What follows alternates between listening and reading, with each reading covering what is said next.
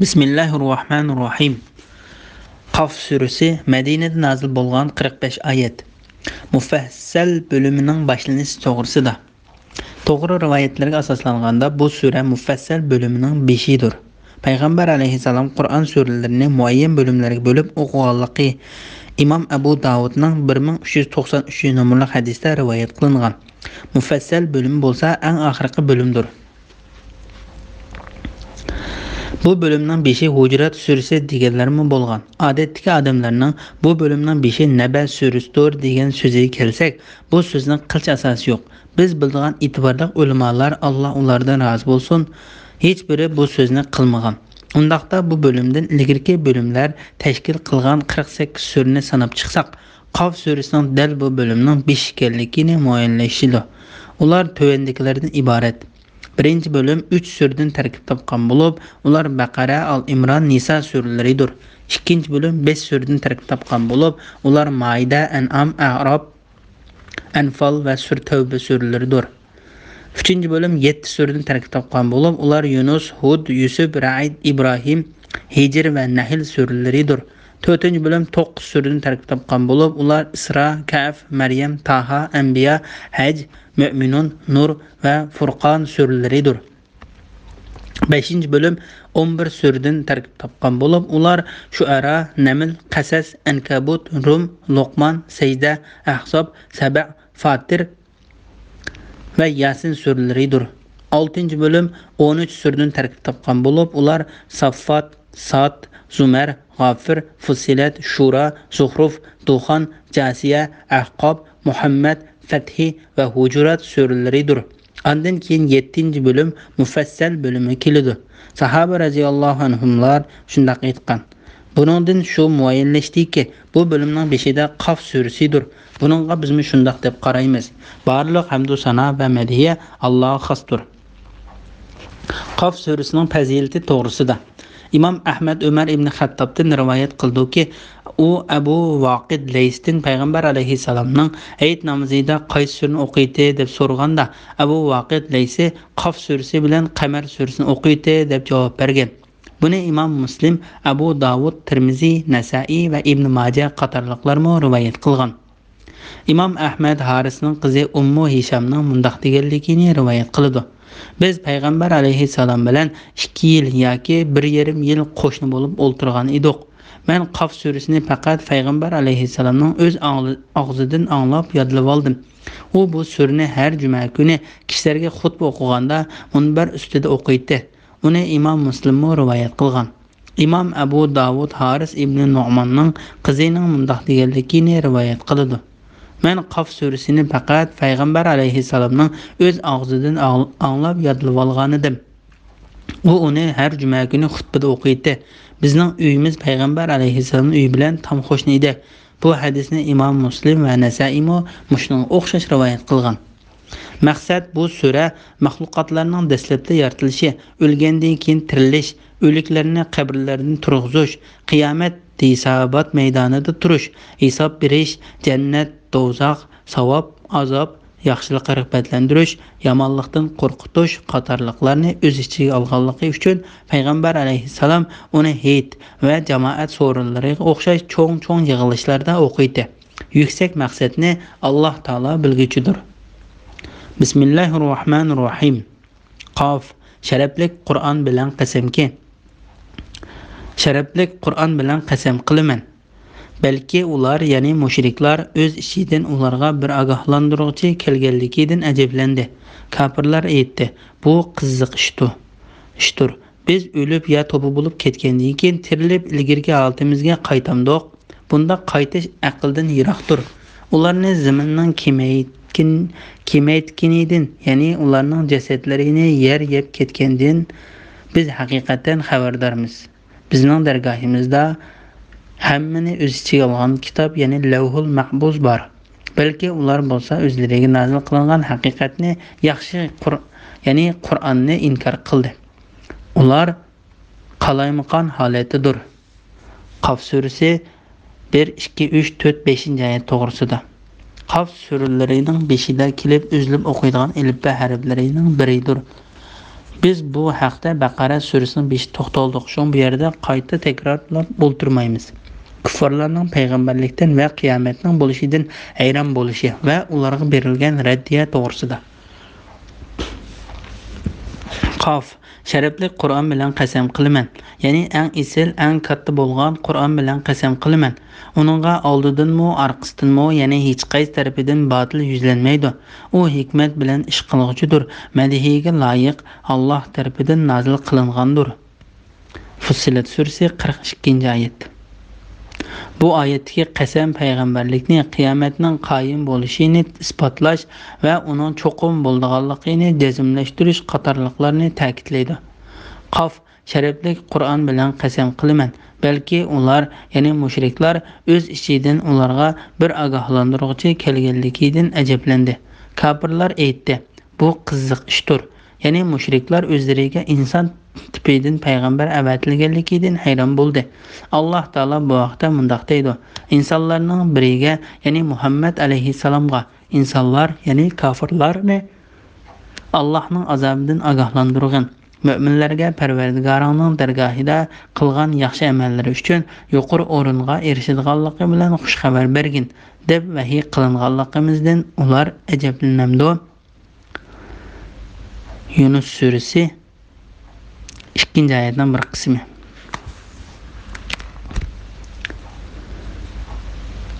Yani bu əcəblənərlik emas, çünki Allah Taala pəristlərdənmi, insanlardanmı elçilərini tanlaydı. Allah Taala ularning qiyomatning qoyim bo'lishidan hayron bo'lganligini va qiyomatning yuz berishini yiroq sanaganligini xabar qilib mundaq deydi: Biz o'lib to'pi bo'lib ketgandan keyin tirilib ilgirgi holatimizga qaytamdiq. Bundaq qaytish aqldan yiroqdir. Ya'ni ular biz o'lib chirib ketsak, o'gillarimiz titilib parcha-parcha bo'lib to'piga aylanib ketsa, shu holimizdan keyin tirilib bundaq qaddi qomatlik puxta qurilma shakliga ega bo'lgan insonlik holimizga qaytish qandoq mumkin bo'lsin? Bundaq qaytish aqldan yiroqdir. Ya'ni uning yuz berishi aqldan to'lim yiroqdir deydi.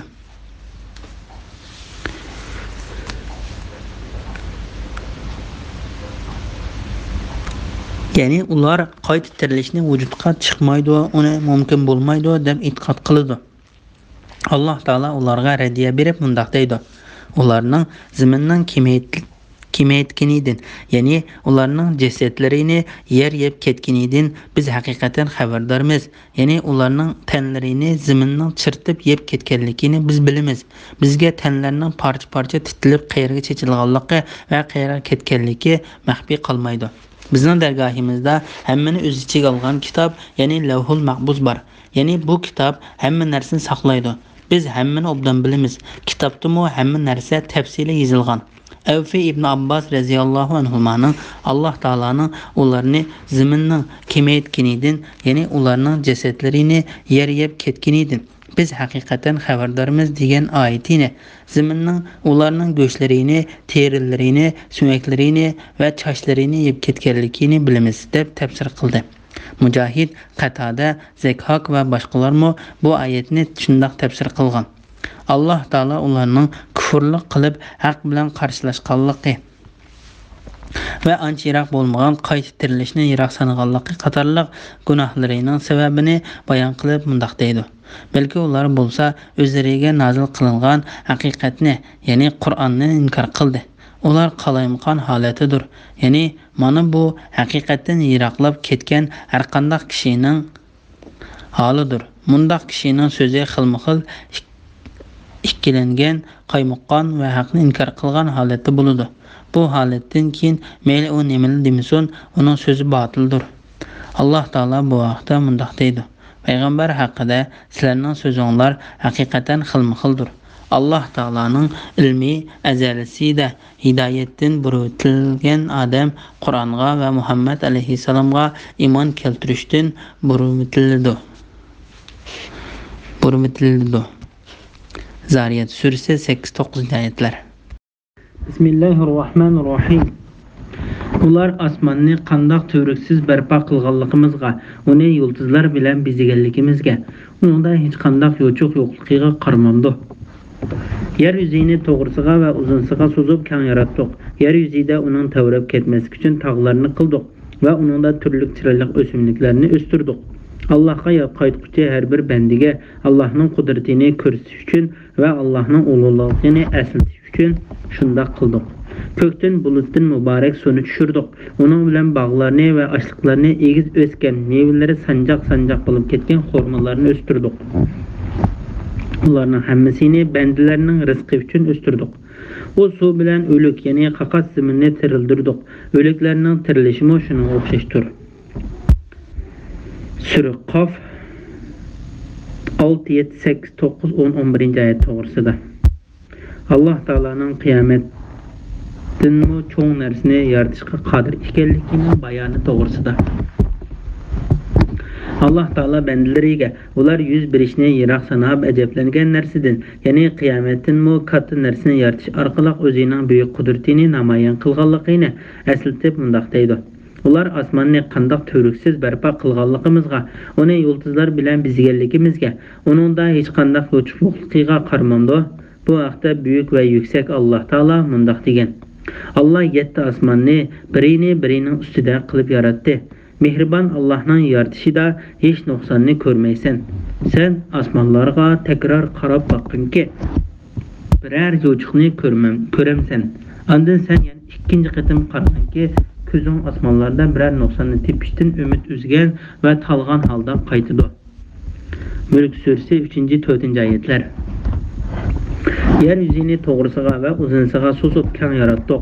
Yeryüzüde yerning ustidagi jonliqlar bilan tevrab ketmasligi uchun tog'larni qildik ve onunda turli chiroyli o'simliklarni o'stirdik. Ya'ni hamma turdagi ziroatlarni, mevalarni ve o'simliklarni ko'rkam ve jup qilib o'stirdik. Allah Taala bu vaqtda mundaq deydi: "Sizlarning ibrat ilishinglar uchun har bir narsani jup yaratdik." Zariyat surasi 49-oyat. Allah'a qaytquchi her bir bandiga Allah'ın kudretini ko'rsatish uchun ve Allah'ın ulug'ligini eslatish uchun shunday qildik. Ya'ni g'olib ve büyük Allah'a bo'ysunguchi.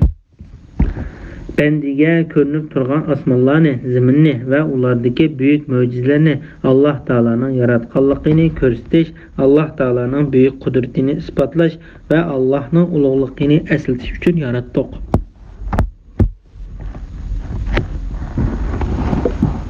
Kökten bulutdan mübarek suvni, ya'ni foydali suvni tushirdik.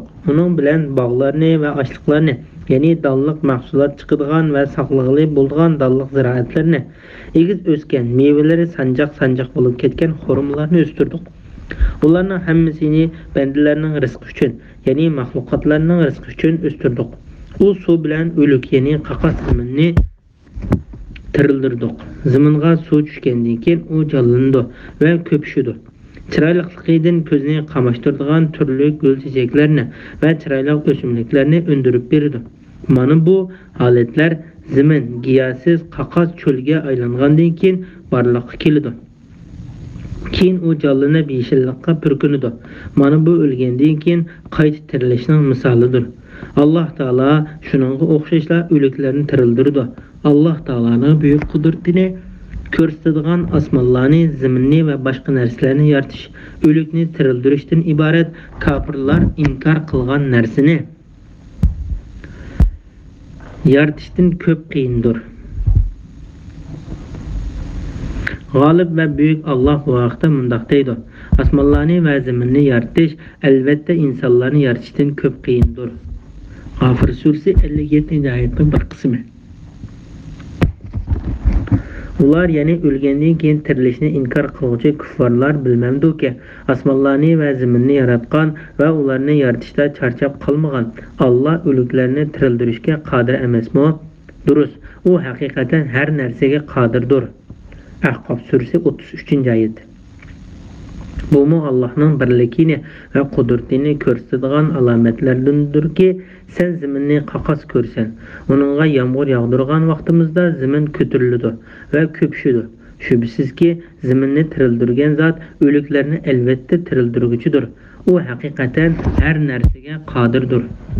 Fussilat surasi 39-oyat.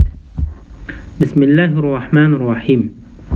Ulardan ilgari payg'ambarlarini inkor qilganlar Nuhning qavmi, Rays aholisi, Samud qavmi, Od qavmi, Fir'avn, Lutning qarindoshlari, Ayka aholisi, ya'ni Shuayb qavmi, Tubba qavmi edi. Ularning hammasi payg'ambarlarini inkor qildi. Shuning bilan mening azobim ularga tegishli bo'ldi. İnsanlarni dastlabda yaratishdan ojiz keldikmi? Hargiz undaq emas. Biz buningda ojizlik qilmag'achqa, o'lgandan keyin tirildirishdimi ojizlik qilmaymiz. Ular yangidan yaratilishga, ya'ni qiyomatda tirildirishga qarta gumondadir. Sura Qaf 12, 13, 14, 15 oyat to'g'risida. Ilgari o'tgan ummatlarning halok bo'lganligini xotirlatib, Qurayshlarni ogohlantirish to'g'risida. Allah Taala bu oyatlarda Quraysh kafirlarini ilgari payg'ambarlarni inkor qilishda qilmishlari Quraysh kafirlariga o'xshab ketgan kafirlarga Allohning dunyoda qattiq azob tushirganligini bayon qilib qo'rqitdi. Nuh alayhissalomning qavmi buning misolidir. Alloh taolo ularni yer yuzidagi butkul maxluqotlar bilan qo'shib suvga g'arq qilish bilan jazoladi. Alloh taolo yana Res aholisini halok qildi. Res aholisining qissasi Furqon surasida bayon qilingan. Ulardan ilgari payg'ambarlarini inkor qilganlar Nuhning qavmi, Res aholisi, Samud qavmi, Od qavmi, Fir'avn, Lutning qarindoshlari, Ayka aholisi, ya'ni Shuayb qavmi, Tubba qavmi edi. Lutning qarindoshlari Lutning ummati bo'lib, Alloh taolo uni ularga Sadum ahlidan payg'ambar qilib avatgan. Ular Lutga qarta ashaddiy, qabih muomalada bo'lgan. Shuning bilan Alloh taolo ularni yerga yutqizib etgan. Ularning kufri haddidan oshganligi va haqqa qarshilik qilganligi sababidan ular yashab o'tgan yer zaminni paskinasiz ko'lga aylantirib o'tgan. Ayka aholisi Shuayb alayhissalomning qavmi, Tubba qavmi bo'lsa Yamanliklardir. Ular to'g'riliq Duxon surasida to'xtalgan edi. Bu yerda qayta takrorlash hojatsiz. Ularning hammasi payg'ambarlarini inkor qildi. Ya'ni yuqorida tilga ilingan ummatlarning hammasi o'z payg'ambarlarini inkor qildi. Kimki bir payg'ambarni inkor qildigan, u hamma payg'ambarni inkor qilgan bo'ladi. Buyuk va yuksak Alloh bu haqda mundaq deydi. Nuhning qavmi payg'ambarlarni inkor qildi. Shuara surasi 105-oyat. Nuhning qavmiga haqiqatan bir payg'ambar keldi. Agar ularga o'xshash da'vat bilan barliq payg'ambarlar kelgan taqdirdami, ular hamma payg'ambarni inkor qilgan bo'ladi. Shuning bilan mening azobim ularga tegishli bo'ldi. Ya'ni yuqorida tilga ilinganlarga Alloh taolaning ularni qo'rqitgan azob uqubati tegishli bo'ldi. Quraysh kafirlari ularga yetgan azobning o'zlariga yetib kelishidan hazar qilishi kerak. Chunki ularmo halok bo'lganlarga o'xshashla o'z payg'ambarini inkor qilishmoqda. Qayta yaratishning oson ekanligi to'g'risida. İnsanlarni dastlabda yaratishdan ojiz keldikmi? Ya'ni ular o'zlarini qayta yaratishimizdan gumon qilg'idak, ularni dastlabda yaratish bizga og'ir kelganmi? Hargiz undaq emas. Biz buningda ojizlik qilmag'achqa. O'lgandan keyin tirildirishdimi ojizlik qilmaymiz. Ular yangidan yaratilishga, ya'ni qiyomatda tirildirishga qarta gumondadir. Ya'ni insonni dastlabda yaratish bizga og'ir kelmadi. Uni qayta yaratish uni dastlabda yaratgan qaraganda to'lim qulaydir. G'olib va buyuk Alloh taolo bu vaqtda mundaq deydi. Maxluqotni dastlabda yo'qdan bor qildigan, ondan uni o'lgandan keyin tirildiradigan Alloh ana shudir. U ya'ni maxluqotni tirildirish Allohga, uni dastlabda yo'qdan bor qilgan qaraganda o'ng'aydir. Rum surasi 27-oyatning bir qismi. O bizga insonning qayta tirilishini yiroq sanab, chirigan sumaklarni misol qilib ko'rsatdi.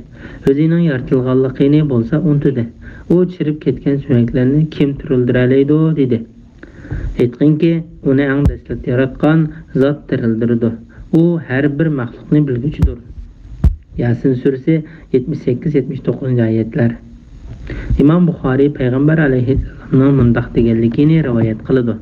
Alloh taolo mundaq deydi: Adam avlodi menga azor berdi. U Alloh meni dastlab yaratgandek hargiz qayta yarata olmaydi deydi. Menga maxluqotni qayta yaratish, uni eng dastlab yaratishga qaraganda texmi oson. Bismillahirrohmanirrohim. Biz haqiqatan insonni yaratdik. Biz uning ko'ngliga kelganini bilamiz. Biz uning jon tomiridan yaqinmiz. İnsanın o'ng tarafida va so'l tarafida o'tirib xotirlaydigan ikki farishta bor. İnsanning so'z harakatini xotirlayotgan vaqtda u qanday bir so'zni qilmasin, uning oldida hamon farishta hozir bo'lib kuzatib turdi. O'limning sakrati haqiqatni ilib keldi. Ya'ni oxiratni inkor qiluvchi oxiratning dahshatini aniq ko'rdi. Sen onundan yeni ölümden qaçtın. Sur çilindi. Yani şu kuffarlarga azap va'da qilingan kundur. Her insan meşergahga kirdi. Onun bilan uni meşergahga haydovchi va uning amaliga guvoh bo'luvchi ikki farishta birga keldi.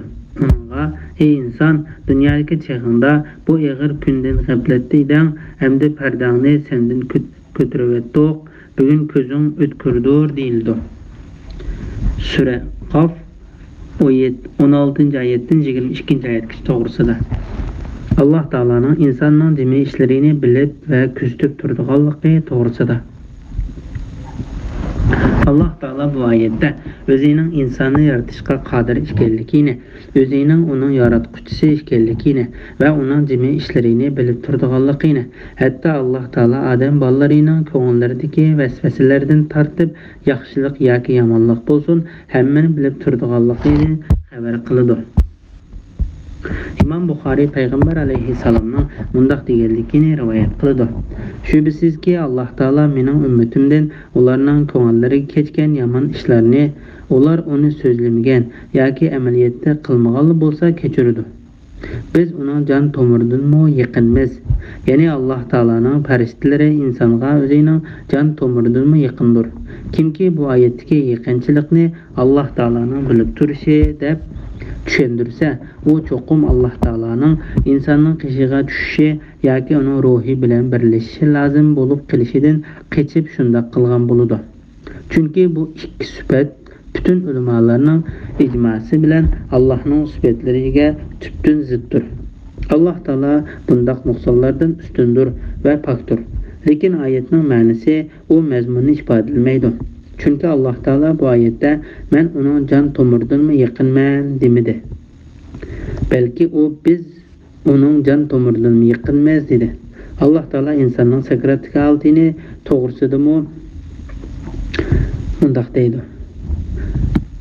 To'g'risidami mundaq deydi. Biz onun sizlardan yaqinmiz, lekin sizlar uni ko'rmaysizlar, ya'ni bilmaysizlar. Voqea surasi 85. ayet. Yani Allah Teala'nın can algıcı faristalari yaqindir. Allah Teala ko'pligini bildiradigan almashni ishlatib yana mundaq degan. Qur'onni haqiqatan biz nazil qildik va cho'qim uni qo'g'daymiz. Hijr surasi 9. ayet. Qur'onni Allah Teala'nın izni bilan faristalari elib tushdi. Shunga o'xshashlar farishtalar Allah Teala'nın qodir qilishi bilan insonga uning jon tomiridan yaqindir. Şeytan insonga yaqinlashalgandek farishtalarmi insonga yaqinlashalaydi. Payg'ambar alayhissalom shayton odam bolasining qon tomirida chip yuriydi deb xabar qilgan edi. Bu yerda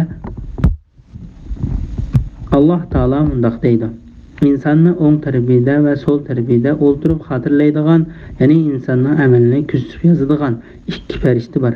İnsanın söz hareketini hatırlayotgan vaqtda u qandaq bir so'zni qilmasin, uning oldida hamon bir farishta hozir bo'lib kuzatib turadi. Hamon farishta hozir bo'lib kuzatib turadi. Ya'ni farishta uni kuzatib turadi va uning har bir so'z hareketini qoldirmasdan yozishga tayyor turadi. Alloh taolo bu vaqtda mundaq deydi: "Halbuki sizlarning ustinglarda sizlarni kuzatib turuvchi farishtalar bor. Ular Allah'ın dergahida hürmetlik farishtalar bo'lib, sizlarning so'zinglarni va amallaringlarni yozib turadi. Ular qilmishlaringlarni bilib turadi." Infitar surasi 10-oyatdan 12 oyatgacha. Shunda qilib farishta har qanday so'zni va harakatni yozib turadi. Bu oyatni Hasan va Qatada yuqoridagidek tafsir qilgan. O bu ayetning oshkora ma'nosidir. Oshkora ma'nosidir. İmam Ahmed Bilal ibn Haris Muzani radhiyallohu anhudan payg'ambar alayhissalomning undaq deganligini rivoyat qildi. Shak shubsizki bir odam Alloh taolo rozi bo'ladigan biror ig'iz so'zni qilgan bo'lsa, bu odam so'zining qaysi darajaga yetganligini o'ylab o'ylamasdan g'olib va buyuk Alloh uningga u so'zning savobi uchun u Alloh taologa muloqot bo'lgan kunga qadar uningdan rozi bo'lganligini yozadi. Shak shubsizki bir odam Alloh taolo g'azablangan bir ig'iz so'zni qilgan bo'lsa, u odam so'zining qaysi darajaga yetganligini o'ylab o'ylamasdan Alloh taolo uningga u so'zning jazosi uchun u Alloh taologa muloqot bo'lgan kunga qadar uningga g'azab qilganligini yozadi. Alqama Bilal ibn Harisning bu hadis meni qanchalik so'zni qilishni ma'ni qildi deydi. Buni Imom Tirmiziy va Nasa'iy va Ibn Majah qatorliqlar rivoyat qilgan.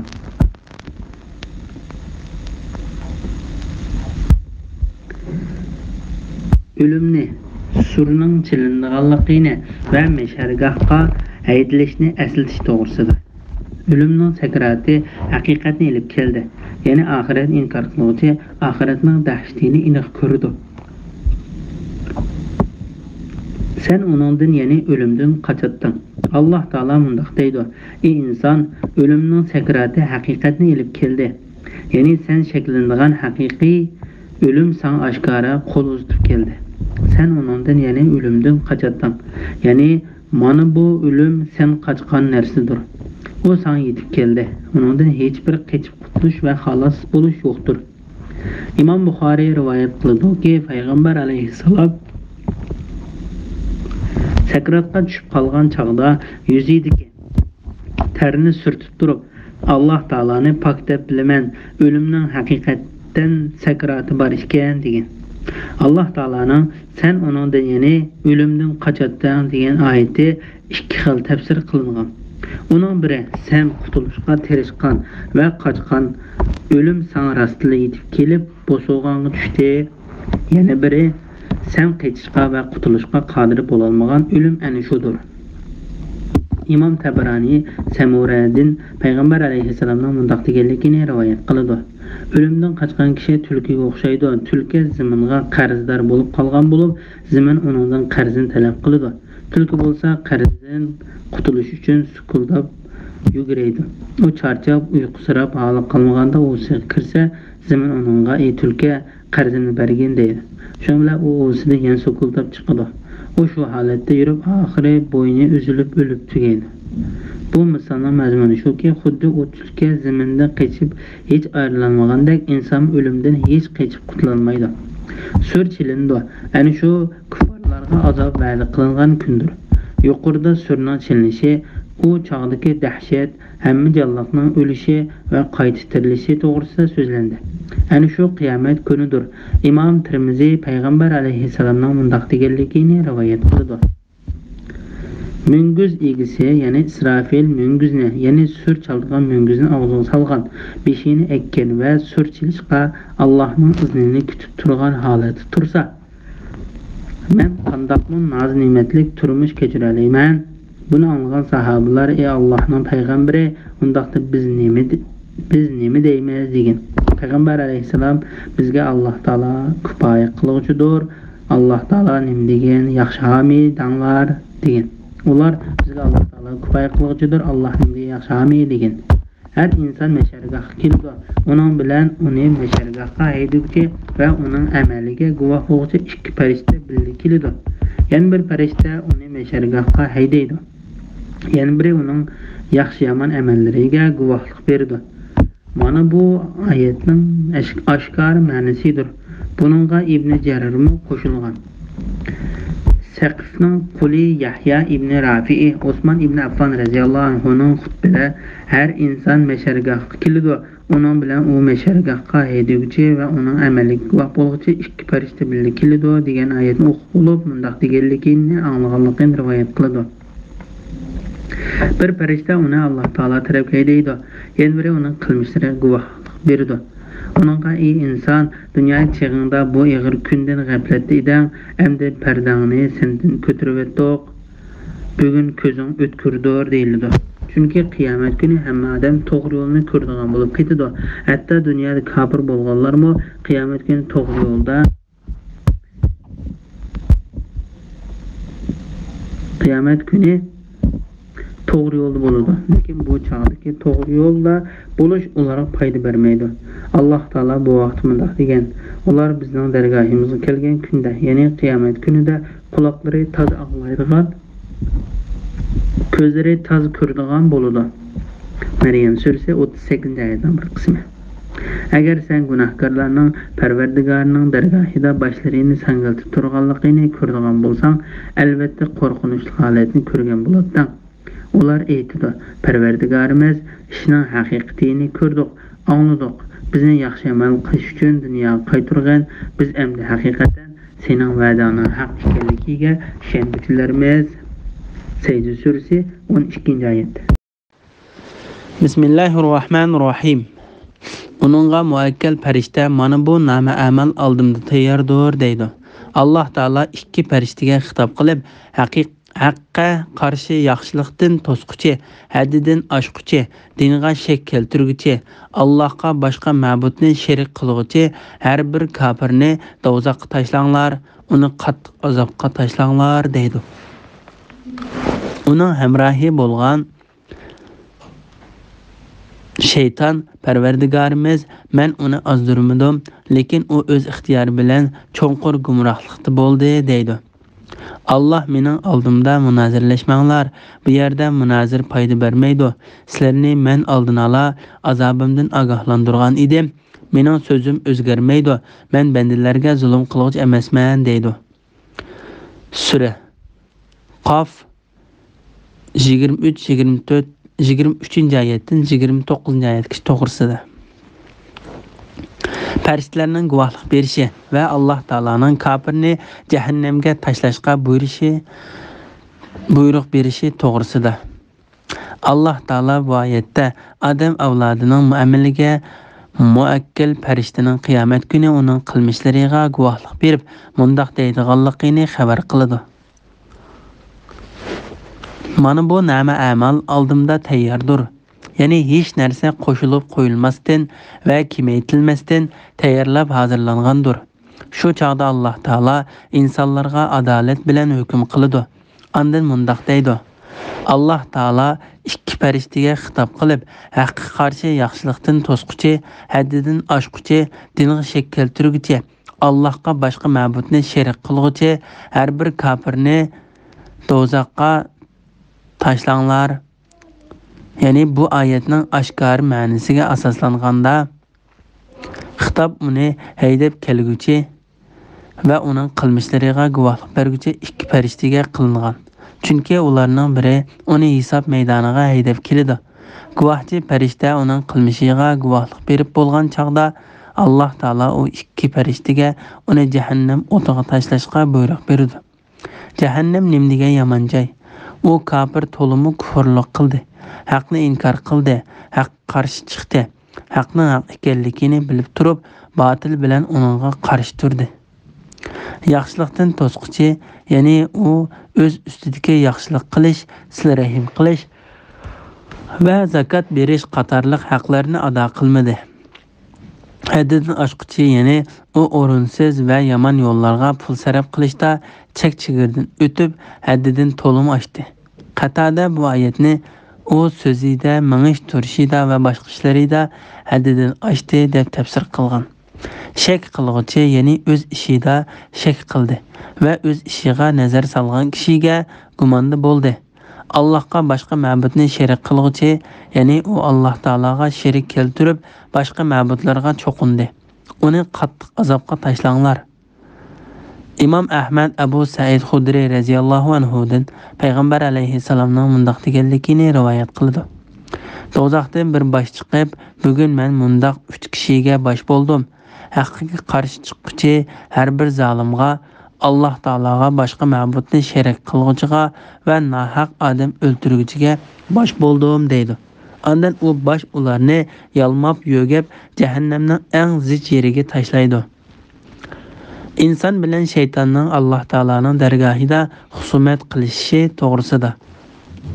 Uning hamrohi bo'lgan shayton Parvardigorimiz men uni ozdirmadim, ya'ni qiyomatga kofir holatda kelgan insonning shaytoni uningdan ado juda bo'lib, Parvardigorimiz men uni ozdirmadim, ya'ni men uni gumroh qilmadim, lekin u o'z ixtiyori bilan cho'nqur gumrohlikda bo'ldi deydi. Ya'ni u o'zligidan batilni qabul qilib, haqqa qarshi turib gumroh bo'ldi. Alloh taolo bu vaqtda mundaq deydi: ish bitganda, ya'ni hisob tugab, jannatiylar bilan do'zaxiylar ayrilib bo'lganda, shayton Alloh haqiqatan sizlarga itoat qiluvchini mukofotlash, asiylik qiluvchini jazolashdan iborat rost va'dani qilgan edi. Va'dasiga vafo qildi. Men sizlarga o'lgandan keyin tirilish, savob, jazo deganlar yo'q deb yolg'on va'da qilgan edim. Va'damga xiloflik qildim. Sizlarga mening kufrga, gunohga zo'rlig'idek hukmronligim bo'lgan yo'q. Men sizlarni faqat gumrohlikqa da'vat qildim. Sizlar da'vatimni qabul qildinglar. Shuning uchun meni ayblamanglar, o'zinglarni ayblanglar. Men sizlarga yordam berib, sizlarni qutqiza olmayman. Sizlarmi menga yordam berib, meni qutqiza olmaysizlar. Men sizlarning burun meni Allohga ibodatda sherik qilganliklaringizni e'tirof qilmayman. Shubsizki, zolimlar cho'qim qattiq azobga duchor bo'ladi, deydi. İbrahim surasi 22-oyat. Alloh taolo meni oldimda munozirlashmanglar. Bu yerda munozir foyda bermaydi. İnson bilan uning jinlar tipidan bo'lgan hamrohi shayton ikkisi Alloh taolaning oldida munozirlashib, inson ey Parvardigorim, men Qur'on kelgandan keyin bu meni uningga agishishdan ozdirdi desa, shayton Parvardigorimiz men uni ozdirmadim, lekin u o'z ixtiyori bilan cho'nqur gumrohlikda, ya'ni haq yo'ldan intayin yiroq bo'ldi deydi.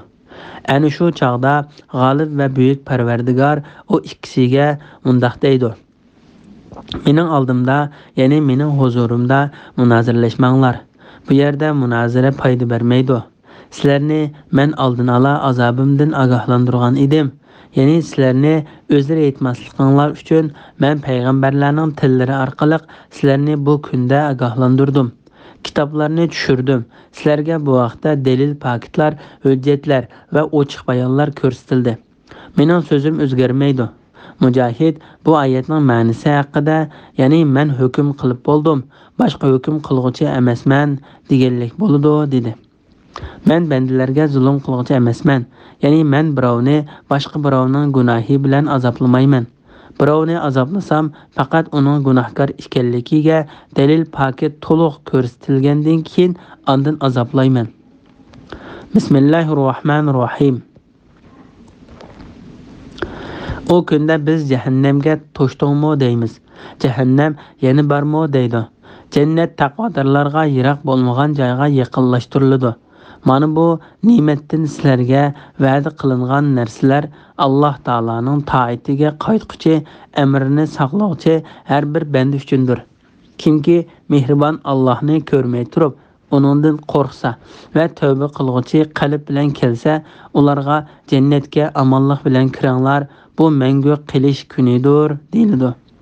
Jannatda ularga xohlagan narsalar bor va bizning huzurimizda ularga ziyoda ne'matlar bor. Sura Qaf 30-oyatdan 35-oyatgacha to'g'risida. Do'zax bilan jannatning va u ikkisiga kiradigan kishilarning ahvoli to'g'risida. Alloh taolo bu oyatda qiyomat kuni do'zax to'shdingmi deydiganligidan xabar qiladi.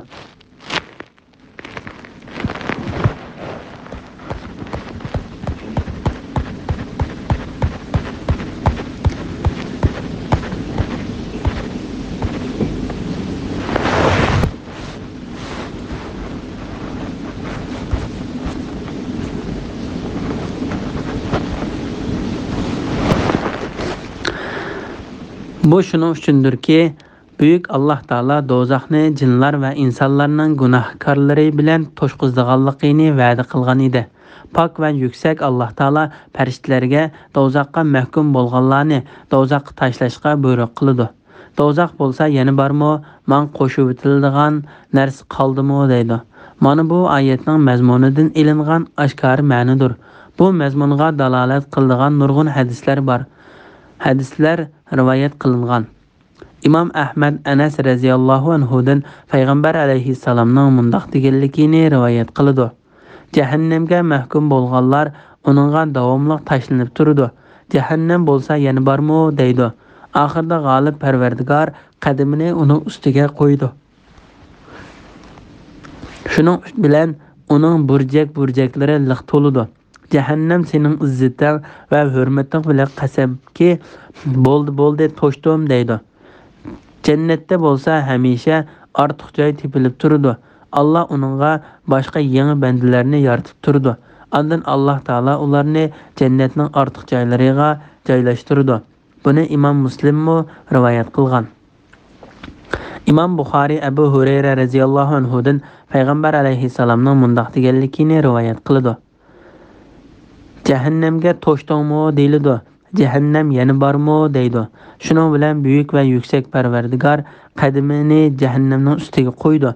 Ondan jahannam bo'ldi to'shdim deydi. Imom Buxoriy Abu Hurayra radhiyallohu anhudan payg'ambar alayhissalomning mundaq deganligini rivoyat qiladi. Jannat bilan do'zax munozirlashidi. Do'zax men mutakabbirlar bilan zolimlarni tashlashga tanlandim deydi. Jannat Mağın nemişqudur, mağın faqat aciz ve töven tabiqadaki insanlar kirdi deydi. G'olib ve büyük Allah cennetke sen mening rahmetim, men sen bilen bandalarimdan xalgan kishiga mehr shafqat qilaman deydi. Do'zaxqa sen mening azabim, men sen bilen bandalarimdan xalgan kishini azoblayman. Ikkinglar liq to'lisizlar deydi. Do'zax to'shmaydi. Allah uningga qadamini qo'ydi. Shuning bilan u bo'ldi to'shdim deydi. Ve şu çağdala onun burjak-burjaklari liq to'ludi. G'olib ve büyük Allah bandalariga din hech kimga zulm qilmaydi. Jannatga kelsak, g'olib ve büyük Allah jannatga boshqa yangi bandalarini yaratib turdi. Jannat taqvodorlarga yiroq bo'lmagan joylarga yaqinlashtiriladi. Bu ish qiyomat kuni yuz berdi. Qiyomat yiroq emas, chunki u cheksiz yuz berdi. Mana bu ne'matdan sizlarga va'da qilingan narsalar. Günahlardan qo'l uzib, tövbe qilib, Allohning taatiga qaytquchi, Allohga qilgan va'dasini buzmay va uningga xiloflik qilmay, Allohning amrini saqlovchi har bir banda uchundir. Kimki mehribon Allohni ko'rmay turib, uningdan qo'rqsa, payg'ambar alayhissalomning bir odam yolg'iz holda Alloh taoloni eslasa, Alloh taoladan qo'rqib, ko'zlaridan yosh to'ksa degan so'zga o'xshash, kimki yolg'iz turgan uni Alloh taoladan boshqa hech kim ko'rmaydigan paytlarda Alloh taoladan qo'rqsa va tövbe qiluvchi qalb bilan kelsa, ya'ni qiyomat kuni tövbe qiluvchi sog'lom va Alloh taolaga bo'ysunuvchi qalb bilan Alloh taolaga muloqot bo'lsa, ularga jannatga amonlik bilan kiringlar deyiladi. Qatada bu oyat haqida ular g'olib va buyuk Alloh taolaning azobidan amon bo'ladi ve Allah Teala'nın periştleri ularga salam berdi deydi. Bu mengu qilish kunidir. Yani ular cennette mengu qalıdı. Hergiz ölmeydi. Onundan hergiz yötkelmeydi ve yötkilishni xalamaydi. Cennette ularga xalgan narsalar var. Yani ular qanchalik xalasa shunchalik erishidi. Qaysi turdagi lezzetli ne'matlardan talab qilsa, ularga darhol hozir qilindi. Ve bizning huzurimizda ularga Allohning jamolini ko'rishdan iborat ziyoda ne'matlar bor. Alloh taolo bu vaqt mundaq degan: yaxshi ish qilganlar jannatga va Alloh taolaning jamolini ko'rishga noil bo'ladi. Imom Muslim Suhayb ibn Sinan Rumiyning o ziyoda ne'mat ulug' Allohning jamolini ko'rishdan iboratdir deganligini rivoyat qilgan.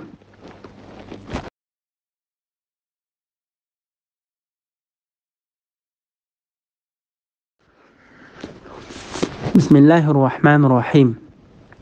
Biz ulardan, ya'ni Quraysh kuffarlaridan ilgari ularga qaraganda kuchlik bo'lgan nurg'un ummatlarni halok qildik. Ular, ya'ni shu ummatlar har qaysi joylarni kezdi.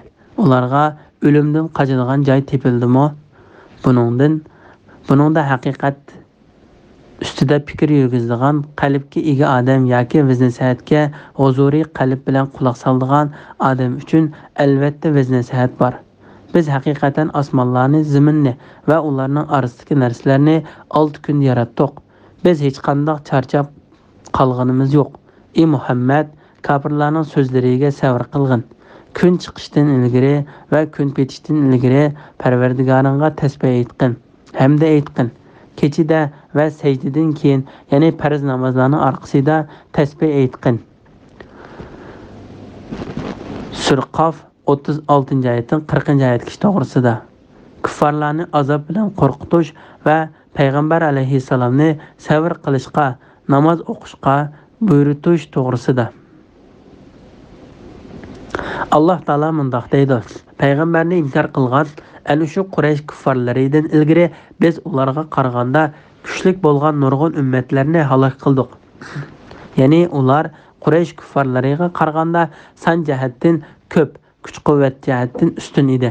Ular ziroat terishda, imorat selishda Quraysh kofirlaridan ustun edi. Shuning uchun Alloh taolo bu yerda mundaq deydi: Ular, ya'ni shu ummatlar har qaysi joylarni kezdi. Ularga o'limdan, ya'ni Allohning hukmidan va uning o'rinlashtirishidan qochadigan joy tepildimi? Ibn Abbos radhiyallohu anhuma bu oyat haqida mundaq deydi: Ular yer yuzida asar atiqlarni qoldirdi. Qatada mundaq deydi: Ular rizq tepish, tijorat qilish va kasb qilish uchun sizlar kezgan joylardan ko'p joylarni kezdi.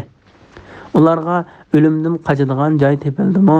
Ya'ni Alloh taolaning ularga qilgan hukmidan va oldin ola o'rinlashtirishidan ular uchun qochadigan panoh joy tepildimi? Ularning to'plagan mol dunyosi ularga manfaat qildimi? Ular payg'ambarlarni inkor qilganligi uchun ularga Alloh taolaning azobi kelgan chaqda ularning mol dunyosi azobni ulardan to'siya oldimi? Ey Quraysh kofirlari, sizlarga Alloh taolaning hukmidan va azobidan qechib qutuladigan, panohlanadigan, nijotlikka erishadigan hech joy yo'q. Buningda haqiqatda ustida fikr yurizg'izadigan, alg'onni esida ching tutib oladigan, qalbga ega, ya'ni aqlli odam yoki viz-nasihatga huzuriy qalb bilan quloq soladigan odam uchun, ya'ni viz-nasihatni berilib ting'ishigan, uni esida ching tutgan, aqlni ishlatib uni mulohiza qilgan va uni yuragidan tushungan odam uchun albatta viz-nasihat bor. Biz haqiqatan osmonlarni, zaminni va ularning orasidagi narsalarni 6 kun yaratdik. Biz hech qanday charchab qolganimiz yo'q. Bu oyat qiyomatning bo'lganligini cho'qimlashtirdi. Chunki osmonlarni va zaminni yaratishga qodir bo'lgan, ularni yaratishda qilchi charchab qolmagan Allah o'liklarni tirildirishga albatta qodirdir. Qatada bu oyat haqida mundaq deydi: Yahudiylar ularga Alloh taolaning la'nati bo'lsin. Alloh taolo osmonlarni, zaminni 6 kunda yaratdi. Ondan 7-kuni aram oldi. O shanba kunidir deydi. Ular shanba kunini demilish kuni deb ataydi. Shun Alloh taolo ularning aytgan so'zlarida va bayonlarida yolg'onchi ekanligini bayon qilib, bu oyatni nazil qildi. Biz hech qanday charchab qolganimiz yo'q. Ya'ni hech qanday herib qolgan charchash yo'q. Alloh taolo bu vaqtda mundaq deydi: Ular yana o'lgandan keyin tirilishni inkor qilguvchi kuffarlar bilmamdiki, osmonlarni va zaminni yaratgan va ularni yaratishda charchab qolmagan Alloh o'liklarni tirildirishga qodir emasmi? Durust, u haqiqatan har narsaga qodirdir. Yunus surasi 26-oyatning bir qismi. Osmonlarni va zaminni yaratish albatta insonlarni yaratishdan ko'p qiyindir. Ahqof surasi 33-oyat. Sizlarni yaratish mushkulmi yoki osmonni yaratish mushkulmi? Alloh osmonni yaratdi. G'afir surasi 57-oyat. Ey Muhammad, kofirlarning so'zlariga sabr qilgin. Ya'ni seni inkor qilganlarning so'zlariga sabr qilgin. Ularni chiroyliqcha tark etgin. Kun chiqishdan ilgari va kun petishdan ilgari Parvardigoringga tasbih aytqin hamda aytqin. Isro, ya'ni payg'ambar alayhissalomning osmonga chiqishi din ilgari farz namoz 2 vaqt bo'lib, bir vaqt namoz kun chiqishdan ilgari bomdod vaqtida, yana bir vaqt namoz kun bitishdan ilgari diğer vaqtida edi. Kecha namozi, tahajjud namozi bo'lsa payg'ambar alayhissalomga va uning ummatiga 1 yil vojib bo'ldi. Ondan u namozning vojibligi bu ummatdan qoldirildi. Ondan keyin Isro kechasi Alloh taolo 5 vaqt namozni farz qilish orqali o namazlarning hammasini amaldan qoldirdi. Lekin 5 vaqt namozlardan bomdod namozining kun chiqishdan ilgari diğer namozining bo'lsa kun petishdan ilgari o'qilishi farz qilindi. İmam Ahmad Jarir ibn Abdullah radhiyallohu anhumaning mundaq deganligini rivoyat qiladi. Biz payg'ambar alayhissalomning qishida o'tirdik. O to'lin oy kechasi bo'lib, payg'ambar alayhissalom oyga qarab mundaq dedi: "Shak shubsizki, kelgusida sizlar, ya'ni qiyomat kuni Parvardigoringlarning oldida tursizlar. Uni xuddi bu oyni hech to'sqinsiz ko'rgandekla ko'rsizlar. Agar sizlar kun chiqishdan ilgari namozni, ya'ni bomdod namozini va kun bitishdan ilgari namozni, ya'ni diğer namozini vaqtida ado qilish qodir bo'la olsanglar, shunday qilinglar. Ya'ni u namozlarni imkon qadar o'z vaqtida o'qinglar." Ondan payg'ambar alayhissalom bu oyatni o'qidi. Kun chiqishdan ilgari va kun bitishdan ilgari Parvardigor tasbih aytqin hamda aytqin. Bu hadisni Imom Buxoriy, Muslim, Abu Davud, Tirmizi, Nasa'iy va Ibn Majah qatorliqlar rivoyat qilgan. Kechida va sajdadan keyin, ya'ni farz namozlarning orqasida tasbih aytqin. Ya'ni kechida Parvardigoringga namoz o'qigin. Alloh taolo bu vaqtda mundaq deydi: "Sana nafl ibodat bo'lish uchun kechining bir qismida namoz o'qishga, Qur'on o'qishga uyg'ongin. Ey Muhammad, Parvardigoringning seni madeylanadigan o'ringa, ya'ni buyuk shafaat maqomiga turg'izishi muhaqqaqdir." Naziyat surasi 27-oyat. Va sajdadan keyin, ya'ni farz namozlarning orqasida tasbih aytqin. İbn Abu Najih Mujahid'den İbn Abbas radhiyallohu anhumaning bu oyat haqida u farz namozning orqasidan aytiladigan tasbihdir deganligini rivoyat qiladi.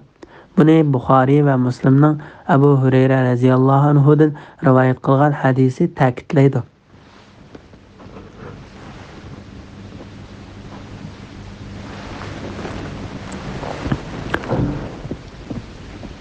Abu Hurayra radhiyallohu anhuma mundaq deydi: "Yo'qsul muhojirlar kelib, ey Allohning payg'ambari, puldarlar oliy darajalarga, tugmas nazimatlarga erishib ketishdi" dedi.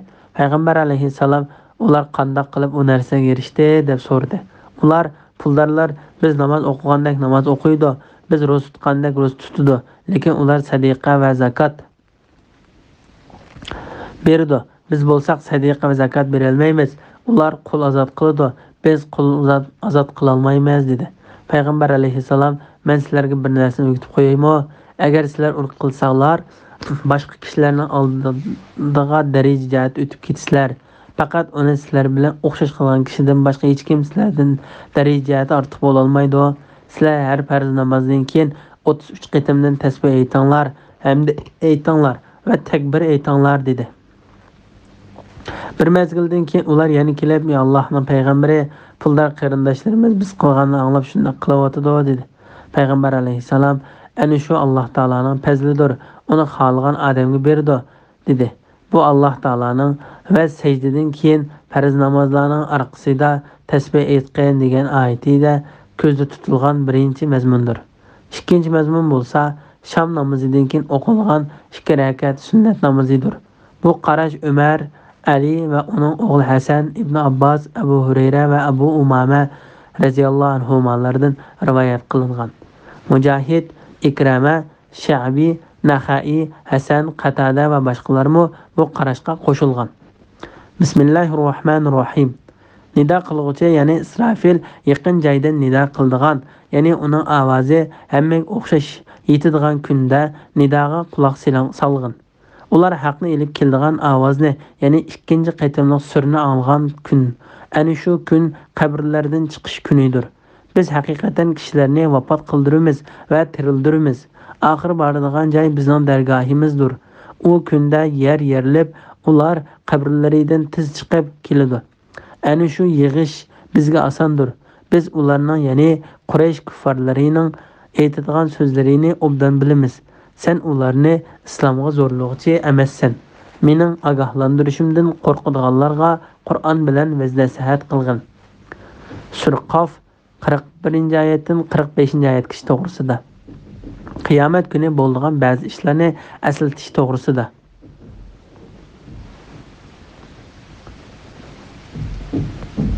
Allah Taala mundaq deydi: "Ey Muhammad, aranglarda hukm chiqarishqa sizlarning to'planishinglar uchun nido qilguvchi, ya'ni İsrafil yaqin joydan nido qiladigan, ya'ni uning ovozi hammaga o'xshash yetadigan kunda nidoga quloq solgin. Ular haqni elib keladigan ovozni, ya'ni ularning to'lisi shakti bo'lgan haqni elib keladigan sur ovozini anglagan kun, ana shu kun qabrlardan chiqish kunidir. Biz haqiqatan kishilarni vafot qildiramiz va tirildiramiz. Oxir boradigan joy bizning dargohimizdir. Ya'ni maxluqotni dastlabda yo'qdan bor qiladigan, ondan uni o'lgandan keyin tirildiradigan Alloh ana shudir. U Alloh taologa o'ng'aydir.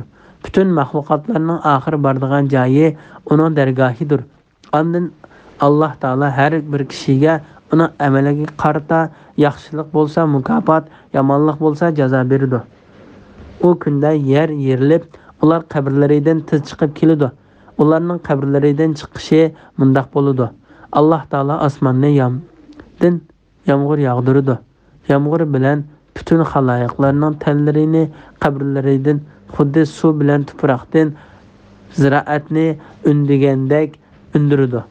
Tanlar o'sib mukammal qiyofatga kelgan chog'da Alloh taolo İsrafilni sur chelishga buyurdi. Jonlar haqiqatan surning to'shkiga yerlashgan edi. İsrafil surni chalgan chog'da jonlar chiqib, osmon bilan zamin orasida pildirlab teshiladi. Shuning bilan Alloh taolo izzati va buyukligim bilan qasamki, har bir jon o'zi ovotlashtirgan tanga cho'qim qaytsin deydi. Ondan har bir jon o'z teniga qaytadi. Da go'yo biror narsa chaqib olgan kishining teniga zahar astas targandek tanga astasda taraydi. Zamin yeriladi. Ular o'rinlaridan turib hisob maydoniga Alloh taolaning buyrug'iga oldirgan holda tiz chiqadi. Ular chaqirg'uchining oldida bo'yinlarini so'zgan holda yuguradi. Kafirlar bu qiyin kundir deydi. Isro surasi 79-oyat. Shu kunda Alloh sizlarni chaqiradi. Sizlar uningga hamd aytib ijobat qilasizlar va dunyoda faqat ozg'ina turgandek o'ylaysizlar. Qamar surasi 8-oyat. Imom Muslim Anas radhiyallohu anhudan payg'ambar alayhissalomning mundaq deganligini rivoyat qiladi. Zamin yerilib tunji chiqadigan inson men bo'laman. Ana shu yig'ish bizga osondir. Ya'ni ana shu qayta terildirish bizga qolaydir. Huzurimizda osondir. Alloh taolo bu vaqtda mundaq deydi: biror shayni yaratmoqchi bo'lsak, bizning amrimiz faqat bir so'zdir. U ko'zni yumib ochganning orliqida o'rinlindi. Isro surasi 52-oyat. Ey insonlar, sizlarning dastlabda yaratilishinglar, o'lgandan keyin tirildirilishinglar faqat bir odamning yaratilishi, bir odamning tirildirishiga o'xshashdir. Alloh haqiqatan bandalarining so'zlarini anglab turg'uchidir. Amallarini ko'rib turg'uchidir. Qamar surasi 50-oyat. Payg'ambar alayhissalomga berilgan tasalli to'g'risida. Biz ularning, ya'ni Quraysh kuffarlarining aytadigan so'zlarini obdan bilamiz. Ya'ni mushriklarning seni inkor qilib, sen aytadigan so'zlarining hammani obdan bilamiz. O so'zlar seni hargiz endishik salmasin. Alloh taolo bu vaqtda mundaq deydi: biz ularning so'zlaridan yurkingning siqilayotganligini obdan bilamiz. Parvardigoringga hamdu va tasbih aytqin, ham sajda qilguvchilardan bo'lgin. Sen o'zingga o'lim kelganga, ya'ni ajling yetganga qadar Parvardigoringga ibodat qilgin. Luqman surasi 28-oyat. Sen ularni islomga zo'rlovchi emassan. Ya'ni sen ularni hidoyat tepishga majburlay olmaysan.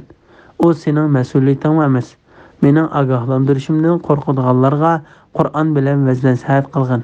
Ya'ni sen Parvardigoringning amr farmonini tabliq qilgin. Uningdan faqat Alloh taoladan qo'rqadigan, uning ogohlantirishidan ogoh bo'ladigan, uning jannatdan iborat va'zasini umid qiladigan kishilarla vaz nasihat oladi. Alloh taolo bu vaqtda mundaq deydi: sening mas'uliyating faqat tabliq qilishdir. Bizning mas'uliyatimiz hisob elishdir. Hijr surasi 97, 98, 99-oyat. Sen ularga vaz nasihat qilgin. Sen faqat ularga vaz nasihat qilg'uchisan.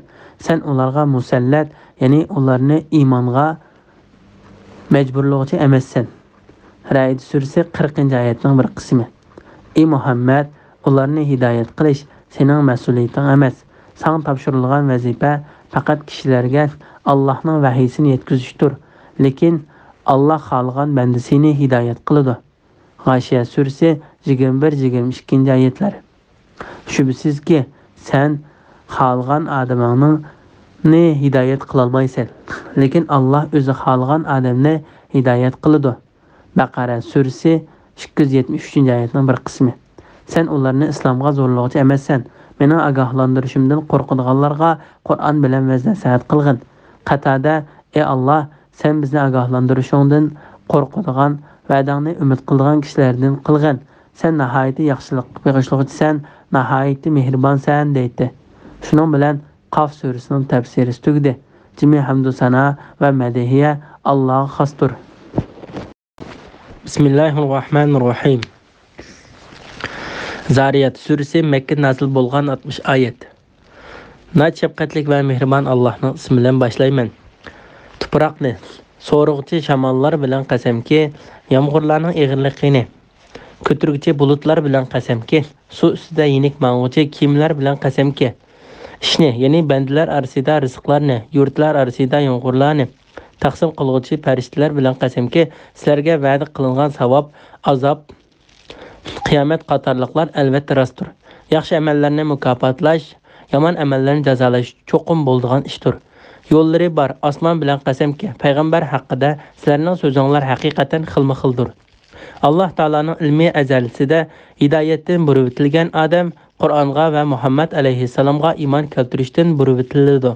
Kazzoblarga la'nat bo'lsinki, ular jaholatga cho'mgan bo'lib, oxirat ishidan g'aflatlidir. Ular Rasulullohdan qiyomat qachon bo'ladi deb so'raydi. U bo'lsa, ular do'zaxda azoblanadigan kundir. Do'zaxga muvakkal farishtalar ularga sizlarga qilingan azobni tetinglar. Mana bu sizlar dunyodagi chig'inlarda aldiratgan narsadir deydi. Sura Zariyat 1-oyatdan 14-oyatgacha to'g'risida. Qiyomat va hisob berish haqidagi xabarning rostligi to'g'risida. Tuproqni so'rg'uchi shamollar bilan qasamki, yomg'irlarning eg'irligini ko'taruvchi bulutlar bilan qasamki, suv ustida yenik mang'uvchi kiyimlar bilan qasamki, ishni, ya'ni bandalar orasida rizqlarni, yurtlar orasida yomg'irlarni taqsim qiluvchi farishtalar bilan qasamki. Ba'zi tafsirshunaslar suv ustida yenik mang'uvchi kiyimlar bilan qasamki degan bu oyatning ma'nosini o'z palaklarida yengil uzib turuvchi yulduzlar bilan qasamki deganlik bo'ladi deydi. Bu oyatga shundoq ma'no berilganda, bu tuvandan yuqoriga, yuqoridan uningdanmi yuqoriga taraqqiy qilish, ya'ni o'rlash bo'lib hisoblandi. Masalan, eng tuvanda shamol bo'ladi. Shamolning ustida bulut bo'ladi. Yulduzlar bulutningmi ustida bo'ladi. Ishni taqsim qiluvchi farishtalar bo'lsa, uningmi ustida bo'ladi. Alloh taolaning shariat va tabiatga doir amr farmonlarini elib tushidi. Bu oyatlardagi qasamlar Alloh taolo tarafidan qiyomatning cho'qim bo'lganligiga qilingan qasamdir. Alloh taolo mundaq deydi: sizlarga va'da qilingan savob, azob, qiyomat qatorliqlar albatta rostdir. Ya'ni albatta rost xabardir. Yaxshi amallarni mukofotlash, yomon amallarni jazolash cho'qim bo'lgan ishdir. Ya'ni shaksiz amalga oshadigan ishdir. Yo'llari bor osmon bilan qasamki, Ibn Abbos radhiyallohu anhuma bu oyatni go'zal, ko'rkam, chiroyli va tub-tuz bino qilingan osmon bilan qasamki deb tafsir qildi. Mujohid, Ikrama, Said ibn Jubayr, Abu Malik, Abu Sahil, Sudi, Qatada, Atiya, Avfi, Rabi ibn Anas va boshqalarmi mushning o'xshash tafsir qildi. Zakhok Minhal İbni Əmir və başqalar asmanın yolları, su, qum və o't çöplərinin yığıntısını şamal urub yol qılıvetken yollara oxşaydı dedi. Bu sözlərinin həmmisi bir nərsinin güzellikini və körkəmlikini ifadələydi. Asmanın güzelliyi onun igiz, süpsüzük, qatma-qat, nəhayət puxta ətrafları kəngri, nurgun və turgun və hərəkətçən yıldızlar bilan o'ralgan kun, ay, nurluq yıldızlarının intizamlıq halda toxtamasdan hərəkət qılıb turğanlığıdır. Müşriklərinin xilma-xil sözləri toğrusida Allah Taala mundaq deydi: "Ey müşriklar, peyğəmbərlərni inkar qılğan, sizlərning sözünglar haqiqatan xilma-xildir." Ya'ni sizlərning sözünglar əlbəttə xilma-xil, turaqsız bo'lib, bir-biri bilan maslashmaydi və bir yerdən çıxmaydı. Qatada bu ayetning ma'nosi sizlərning sözünglar haqiqatan Qur'onni tasdiq qilish bilan uni inkar qilish orasida xilma-xildir deganlik bo'ladi, deydi. Allah ilmi əzəlisida hidayətdən bürütülgən Adəm Qur'anğa və Muhammed aleyhisselamğa iman keltirishdən bürütüldü. Yani onlarning yalğan sözü çoxum azğınlar arasida taraydı. Çünki o batıl sözdür. Şək şübhəsiz ki, Qur'anni tushunmaydigan, g'aflatda qolgan, hidayətdən bürütülgən gumrah odamlar o sözgə bo'ysunudu. Onun səbəbindən gumrah bo'lib ketdi və Qur'anğa iman keltirishdən bürütüldü.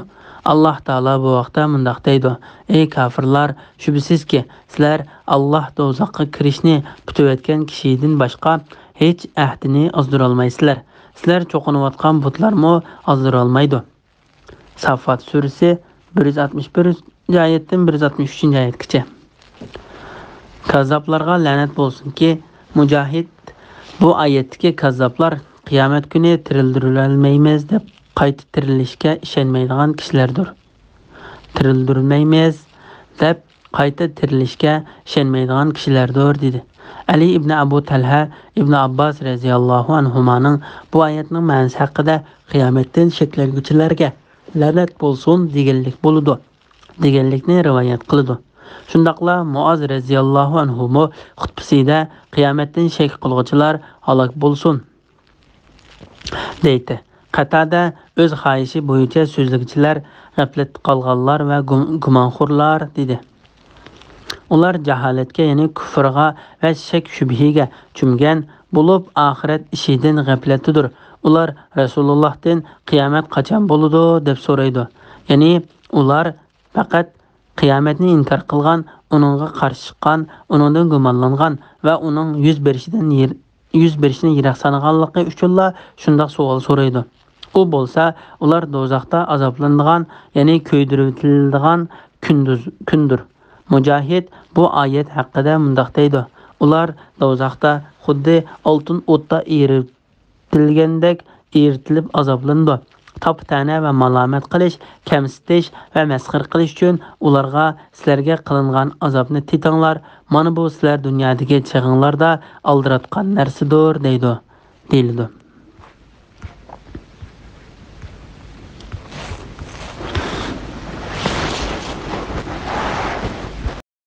Bismillahirrahmanirrahim. Şübhəsiz ki, taqvadarlar cennetlərdə və iqib turğan bulaqlarının arasında boludu. Ular Pərverdigari ata qılğan nərsələrini qəbul qılıdı. Ular bunundan ilgiri, yəni dünyadakı çağda yaxşı iş qılğıçılar idi. Ular keçisi az uxlaydı. Ular səhərlərdə Pərverdigardan məğfirət tiləydi. Ularning pul malları da saillar və iffətlikidən saillik qılmaydigan muhtajlar hüquqqa ega idi. Yani ular saillarga və muhtajlarga sadiq qılatdı. Zimində və özənlərdə Allahqa çin etiqad qıldıqanlar üçün Allah'ın qudretini və birlikini göstərən nurgun alametlər var. Bunu görməmsizlər. Asmanda sizlərinin rizqinlar var. Sizlərə vəd qılınğan savab var. Asmanның və ziminin Pərverdigari bilən qəsəm ki, sizlərə vəd qılınğan нәрsə özənlərinin sözləvatqanlardak, yəni sözləşişinlərinin özənlərə iniq bolğanıdak haqdır. Surə Zariyat 15-oyatdan 23-oyatgacha to'g'risida. Taqvodorlarning mukofoti va ularning sifatlari to'g'risida. Alloh taolo bu oyatda o'ziga taqvodorlik qilganlarning qiyomat kuni badbaxt kofirlar chekayotgan azob oqibat ko'ydiruvchi o't va zanjir kishan azobining dil eksicha jannatlarda va iqib turgan buloqlarning orasida bo'lganligidan xabar berdi. Ular Parvardigor ato qilgan nazu ne'mat, xushol xuroblik va baxt saodat qatorliq narsalarni qabul qiladi. Ular buningdan ilgari, ya'ni dunyodagi chog'da yaxshi ish qiluvchilar edi. Buyuk Alloh taolo bu vaqtda mundaq deydi: ularga o'tganki kunlarda, ya'ni dunyodagi chog'larda yaxshi amallarni qilganliklarinlar uchun xushol xuram yanglar, ichinglar deyildi. Haqqa surasi 24-oyat. Alloh taolo ularning qilgan yaxshi ishlarini bayon qilib mundaq deydi: ular kechsa ozuqlaydi. Tafsirshunoslar bu oyat haqida ikki xil qarashda bo'ldi. Uning biri ular kechining oz bir qismini uxlamay ibodat bilan o'tkazadi. Ibn Abbos radhiyallohu anhu mundaq deydi: ular har kechining oz bir qismini bo'lsa-mu ibodat bilan o'tkazadi. Qatada Mutarrib Ibn Abdullohning mundaq deganligini rivoyat qildi. Ularning Alloh taologa namoz o'qimaydigan kechisi nihoyatda oz edi. Ular kechining bosh tarafida yoki o'ttirisida namoz o'qiydi. Mujohid mundaq deydi: ularning tong otganda qadar tahajjud namozi o'qimay uxlagan kechisi nihoyat ozdir. Qatada mushunga o'xshash dedi. Anas ibn Malik radhiyallohu anhu va Abu Aliya qatorliqlar mundaq deydi: ular sham bilan xuftan namozining araliqida namoz o'qiydi. Ikkinchi xil qarash bo'lsa, ular kechisi oz uxlaydi. Ibn Jarirmo bu qarashga qo'shildi. Hasan Basri ular kechisi oz uxlaydi degan oyatning ma'nosini ular kechini qiyom bilan o'tkazadi. Kechisi oz uxlaydi. Ibodatda tirishchan bo'lib, uni hatto tong saharga qadar so'zatdi. Tong saharda Alloh taoladan mag'firat talab qiladi dedi. Abdullah ibn Salam radhiyallohu anhu mundaq deydi: Payg'ambar alayhissalom Madinaga kelgan chaqda kishilar uni oldiga aldirab tinib kelishdi. Menmu shu kishilarning ichida edim. Men Payg'ambar alayhissalomning chiroyini ko'ribla, uning chiroyining yolg'onchi odamning chiroyiga o'xshamaydiganligini bildim. Uning: "Ey insonlar, och qolganlar tomoq beringlar, xish aqribolarga silrahim qilinglar, salomni oshkor qilinglar. Kechida kishilar uxlayotgan chaqda namoz o'qinglar. Shundoq qilsanglar, jannatga aman eson kirsizlar" degan so'zi men uningdan anglagan tunji so'z bo'ldi. Imom Ahmad Abdullah ibn Umar radhiyallohu anhumadin Payg'ambar alayhissalomning undaq deganligini rivoyat qildi. Jannatda haqiqatan ichidan tishi, teshidan ichi ko'rinadigan uylar bor. Abu Musa Ash'ari radhiyallohu anhu: "Ey Allohning payg'ambari, u uylar kimlar uchun tayyorlangan?" deganda Payg'ambar alayhissalom muloyim so'z qilgan, och qolganlarga taom bergan va kishilar uxlayotgan chaqda kechini Alloh taolo uchun qiyom bilan o'tkazgan, ya'ni kechida namoz o'qigan kishilarga tayyorlangan dedi. Ular saharlarda Parvardigoridan mag'firat tilaydi. Mujohid va bir qancha kishi bu oyatning ma'nosi haqida ular saharlarda namoz o'qiydi deganlik bo'ladi dedi. Boshqa tafsirshunoslar ular kechini qiyom bilan, ya'ni namoz o'qish bilan o'tkazadi. Mag'firat talab qilishni saharlarga kechiktiradi dedi. Alloh taolo bu vaqtda mundaq deydi: va saharlarda istig'for aytquchilar agar mag'firat namozining ichida talab qilinsa, u eng yaxshidir. Al-Imron surasi 17-oyatning bir qismi. Imom Buxoriy, Muslim, Abu Davud, Tirmizi, Ibn Majah va Nasa'iy qatorliqlar bir turkum sahoba radhiyallohu anhumlardan Payg'ambar alayhissalomning mundaq deganligini rivoyat qildi: Alloh taolo haqiqatan har kechasi kechining 3/1 qolganda dunyo osmoniga, ya'ni birinchi qavat osmonga tushib, toki tong yorug'chilik mundaq deydi: gunohlariga tavba qilg'uchi bormi? Tavbani qabul qilaman. Mag'firat talab qilg'uchi bormi? Uningga mag'firat qilaman. Mendan narsa so'rg'uchi bormi? Uning so'rg'ini beraman. Ko'p sondagi tafsirshunoslar Alloh taolaning Yaqub alayhissalomdan xabar berib, Yaqubning o'z o'g'illariga Parvardigorimdan sizlarga mag'firat tilayman deganligi haqidagi oyati to'g'risida to'xtalib, Yaqub ularga mag'firat talab qilishni sahar vaqtiga kechiktirdi degan. Ularning pul mollarida saillar va ippatlikidan saillik qilmaydigan muhtojlar huquqqa ega edi. Ya'ni ular saillarga va muhtojlarga sadaqa qiladi. Alloh taolo ularni namoz o'qiydiganligi bilan sifatlagandan keyin, ya'ni ularni zakat berdiganligi, yaxshilik qildiganligi va sil-rahim qildiganligi qatorliq sifatlar bilan madhiyalab mundaq dedi. Ularning pul mollarida saillar va ippatlikidan saillik qilmaydigan muhtojlar huquqqa, ya'ni muhtojlar uchun bo'lib qo'ygan bir o'lish nasibiga ega edi. Oyatda tilga ilingan sailga kelsak, saillikni oson bilib olg'il bo'ladigan kishidir. O kishilardan narsa tilaydi, uning tegishli haqqi bor. Muhtojlarga kelsak, Ibn Abbas radhiyallohu anhuma va Mujahid u o'z ehtiyojini qamdashga tirishadigan, lekin ehtiyojini to'liq qamday olmaydigan, islomdan nasibasi yo'q kishidir dedi. Ya'ni uning turmushiga kafolatlik qilish uchun islom davlati xazinasidan tarqatib beradigan nasibi yo'q. U o'zini beqish uchun na kasbi, na hunari yo'q kishidir.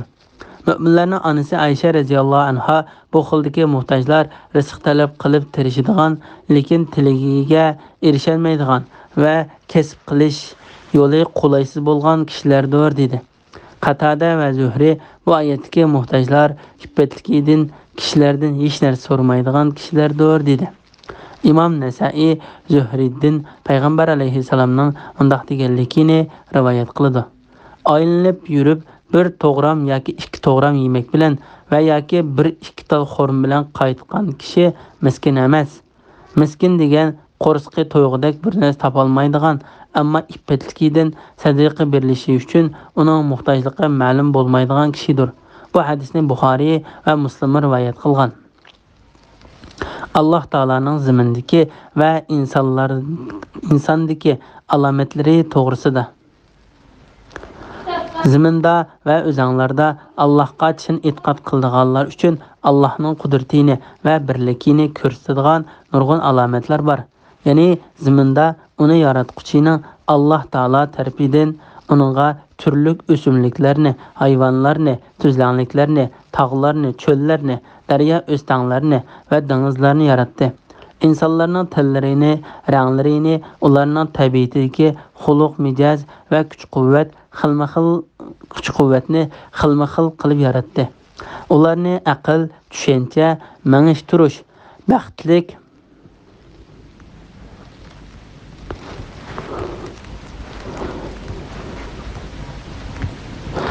va baxtsiz bo'lish qatorliq ishlarda bir-biridan farqli qildi. Alloh taolaning ularni puxta va nihoyatda hikmatli qilib, har bir a'zosini o'z o'rniga va muhtoj bo'ladigan joyga o'rinlashtirib yaratishidimi Alloh taolaning qudratini ko'rsatadigan nurg'un alomatlari bor. Buni ko'rmamsizlar. Qatada bu oyatning ma'nosi haqida kimki o'zining yaratilishida fikr yurgizsa, u o'zining o'g'illarining ibodat uchun egildigan qilib yaratilganligini payqay oladi dedi. Osmonda sizlarning rizqinglarni, ya'ni yomg'ir bor. Sizlarga va'da qilingan savob, ya'ni jannat bor. Ibn Abbas radhiyallohu anhuma, Mujahid va bir qancha kishi bu oyatni shundoq tafsir qilgan. Osmonlarning va zaminning Parvardigori bilan qasamki, sizlarga va'da qilingan narsa o'zinglarning so'zlayotganinglardek, ya'ni so'zlashinglarning o'zinglarga aniq bo'lganidek haqdir. Alloh taolo bu oyatda o'zining ulug' zoti bilan qasam qilib, ularga va'da qilingan narsa qiyomat, o'lgandan keyin tirilish, mukofot va jazo ishlarining shaksiz amalga oshadiganligini bayon qildi. Uning amalga oshadiganligi haqdir. Uningda qilch shak yo'qdir. Sizlar so'zlayotgan chaqda o'zinglarning so'zlayotganinglardan shak qilmaganinglardek va'da qilingan o narsalardanmi shak qilmanglar. Muaz radhiyallohu anhu bir narsa to'g'riliq so'zlasa, hamrohiga sening bu yerda bo'lganing haqdek. Bu so'z Çoqum haqdır deydi. Bismillahirrahmanirrahim. Ey Muhammed, sana İbrahim'nin hürmetlik mehmanlarının xəbəri yetdimi? Öz vaqtida ular İbrahim'nin yinağa kirib salam dedi. İbrahim salamni ilik aldı. İçida natunish odamlarga dedi. Şunun bilan o asta ailesiga chiqib, pishirilgan bir semiz mo'zayini ilib kirib, ularni oldiga qo'yib, "Yemamsizlar" dedi. Ularning tamoq yemaganligini ko'rib, dilida ulardan qo'rqdi. Ular "Qo'rqmagan, biz Parvardigoringning elchilarimiz" dedi. Ular İbrahimning bilimlik bir o'g'il bilan xo'sh xabar berdi. İbrahimning ayoli suran silib kelib, ajablanganligidan o'zining yuzini kachatlab, "Men tug'mas mo'may tursam, qandoq tug'man?" dedi. Ular "Parvardigoring shundoq" dedi. U haqiqatan hikmat bilan ish qiluvchidir, hammani bilguchidir dedi. Sura Zariyat 24-oyatdan 30-oyatgacha to'g'risida. İbrahim aleyhisselamның mehmanları to'g'risida. Bu qissa Hud surasi bilan Hijr surasida bayon qilingan edi. Alloh taolo mundaq deydi: "Ey Muhammad, sen İbrahimning hurmatlik, ya'ni hurmatga sazovor qilingan İbrahimning xabari yetdimi?" Öz vaqtida ular İbrahimning yiniga kirib salom dedi. İbrahim salomni ilik oldi. Birisi salom bersa, uningga texim yaxshi salom bilan javob qaytarish afzaldir. Alloh taolo bu vaqtda mundaq deydi: "Sizlarga bir kishi salom bersa, uningga texim yaxshi salom bilan javob qaytaringlar. Ya'ni bir kishi assalomu alaykum deb salom bersa, uningga assalomu alaykum va rahmatullohi va barakatuh danglar. Yoki uning salomini aynan qaytaringlar. Ya'ni va alaykum assalom danglar." Nisa surasi 86-oyatning bir qismi. Şuna İbrahim aleyhisselam ularga texim afzal salom bilan javob qaytardi va ichida ular natunish odamlarga dedi. Bu shuning uchundirki, ular Jibril, Mikail va Israfillardan iborat farishtalar bo'lib, İbrahimning qishig'iga suratli kelishgan katta yigitlar suratida kelgan edi. Shung İbrahim ular natunish odamlarga dedi. Shuning bilan u ularga sezdirmay asta oilasiga chiqib, millining eng isildan pishirilgan bir semiz mo'zayini ilib kirib, yana bir oyatda u uzoq qolmay bir mo'zayini kavf qilib ilib keldi deyilgan. Hud surasi 69-oyatning bir qismi. Ularni oldiga qo'yib, "Yemamsizlar" dedi. Bu oyatning so'z iborasidan yumshoqlik va bir narsani chiroyli tanlash uslubi bor. Bu oyat mehmon kutishning adab axloqlarini tartiblashtirib berdi. İbrahim ularga sezdirmasdan nihoyatda tezlikda taom keltirdi. O birinchidan sizlarga taom elib kelay deb ularga minnat qilmasdan, balki nihoyatda tezlikda va sezdirmasdan taom elib keldi. Ikkinchidan u melining eng isli bo'lgan kichik semiz mo'zayini kavb qilib elib keldi. Uchinchidan u mo'zayini dasturxonga qo'yib, ularga yaqin kelinglar demasdan, balki mo'zayini ularning oldiga yaqin qo'ydi. To'rtinchidan ularga so'zning va quloqqa qo'pol anglanadigan buyruq shaklini ishlatib buyruq bermasdan, yumshoq va taklif so'zini ishlatib, "Yemamsizlar" dedi. Bu so'z uslubi go'yo bugungi kunda birsiga agar fazilatli bo'lishni, yaxshilik qilishni, sadaqa berishni xohlasang, shunday qilgin degan ma'noni ifodalaydi. Ularning tamoq yemaganligini ko'rib dilida ulardan qo'rqdi. Alloh taolo bu haqda yana bir suradagi qissada mundaq degan: Ularning yana farishtalarning uningga qo'l uzatmayotganligini ko'rib, ularni xush ko'rmadi. Ulardan qo'rqinch his qildi. Ular "Qo'rqmagin, biz Rabbingning farishtalari, tamoq yemaymiz. Biz haqiqatan Lotning qavmini halok qilish uchun avatildik" dedi. Uning ayoli yani Sara bir tarafda turib, Lot qavmining halok bo'lganligidan xushallanib kuldi. Hud surasi 70-71-oyatlar. Ya'ni uning ayoli ularning haddidan oshganligi va Alloh taologa osiylik qilganligi uchun ularning halok bo'lganligi bilan berilgan xabardan xushal bo'ldi. Shu chaqda farishta Saraga Isoq otliq bolasi va Isoqdan keyin kelgan Yaqub otliq nevarasi bo'lganligi bilan xush xabar berdi. U yani Sara, "Vey, men bir mo'may tursam, erim bir bovay tursa, tug'amdiman. Bu haqiqatan qiziq ish-qo" dedi. Ular Allah'ның əmridən, yəni qudretidən əcəblənsən. Allah'ның rəhməti və bərəkətləri sizlərinin ailənlərə, yəni İbrahimnin ailəsindəkilərə nazil bolsun. Allah həqiqətən mədhiləşə layiqdir, uluğlaşqa layiqdir dedi. Hud surəsi 72-73 ayətlər. Ular İbrahimға bilimlik bir oğul bilən xuş xəbər berdi. İbrahimға berilgan xuş xəbər Sarayagımı xuş xəbər bulup hesablandı. Çünkü bu oğul o ikisinden barlıqqa keldi. Şun bu oğul bilen ularının her ikisiga xush xəbər berildi. İbrahim'nin ayali süren silip kelib İbn Abbas radiyallahu anhuma, Mücahid, İkrəmə, Əbu Salih, Zekak, Zeyd ibn Əsləm, Səvəri ve Sudi qatarlıqlar Sara viyey deginicə qattiq və caranlıq avazda süren silip keldi dedi. Əcəblənganligidən özünün yüzünü kaçatlab İbn Abbas radiyallahu anhuma Sara ayollar g'alati ishdan ajablangandek ajablанib yuziga kachatildi dedi. Mücahid ve İbn Sabit Sara qo'li bilan peshonasiga urdi dedi. Men tug'mas mo'may tursam qandoq tug'man dedi. Ya'ni Sara men mo'may tursam qandoqmi tug'man, halbuki yosh vaqtimda tug'mas edim, amildarmi bo'lmaydim dedi. Ular ya'ni farishtalar Parvardigoring shundoq dedi. O hakikaten hikmet bilen iş kılgıcıdır, hemen bilgicidir dedi. Yani Allah Teala sizlerge tegishlik bolgan karametini obdan bilgicidir. Sözlerini ve işlerini hikmet bilen kılgıcıdır. Bismillahirrahmanirrahim. İbrahim elçiler sizler neymiş bilen evetildanlar dedi. Onlar biz hakikaten bir günahkar kavmini halak kılış için evetildik. Yani Lut kavminin üstüge laydan pişirilgan taş yağdırış için evetildik. Ularning ustiga Parvardigoringning dargohida gunohi haddidan oshquchilar uchun belgi qo'yilgan, ya'ni halok qilinuvchilarning ismi yozilgan, laydan pishirilgan tosh yog'diramiz. Halok bo'lmasin deb Lutning shahridagi mo'minlarni sirtqa chiqarib etdik. Biz o shahardan musulmonlardan faqat bir oilani topdik. O shaharda qattiq azobdan qo'rqadiganlar uchun nishon qoldirdik. Sura Zariyat 31. ayetin 37. ayet kişi doğrusida. Farishtalarning Lutning qavmini halok qilish ishi bilan avatilganligi to'g'risida.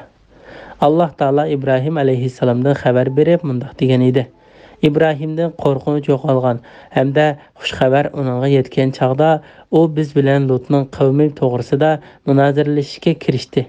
İbrahim bo'lsa haqiqatan ko'ngli ko'kskan, ko'p ah chekkuchi, ya'ni dili yumshoq, hamma ishda Allohga murojaat qiluvchi zotdir. Farishtalar aytdi: "Ey İbrahim, bu ne? Ya'ni Lut qavmi to'g'risida munoziralashishni qo'ygin. Shubsizki Parvardigoringning ularni halok qilish to'g'risidagi amri allaqachon tushdi. Ularga cho'qim munoziralashish yoki shafaat qilish bilan qaytarg'ili bo'lmaydigan azob tushdi." Hud surasi 74-ayetin 76-ayetgacha. İbrahim, ey elçiler, sizler nemish bilan avatildinglar, ya'ni nemishonlar bor, nemishqa keldinglar dedi. Ular biz haqiqatan bir gunohkor qavmni, ya'ni Lutning qavmini halok qilish uchun avatildik. Ularning ustiga Parvardigoringning dargohida gunohi haddidan oshquchilar uchun belgi qo'yilgan, ya'ni har bir toshqa shu tosh so'qadigan gunohkorning ismi yozilgan, laydan pishirilgan tosh yog'diramiz dedi. Alloh taolo Ankabut surasida mundaq deydi: İbrahim o şəhərdə Lut barğı, yəni Lutqa oxşaş bir yaxşı peyğəmbər turuyotqan şəhər ahalisini qandaqmı halak qilsizlar dedi. Farishtalar aytdi: Bu şəhərdə bar kişilərni biz, yəni Lutni və onun əgəşkə möminlərni obdan bilimiz. Onu və onun ayaldan başqa kişini əlbəttə qutuldurmaz.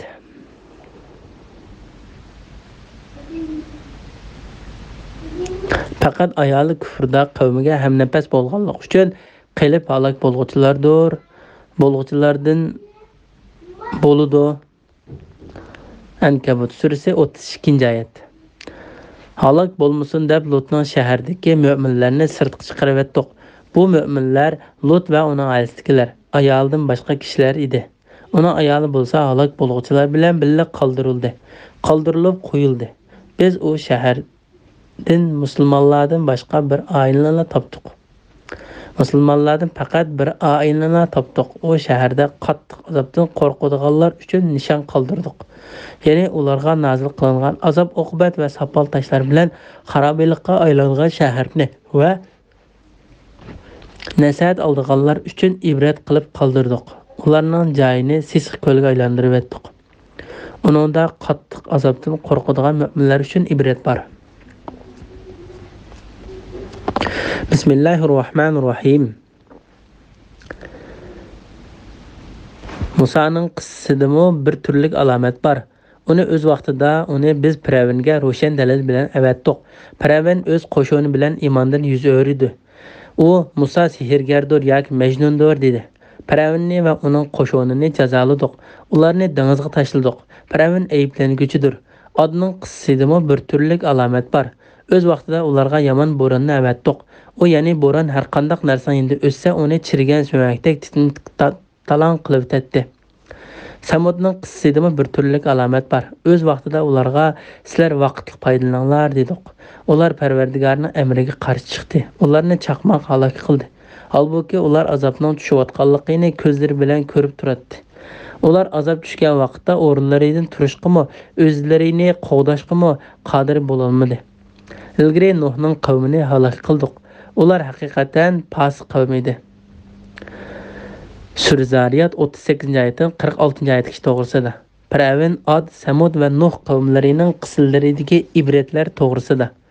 Musaning qissidimi bir turlik alomat bor. O'z vaqtida uni biz Firavunga ro'shan dalil bilan avatdik. Firavun o'z qo'shoni bilan iymondan yuz o'ridi. Ya'ni Firavun cho'ngchilik qilib va Musaning uningga ilib kelgan ro'shan haqiqatni bilib turib, uningga qarshilik qilgan asosda yuz o'ridi. Alloh taolo bu vaqtda mundaq deydi: u kishilarni Allohning yo'lidan ozdirish uchun mag'rurona yuriydi. Ya'ni haqiqatdan yuz o'riydi va cho'ngchilik qiladi.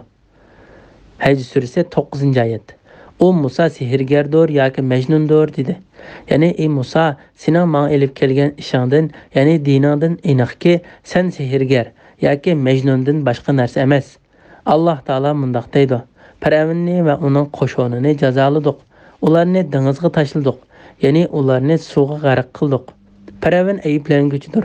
Ya'ni malomatga uchrag'uvchi kofirdir. Haqni inkor qiluvchi va qarshi chiquvchi gunohkordir.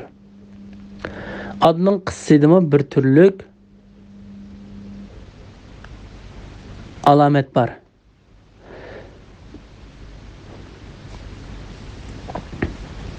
O'z vaqtida ularga yomon, ya'ni hech narsaga foydasiz bo'lgan vayron qiluvchi bo'ronni avatdik.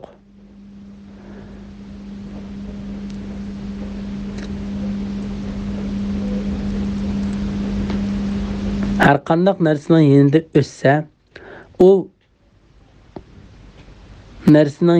o'ssa, ya'ni vayron qiladigan bo'ron har qanday narsaning yanida o'ssa, uni chirigan sumakdek talon qilib tetdi. Said ibn Musayyab va boshqalar Alloh taolaning o'z vaqtida ularga yomon bo'ronni avatdik degan oyatini tafsir qildi. U janubdan chiqqan bo'rondir dedi. Imom Buxoriy va Muslim Ibn Abbos raziyallohu anhudan payg'ambar alayhissalomning mundaq deganligini rivoyat qiladi. Men sharq shamoli bilan yordam berildim. Od qavmi g'arb shamoli bilan halok qilindi. Samudning qissidimi bir turlik alomat bor. O'z vaqtida ularga sizlar vaqtli foydalaninglar dedik. Alloh taolo bu vaqtda mundaq deydi: Samudga bo'lsa to'g'ri yo'lni ko'rsatdik. Ular hidoyatdan ko'rliq, ya'ni gumrohlikni ortiq bildi. Qilmishlari tufaylidan ularni xor qilguvchi chaqmoq azobi halok qildi. Fussilat surasi 17-oyat. Alloh taolo bu yerda mundaq deydi: Samudning qissidimi bir turlik alomat bor. O'z vaqtida ularga sizlar vaqtli foydalaninglar dedik. Ular Parvardigorning amriga qarshi chiqdi. Ularni chaqmoq halok qildi. Halbuki ular azobning tushayotganligini ko'zlari bilan ko'rib turadi. O mundaq yuz berdi. Ular azobning tushishini 3 kun kutdi. Azob ularga 4-kun atiganda tong yorgan mezgil keldi. Ular azob tushgan vaqtda o'rinlaridan turishqimi, o'zlarini qo'g'dashqimi qodir bo'la olmadi. Ya'ni o'zlariga tushgan azobdan qo'g'danishqimi, qechib qutulishqimi qodir bo'la olmadi. G'olib va buyuk Alloh mundaq deydi: Ulardan ilgari Nuhning qavmini halok qildik. Ular haqiqatan fasiq qavm edi. Bu qissalarning hammasi ilgariki nurg'un surlarda ko'p qitim tafsiliy bayon qilingan. Bismillahirrohmanirrohim. Osmonni qudrat bilan barpo qildik. Biz haqiqatan qudratlikmiz. Zaminni yaydiq. Biz nima degan yaxshi yayg'uchimiz? Sizlarning ibrat ilishinglar uchun har bir narsani jup yaratdik. Ey Muhammad, aytqinki, Alloh tarafga qechinglar, ya'ni Allohga iltijo qilinglar. Men haqiqatan sizlarga Alloh tarafidan kelgan ochiq ogohlantiruvchiman. Sizlar boshqa ma'budni Allohga sherik qilmanglar. Men haqiqatan uning tarafidan sizlarga kelgan ochiq ogohlantiruvchiman. Sura Zariyat 47-oyatdan 51-oyatgacha to'g'risida. Allah Taala'nın osmonlarni, zaminni yaratish va har narsani jup yaratishning Allah Taala'nın bor va bir ekanligini ko'rsatadigan dalillar ekanligi to'g'risida.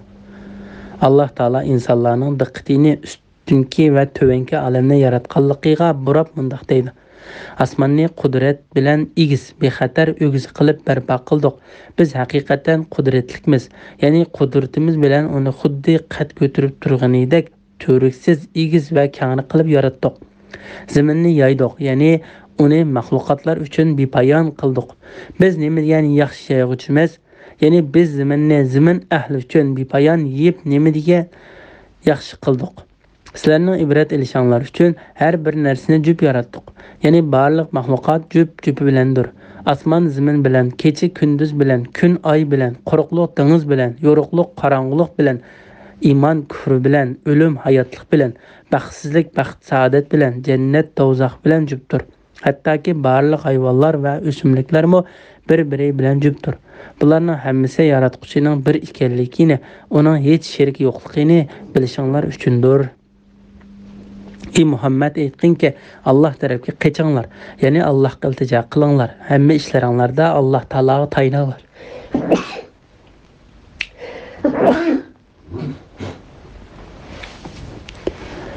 Men haqiqatan sizlarga Alloh tarafidan kelgan ochiq ogohlantiruvchiman. Sizlar boshqa bir ma'budni Allohga sherik qilmanglar, ya'ni Alloh Taologa hech narsani sherik qilmanglar. Men haqiqatan uning tarafidan kelgan ochiq ogohlantiruvchiman. Bismillahirrohmanirrohim. Ulardan ilgirki ummatlarmo shundoq edi. Ularga har payg'ambar kelsa, ular uni bir sehrgar yoki bir majnun dedi. Ular payg'ambarlarni inkor qilishni bir-biriga tavsiya qilishganmi? Hargiz undaq emas. Ya'ni ular bir-biriga undaq tavsiya qilishgan emas. Ular haddidan oshquchi qavmdir. Ulardan yuz o'rgin. Sen malomat qilg'unchi emassan. Vaz nasihat qilg'in. Vaz nasihat mo'minlarga foydali. Jinlarni, insonlarni faqat menga ibodat qilish uchun yaratdim. Ulardan men rizq tilayman va ularning meni oziqlantirishini tilayman. Allah haqiqatan hammaga rizq berguchidir, qudratlidir. Allohning quvvati ortiqdir. O'ziga zulm qilganlarning azobdan o'tganki halok bo'lgan do'stlarining nasibisidek nasibisi bo'ladi. Ular azobimga aldatmasin. Kafirlarga va'da qilingan kundan kafirlarga voy. Sura Zariyat 52-oyatdan 60-oyatgacha to'g'risida. Barliq qavmlarning o'z payg'ambarlarini inkor qilish yo'lining o'xshash ekanligi to'g'risida. Allah Taala o'zining payg'ambari Muhammad alayhisalomga tasalli berib mundaq deydi: Ey Muhammad, ana shu mushriklar sana aytgan so'zlarni ilgirkilarmi o'z payg'ambarlarini inkor qilib aytgan edi. Ulardan ilgirki ummatlarmi shundoq edi. Ularga har payg'ambar kelsa, ular uni bir sehrgar yoki bir majnun dedi. Ular payg'ambarlarni inkor qilishni bir-biriga tavsiya qilishganmi? Ya'ni ularning ba'zisiga bu so'zni tavsiya qilganmi? Hargiz undaq emas. Ya'ni ular bir-biriga undaq tavsiya qilishgan emas. Ular haddidan oshquchi qavmdir. Ya'ni ular haddidan oshquchi qavmdir. Ularning dillari haqni inkor qilishda bir-biriga o'xshaydi. Ularning keyinchilari go'yo ulardan ilgari o'tganlar aytgandek so'zlarni aytadi. Alloh Taolo mundaq deydi: Ey Muhammad, ulardan yuz o'rgin. Sen malomat qilmoqchi emassan. Ya'ni bundaq qilganing uchun seni ayblamaymiz. Vaz nasihat qilgin. Vaz nasihat mo'minlarga foydali. Ya'ni chin dilidan iymon etganlar vaz nasihatdan cho'qim foydalanadi. İnsan bilan jinning faqat Alloh Taologa ibodat qilish uchun yaratilganligi to'g'risida. Jinlarni, insonlarni faqat menga ibodat qilish uchun yaratdim. Ya'ni men ularga muhtoj bo'lganligim uchun emas, balki faqat men ibodat qilishga buyurish uchun yaratdim. Ali ibn Abu Talha ibn Abbas radhiyallohu anhumaning faqat menga ibodat qilish uchun yaratdim degan oyatning ma'nosi insonlar va jinlarni faqat ixtiyoriy yoki majburiy holda menga ibodat qilishni e'tirof qilishlari uchun yaratdim deganlik bo'ladi. Deganligini rivoyat qiladi. Ulardan men rizq tilayman. Ya'ni va ularning meni oziqlantirishini tilayman. Alloh haqiqatan hammaga rizq berguchidir, qudratlidir. Allohning quvvati ortiqdir. Bu oyatning ma'nosi mundaqdir. Allah Taala bandalarini hech sheriki bo'lmagan yolg'iz o'ziga ibodat qilish uchun yaratdi. Kimki Alloh Taolaga itoat qilsa, Alloh Taolo uningga to'liq mukofot beradi. Kimki uningga asiylik qilsa, uni qattiq azoblaydi. Alloh Taolo bu oyatda o'zining ularga muhtoj emasligini, balki ularning hamma ahvollarida Alloh Taologa muhtoj ekanligini xabar qiladi. Alloh Taolo ularni yaratquchidir va rizq berguchidir. İmam Ahmad Abu Hurayra radhiyallohu anhudan payg'ambar alayhissalomning mundaq deganligini rivoyat qildi. Alloh taolo mundaq deydi: "Ey Adam avlodi, menga ibodat qilishga berilgan. Men sening dilingni boylik bilan to'ldiraman. Sening faqir bo'lib qolishingning oldini olaman. Sen undaq qilmagan taqdirda sening dilingni avorchilik bilan to'ldiraman. Faqir bo'lib qolishingning oldini olmayman." Bu hadis İmam Tirmizi va Ibn Majah rivoyat qilgan. Özleriga zulm qilganlarning azobdan o'tganki halok bo'lgan do'stlarining nasibisidek nasibis bo'ladi. Ular azobimga aldiratmasin. Ya'ni ular buningga aldirab ketmasin. U cheksiz amalga oshadi. Kafirlarga va'da qilingan kundan, ya'ni qiyomat kunidan kafirlarga voy. Shuning bilan Zariyat surasining tafsiri tugdi. Jami hamdu sana va madihiyalar Alloh taologa mansubdir. Bismillahirrahmanirrahim. Tur surasi Mekkada nazil bo'lgan 49 oyat. Tur surasining fazilati to'g'risida İmam Malik Jubayr ibn Mut'imning mundaq deganligini rivoyat qiladi. Men payg'ambar alayhissalomning sham namozida Tur surasini o'qiganligini angladim. Men uning ovozidan yoki qiroatidan chiroyli ovozni anglab boqmadim. Buni Imom Buxoriy va Muslim rivoyat qilgan. İmam Buxoriy Ummu Salimaning mundaq deganligini rivoyat qiladi. Men tinimning ojizlashib qolganligini payg'ambar alayhissalomga aytdim. U sen uloqqa minib kishilarning orqasidan tavob qilgan dedi. Bu vidalish tavobini ko'rsatdi. Men shunday qilib tavob qildim. Payg'ambar alayhissalom shu chaqda Baytullohning yonida Tur surasini o'qib namoz o'qiyotdi. Bismillahirrohmanirrohim. Tur teg'i bilan qasamki, ochiq qog'ozga yozilgan kitob, ya'ni Qur'on bilan qasamki, Baytul Ma'mur bilan qasamki, osmon bilan qasamki, qiyomat kuni o't bo'lib yondirilgan dengiz bilan qasamki, Parvardigoringning azobi cho'qim yuz bergisidir. Uningga hech odam qarshi tura olmaydi. U kunda osmon qattiq tavraydi. Tog'lar qattiq sayr qiladi. Ya'ni zaminning ustidan to'zib yo'qolib ketadi. O kunda payg'ambarlarni inkor qilganlarga voy. Ular dunyoda g'aflatga cho'mganlardir. O kunda ular do'zaxga qattiq yitiriladi. Ularga mana bu sizlar yolg'on chiqargan do'zaxdir deyiladi. Ularga ko'zlaringlar bilan ko'rib turayotgan bu azob sehrmi yoki sizlar ko'rmayotgansizlar? Do'zaxga kiringlar, azobga mayli sabr qilinglar. Mayli sabr qilmanglar, baribir sizlarga o'xshash. Chunki sizlar do'zaxda mangu qolasizlar. Sizlar faqat qilmishinglarning jazosini tortisizlar deyiladi. Sura Tur 1-oyatdan 16-oyatgacha to'g'risida. Allohning azobining cho'qim bo'lganligini ta'kidlab qasam qilishi to'g'risida. Alloh taolaning o'zining buyuk qudratini ko'rsatadigan maxluqotlari bilan qasam qilib, dushmanlarini cho'qim azoblaydiganligini, ulardan u azobni hech dafi qiluvchining bo'lmaydiganligini bildirdi. To'rtig'i Alloh taolaning uning ustida Musoga so'zlagan, uningdan keyin Isoni payg'ambar qilib avatgan taqqa o'xshash ustidal daraxt bilan qoplangan tog'dir. Dal daraxt bo'lmagan tog' to'rtig'i deb atalmaydi. U faqat tog' debla oddiyla atiladi. Ochiq qog'ozga yozilgan kitob, ya'ni Qur'on bilan qasamki, ba'zi tafsirshunaslar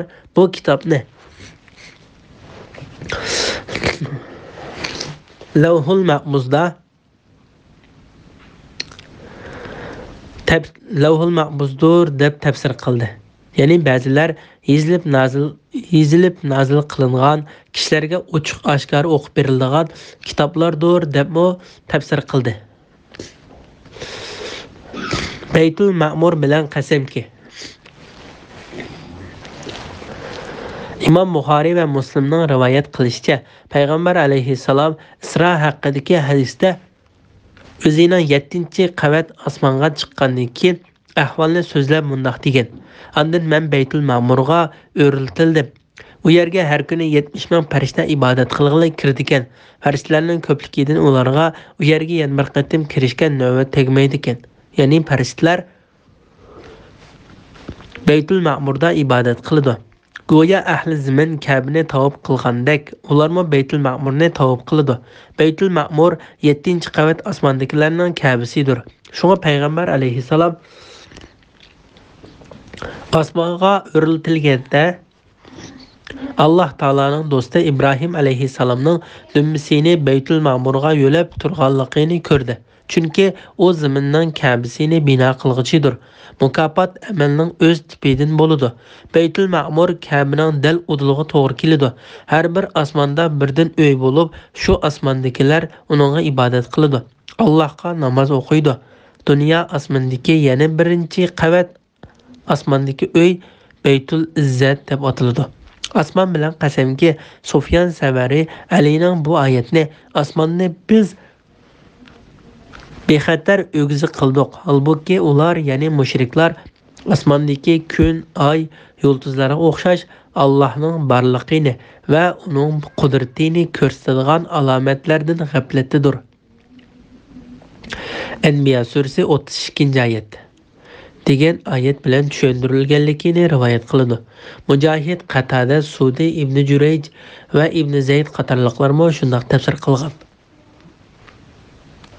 Ibn Jarir bu qarashga qo'shilgan. Qiyomat kuni o't bo'lib yondirilgan dengiz bilan qasamki, ko'p sondagi tafsirshunoslar oyatda tilga ilingan dengiz dunyodagi dengizdan iborat bo'lib, qiyomat kuni u o't bo'lib yondiriladi deb tafsir qildi. Alloh taolo bu vaqtda mundaq deydi: qiyomat kuni o't bo'lib yondirilgan dengiz bilan qasamki. Takvir surasi 6-oyat. Ya'ni lavuldab go'krab o't dengiziga aylanib qiyomat maydonidagilarni o'rib turdi. Buni Said ibn Musayyab Ali ibn Abu Talibdan rivoyat qilgan. Ibn Abbosning mushunga o'xshash deganligini rivoyat qilingan. Said ibn Jubayr, Mujohid, Abdullah ibn Ubayd va boshqalar shunday tafsir qilgan. Qatada bu oyatni suv bilan to'shqizilgan dengiz bilan qasamki deganlik bo'ladi deb tafsir qilgan. Bu qarashga Ibn Jarir qo'shilgan va bugungi kunda dunyoning dengiz o't bo'lib yongan emas, balki suv bilan to'shqizilgandir degan. Parvardigoringning azobi cho'qim yuz bergisidir. Mana bu yuqoridagi qasamlarning javobi bo'lib, kofirlarga bo'lgan azobning cho'qim yuz berdiganligini ta'kidlaydi. Alloh taolo keyingi oyatda mundaq deydi: "Uningga hech odam qarshi tura olmaydi." Ya'ni agar Alloh u azobni ularga iroda qilsa, uningga qarshi turib, ulardan u azobni to'sadigan hech odam yo'q. Abu Bakr ibn Abu Dunya Jafar ibn Zayd Abadining mundaq deganligini rivoyat qiladi. Bir kechasi Umar Madinaning ahvolini kuzatish uchun sirtqa chiqdi. U bir musulmon odamning uyining uduliga kelganda, uning o'rib turib namoz o'qiyotganligiga to'g'ri kelib qoldi. To'xtab turib uning qiroatiga quloq soldi. U tur tig'i bilan qasamki degan yerdan o'qib, Parvardigoringning azobi cho'qim yuz bergisidir, uningga hech odam qarshi tura olmaydi degan yeri kelganda, Umar Ka'baning Parvardigor bilan qasamki, bu bir haq qasamdir dedi. Ondan eshigidan tushib tamoq yo'langunicha bir oz turib qoldi. Ondan uyga qaytib ketdi. Shuning bilan Umar roziyallohu anhu bir oy og'rib yetib qoldi. Kishilar uni yo'qlab turdi. Biroq ular uning nima kasal giribtor bo'lganligini uqmaydi. Azob kuni bo'lgan qiyomat kunining sifatlari to'g'risida O kunda osmon Allohning amriga bo'ysunib aylangan holatda bir-biriga so'qilib qattiq tavraydi.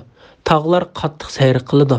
Ya'ni tog'lar zimin ustidan yo'qolib, titilib, parchalanib, chang to'zongdek to'zib uchib yuriydi. O kunda payg'ambarlarni inkor qilganlarga voy. Ya'ni shu kunda Allohning ularni azoblaydiganligi va qattiq jazolaydiganligi uchun ularning holiga voy. Ular dunyoda g'aflatga cho'mganlardir. Ya'ni ular dunyodagi chaqlarida botilga cho'mib, dinni masxir qilgan va o'yinchi qilib olganlardir. O kunda ular do'zaxga qattiq ittiriladi. Do'zaxga muvakkal farishtalar ularga top-tana va malomat qilish yusidan mana bu sizlar yolg'onga chiqargan do'zaxdir deydi. Ularga yana mundaq deyiladi. Ko'zlaringlar bilan ko'rib turayotgan bu azob sehrmi yoki sizlar ko'rmayotgansizlar? Do'zaxga kiringlar. Ya'ni hamma atrofidan o't o'rab turgan do'zaxga kiringlar. Azobga mayli sabr qilinglar, mayli sabr qilmanglar, baribir sizlarga o'xshash. Ya'ni sizlar do'zax azobiga mayli sabr qilinglar, mayli sabr qilmanglar, o sizlar uchun baribirdir. Sizlarga uningdan hargiz qochish va qutulish yo'qdir. Sizlar faqat qilmishinglarning jazosini tortisizlar. Ya'ni Alloh hech kimga zulm qilmaydi, balki har bir odamga qilmishiga qarata mukofot va jazo beradi. Bismillahirrohmanirrohim. Taqvodorlar haqiqatan jannatlarda va ne'mat ichida bo'ladi. Ular Parvardigori bergan narsalar bilan huzurlandi. Parvardigori ularni do'zax azobidan saqlaydi. Ularga qilgan amallaringlarning mukofoti uchun ko'ngillik yanglar va ishchinglar deyiladi. Ular qator tizilgan taxtlar ustida yulangan holda o'ltirdi. Shahla ko'zlik hurlarni ularga jup qilib beramiz. Sura Tur 17, 18, 19, 20 oyat to'g'risida. Baxt saodatga erishuvchilarning yaxshi oqibati to'g'risida. Alloh taolo baxt saodatli kishilarning ahvolidan xabar berib mundaq deydi. Taqvodorlar haqiqatan jannatlarda va ne'mat ichida bo'ladi. Mana bu ana shu azob uqubat ichidagi badbaxtlarning dil aksicha bo'ladigan ishdir. Ular Parvardigori bergan narsalar bilan huzurlandi. Ya'ni ular Alloh taologa ularga bergan yemak-ichmak, kiyim-kechak, turalg'i joy, ot-uloqlar va uningdan boshqa kishilarga huzur bag'ishlaydigan turli ne'matlar bilan huzurlandi. Parvardigori ularni do'zax azobidan saqlaydi. Ya'ni Alloh ularni do'zax azobidan qutqizadi. Ana shuning o'zila ularga yetarlik ne'matdir. Onun bilan birga ularga, ya'ni jannatga kirish, jannatga ko'z ko'rib baqmagan, quloq anglab baqmagan va insonning diliga kechib baqmagan turli nozin ne'mat va xushal-xuramlik qo'shib beriladi. Ularga qilgan amallaringlarning mukofoti uchun ko'ngillik yanglar va ishchinglar deyiladi. Alloh taolo bu vaqtda mundaq degan: ularga o'tganki kunlarda, ya'ni dunyodagi chaqlarda yaxshi amallarni qilganliklarinlar uchun xushal-xuram yanglar, ishchinglar deyiladi. Haqqa surasi 24-oyat. Ya'ni mana bu mukofot Alloh taolaning ularni do'zaxdan qutuldirganning ustiga ularga ortiq ato qilgan marhamati va yaxshiligidir. Ular qator tizilgan taxtlar ustida, ya'ni atrofiy pardalar bilan bezalgan, bir-biriga qaratib qator qo'yilgan taxtlar ustida yo'langan holda o'ltirdi. Alloh taolo bu vaqtda mundaq degan: ular noz-ne'matlik bog'larda taxtlar ustida bir-biriga qarashib o'ltirdi. Safat surasi 43-oyat. Shahla ko'zlik hurlarni ularga jup qilib beramiz. Ya'ni ularga shahla ko'zlik hurlardan qadinas, yaxshi, chiroyli ayollarni nikohlab beramiz. Shahla ko'zlik hurlarning sifatlari yuqorida bir qancha o'rinlarda tafsiliy bayon qilinib o'tib ketdi. Shunga uni bu yerda qayta takrorlash hajatsizdir. Bismillahirrohmanirrohim. O'zlari iymon etgan avlodlarimi agishib iymon etganlarning avlodlarini ular bilan teng darajada qilamiz. Ularning yaxshi amallaridan qilchimi kamaytib etmaymiz. Har odam o'zining qilmishiga mas'uldir. Ular ko'rayotgan ne'matning ustiga, ya'ni ularni ko'ngli tortgan meva ko'ngli tortgan go'sht bilan ta'minlaymiz. Ular jannatda o'zaro may qachilangan jamlarni tutishidi. May ichish bilan ulardan bu dunyodagidek behuda so'z va gunoh sodir bo'lmaydi. Go'yo sadafning ichidagi go'hardek chiroyli g'ilmonlar ularni aylanib yurib, ularning xizmatini qiladi. Ular ya'ni ahli jannat bir-biriga qarshi parang silishidi. Ular aytadi: "Biz haqiqatan dunyodagi chaqda oilamizda Allohning azobidan qo'rqatdik. Alloh bizga marhamat qildi. Bizni zaharlik azobdan saqladi. Biz haqiqatan ilgari Allohga ibodat qilatdik. Alloh haqiqatan ihson qilg'uchidir, nihoyat mehribondir." Sura Tur 21-oyatdan 28-oyatgacha to'g'risida. Müminlərinin avladlarının dərəcədə ular bilan o'xshash bo'lganligi to'g'risida. Allah Taala bu oyatda bandalariga ato qilgan marhamati, ikromi, yaxshiligi, mehri shafqati va ihsoni yuzidan müminlərga ularning avlodlari iymonda ularga agashsa, Allohning ularni ota-onalari bilan o'xshash darajada qilganligini xabar qiladi.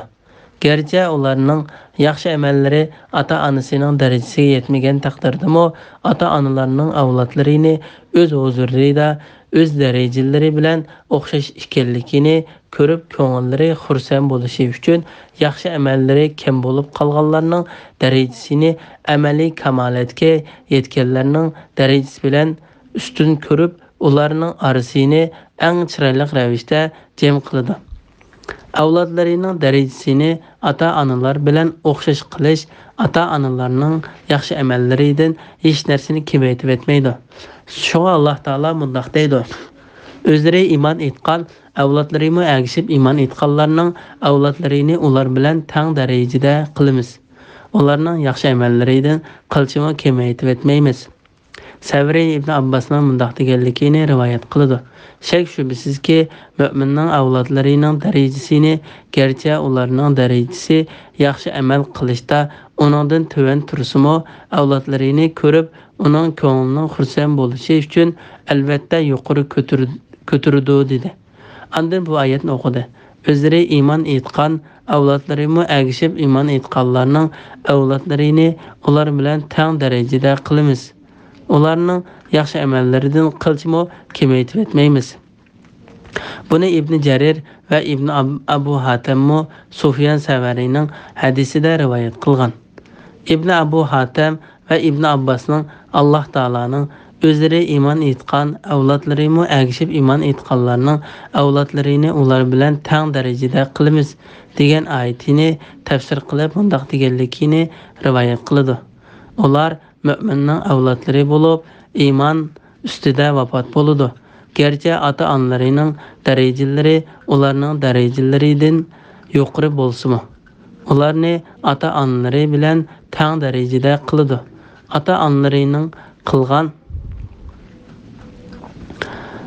yaxshi amallaridan bo'lsa, hech narsani kamaytirib etmaydi. Imom Ahmadning o'g'li Abdullah Alining mundaq deganligini rivoyat qiladi: Xadija payg'ambar alayhissalomdan jahiliyat davrida vafot bo'lib ketgan, ya'ni burunqi yo'ldishidan bo'lgan ikki bola to'g'ri so'rgan edi. Payg'ambar alayhissalom ular do'zaxda bo'ladi deb javob berdi. Ana Xadijaning yuzining o'zgarib ketganligini ko'rib, agar sen o ikkisining o'rnini ko'rgan bo'lsang, ular albatta g'azablangan bo'ladi dedi. Xadija: "Ey Allohning payg'ambari, seningdan bo'lgan bolamcho" deganda payg'ambar alayhissalom jannatda bo'ladi dedi. Andan payg'ambar alayhissalom: "Shak shubsizki, mu'minlar va ularning avlodlari jannatda bo'ladi, mushriklar va ularning avlodlari do'zaxda bo'ladi" dedi. Andan payg'ambar alayhissalom o'zlari iymon etgan avlodlarini agishib iymon etganlarning degan oyatni o'qidi. Mana bu Alloh taolaning farzandlariga ota-onalarining qilgan yaxshi amallarining barakati uchun ato qilgan marhamatidir. Ota-onalarga kelsak, Alloh taolo ularga farzandlarining duosining barakati bilan marhamat ato qiladi. Imom Ahmad Abu Hurayra radhiyallohu anhudan payg'ambar alayhissalomning mundaq deganligini rivoyat qiladi: Allah jannatda yaxshi bandasining darajasini yuqori ko'taradi. Shuning bilan u: "Ey Parvardigorim, bu daraja menga na'dan keldi" deydi. Ondan Allah sening farzandingning sana tilgan mag'firatidan keldi deydi. İmam Muslim Abu Hurayradan Payg'ambar alayhissalomning mundaq deganligini rivoyat qildi. Agar odam avlodi vafot bo'lsa, uning yaxshi amalining savobi uziladi. Faqat 3 ishning savobi uningga yetib turdi. Biri savob uzilib qolmaydigan sadiqa, ya'ni umumning manfaati uchun masjid, ko'rik, yo'l va boshqa narsalarga o'xshash ishlarga sarf qilingan pul mol. Ikkinchisi kishilarga qoldirgan foydali ilm. Uchinchisi uning duo qilib turadigan yaxshi farzandni tarbiyalab qo'yish. Allohning gunohkorlarga bo'lgan adolati to'g'risida. Allah Taala o'z marhamati va fazli bilan farzandlarining darajasini, ota-onalarning darajasini ko'targanligini, ularning u darajaga yetishga hech qanday yaxshi amal talab qilmaydiganligini xabar qilgandan keyin o'zining odilligi bilan hukm chiqardiganligi uchun birovni, yana birovning gunohi bilan hargiz jazolamaydiganligini xabar qilib mundaq deydi. Har odam o'zining qilmishiga mas'uldir. Ya'ni u o'zining qilmishiga o'zi mas'uldir. Onun ustiga boshqa bir insonning gunohi, mayli otasi bo'lsin yoki o'g'li bo'lsin, hargiz yuklanmaydi. Alloh taolo bu vaqtda mundaq degan: har inson qilmishlari tufaylidan do'zaxda mahbusdir. Faqat ashabi yamin, ya'ni saodatmand mo'minlar buningdan mustasno. Ular jannatlarda bo'lib, gunohlardan sizlarni do'zaxga kirgizgan nima deb so'raydi. Mudassir surasi 38-oyatdan 42-oyatgacha. Jannatning sharobining va jannat egillarining noz-ne'matlarining sifati to'g'risida. Ular ko'rayotgan ne'matning ustiga, ya'ni ularni ko'ngil tortgan meva va ko'ngil tortgan go'sht bilan ta'minlaymiz. Ya'ni ularni ko'ngil tortgan va ishtiha qilgan har turli meva va go'shtlar bilan bahramand qilamiz. Ular jannatda o'zaro may qachilangan jamlarni tutishidi. May ichish bilan ulardan bu dunyodagidek behuda so'z va gunoh sodir bo'lmaydi. Ya'ni ular jannatlarda bu dunyodagi may ichgan kishilar so'zlagandek behuda va gunoh bo'lgan so'zlarni qilmaydi. Ibn Abbas bu oyat haqida ular batil va yolg'on so'zlarni qilmaydi dedi. Mujahid ular o'zaro tillashmaydi va gunoh o'tkazmaydi dedi. Qatada ana shu ishlar shaytonning vasvasasi bilan dunyoda sodir bo'ladi. Allah oxiratning sharobini dunyoning sharobining maynatlaridan va zararlaridan pok qildi dedi. Yuqorida bayon qilganidek, Allah jannatning sharobidan boshni qaydirish, qo'rsoq og'ritish, aqlni tamoman yo'qotish qatorli xususiyatlarni yo'q qildi.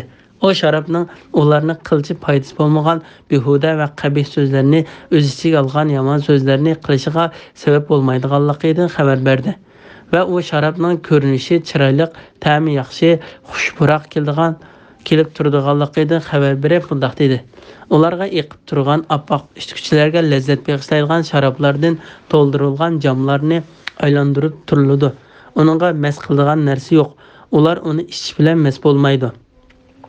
Safat surasi 45-oyatdan 47-oyatgacha.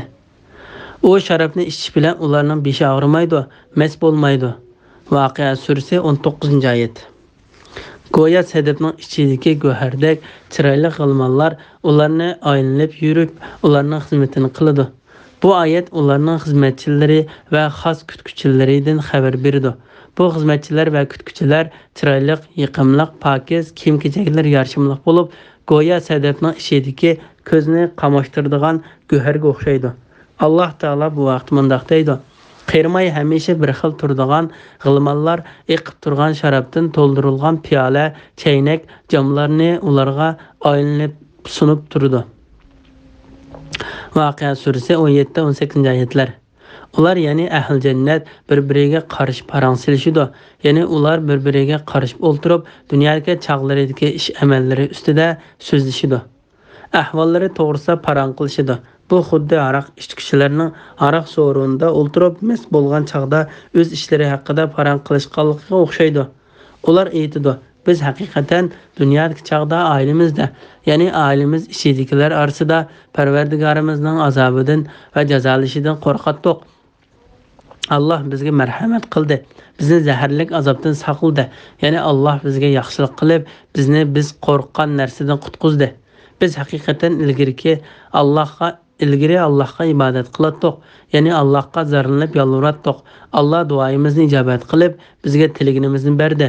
Alloh haqiqatan ihson qilg'uchidir, nihoyat mehribondir.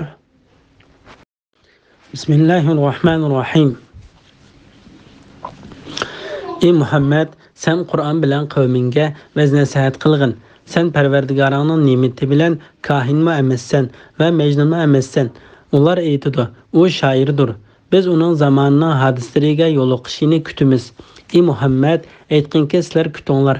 Haqiqatan men sizlar bilan birga kutkuchilardanman. Ya'ni sizlar mening halok bo'lishimni kutsanglar, men sizlarning halok bo'lishinglarni kutaman. Ularning aqli ularni mushundaq so'z qilishga buyurumdi. Hargiz undaq emas. Ular kufrda haddidan oshgan qavmdir. Yoki ular Muhammad Qur'onni o'zi to'qidi deyishamdi. Undaq emas. Ular Qur'onga ishonmaydi. Agar Muhammad uni to'qidi degan so'zinglarda rostchil bo'lsanglar, tuzilishda, go'zallikda, bayonda Qur'onga o'xshaydigan bir so'zni keltirib beqinglar. Sura Tur 29-oyatdan 34-oyatgacha to'g'risida. Payg'ambarni mushriklarning bo'xtonlaridan aqlash, ularga tahdid silish va ularga jang e'lon qilish to'g'risida. Alloh taolo payg'ambari Muhammad alayhisalomni Allohning amr farmonlarini Allohning bandalariga yetkazishiga, Alloh uningga nozil qilgan narsa bilan ularga vaz-nasihat qilishga buyurib va uni bo'xtonchilarning, gunohkorlarning uningga chopilgan bo'xtonlaridan aqlab mundoq deydi. Ey Muhammad, sen Qur'on bilan qavmingga vaz-nasihat qilgin. Sen Parvardigoringning ne'mati bilan kohinmi emassan, majnunmi emassan. Ya'ni Allohga hamd va sano bo'lsinki, sen Quraysh kofirlarining jahillari aytgandek osmon xabaridan biror so'zga erishgan jinning xohishi bo'yicha so'zlaydigan kohinmi emassan va jin choplashib qolgan sarangdek majnunmi emassan. Alloh taolo ularning Muhammad alayhisalom haqida aytgan so'zlariga raddiya berib mundoq deydi. Ular aytadi, u shoirdir.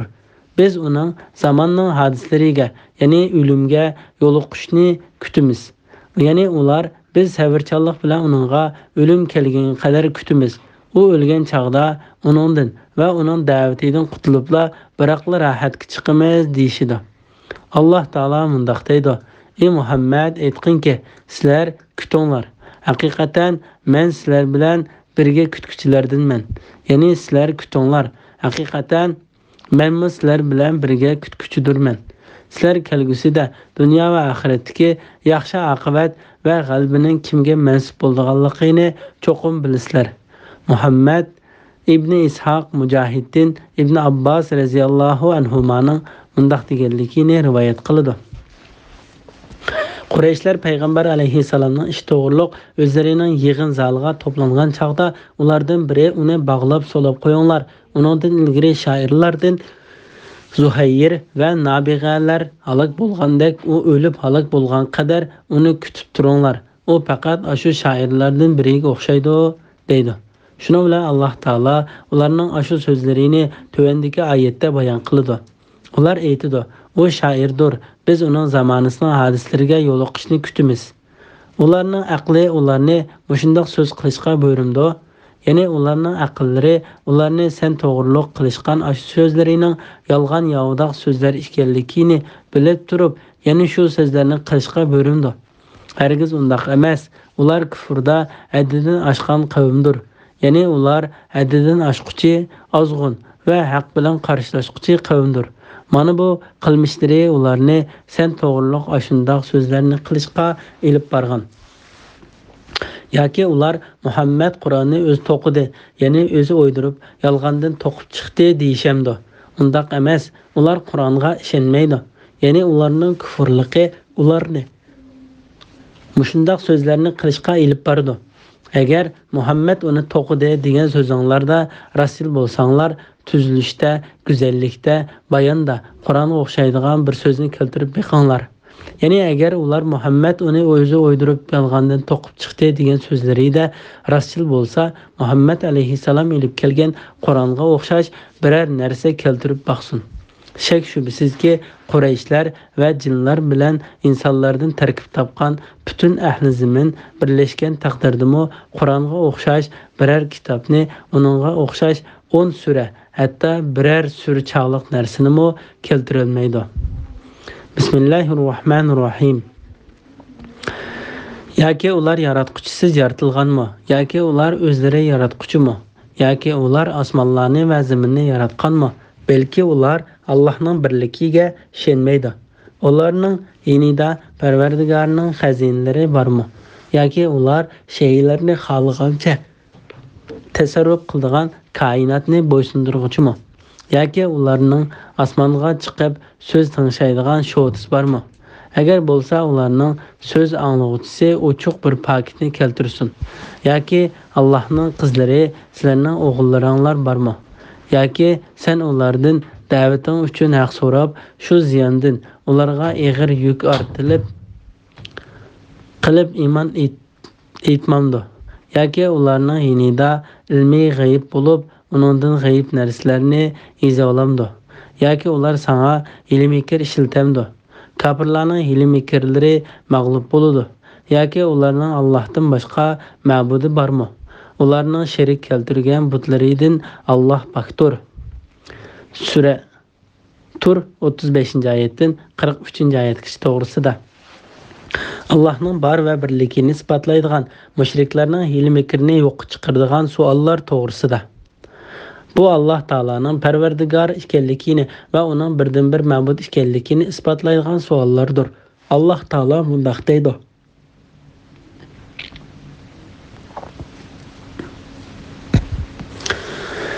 Yoki ular yaratquchisiz yaratilganmi? Yoki ular o'zlari yaratquchimi? Ya'ni ular bir yaratquchisiz vujudga kelganmi? Yoki ular o'zlarini o'zlari vujudga keltirganmi? Umu emas, bu emas, balki ularni faqat Alloh yaratdi. Ular tilg'ilishga arzigudak narsa emas edi. Ana shu holdan keyin Alloh ularni vujudga keltirdi. Imom Buxoriy Jubayr ibn Mutimning mundaq deganligini rivoyat qiladi. Men payg'ambar alayhisalomning Sham namozida Tur surasini o'qiganligini angladim.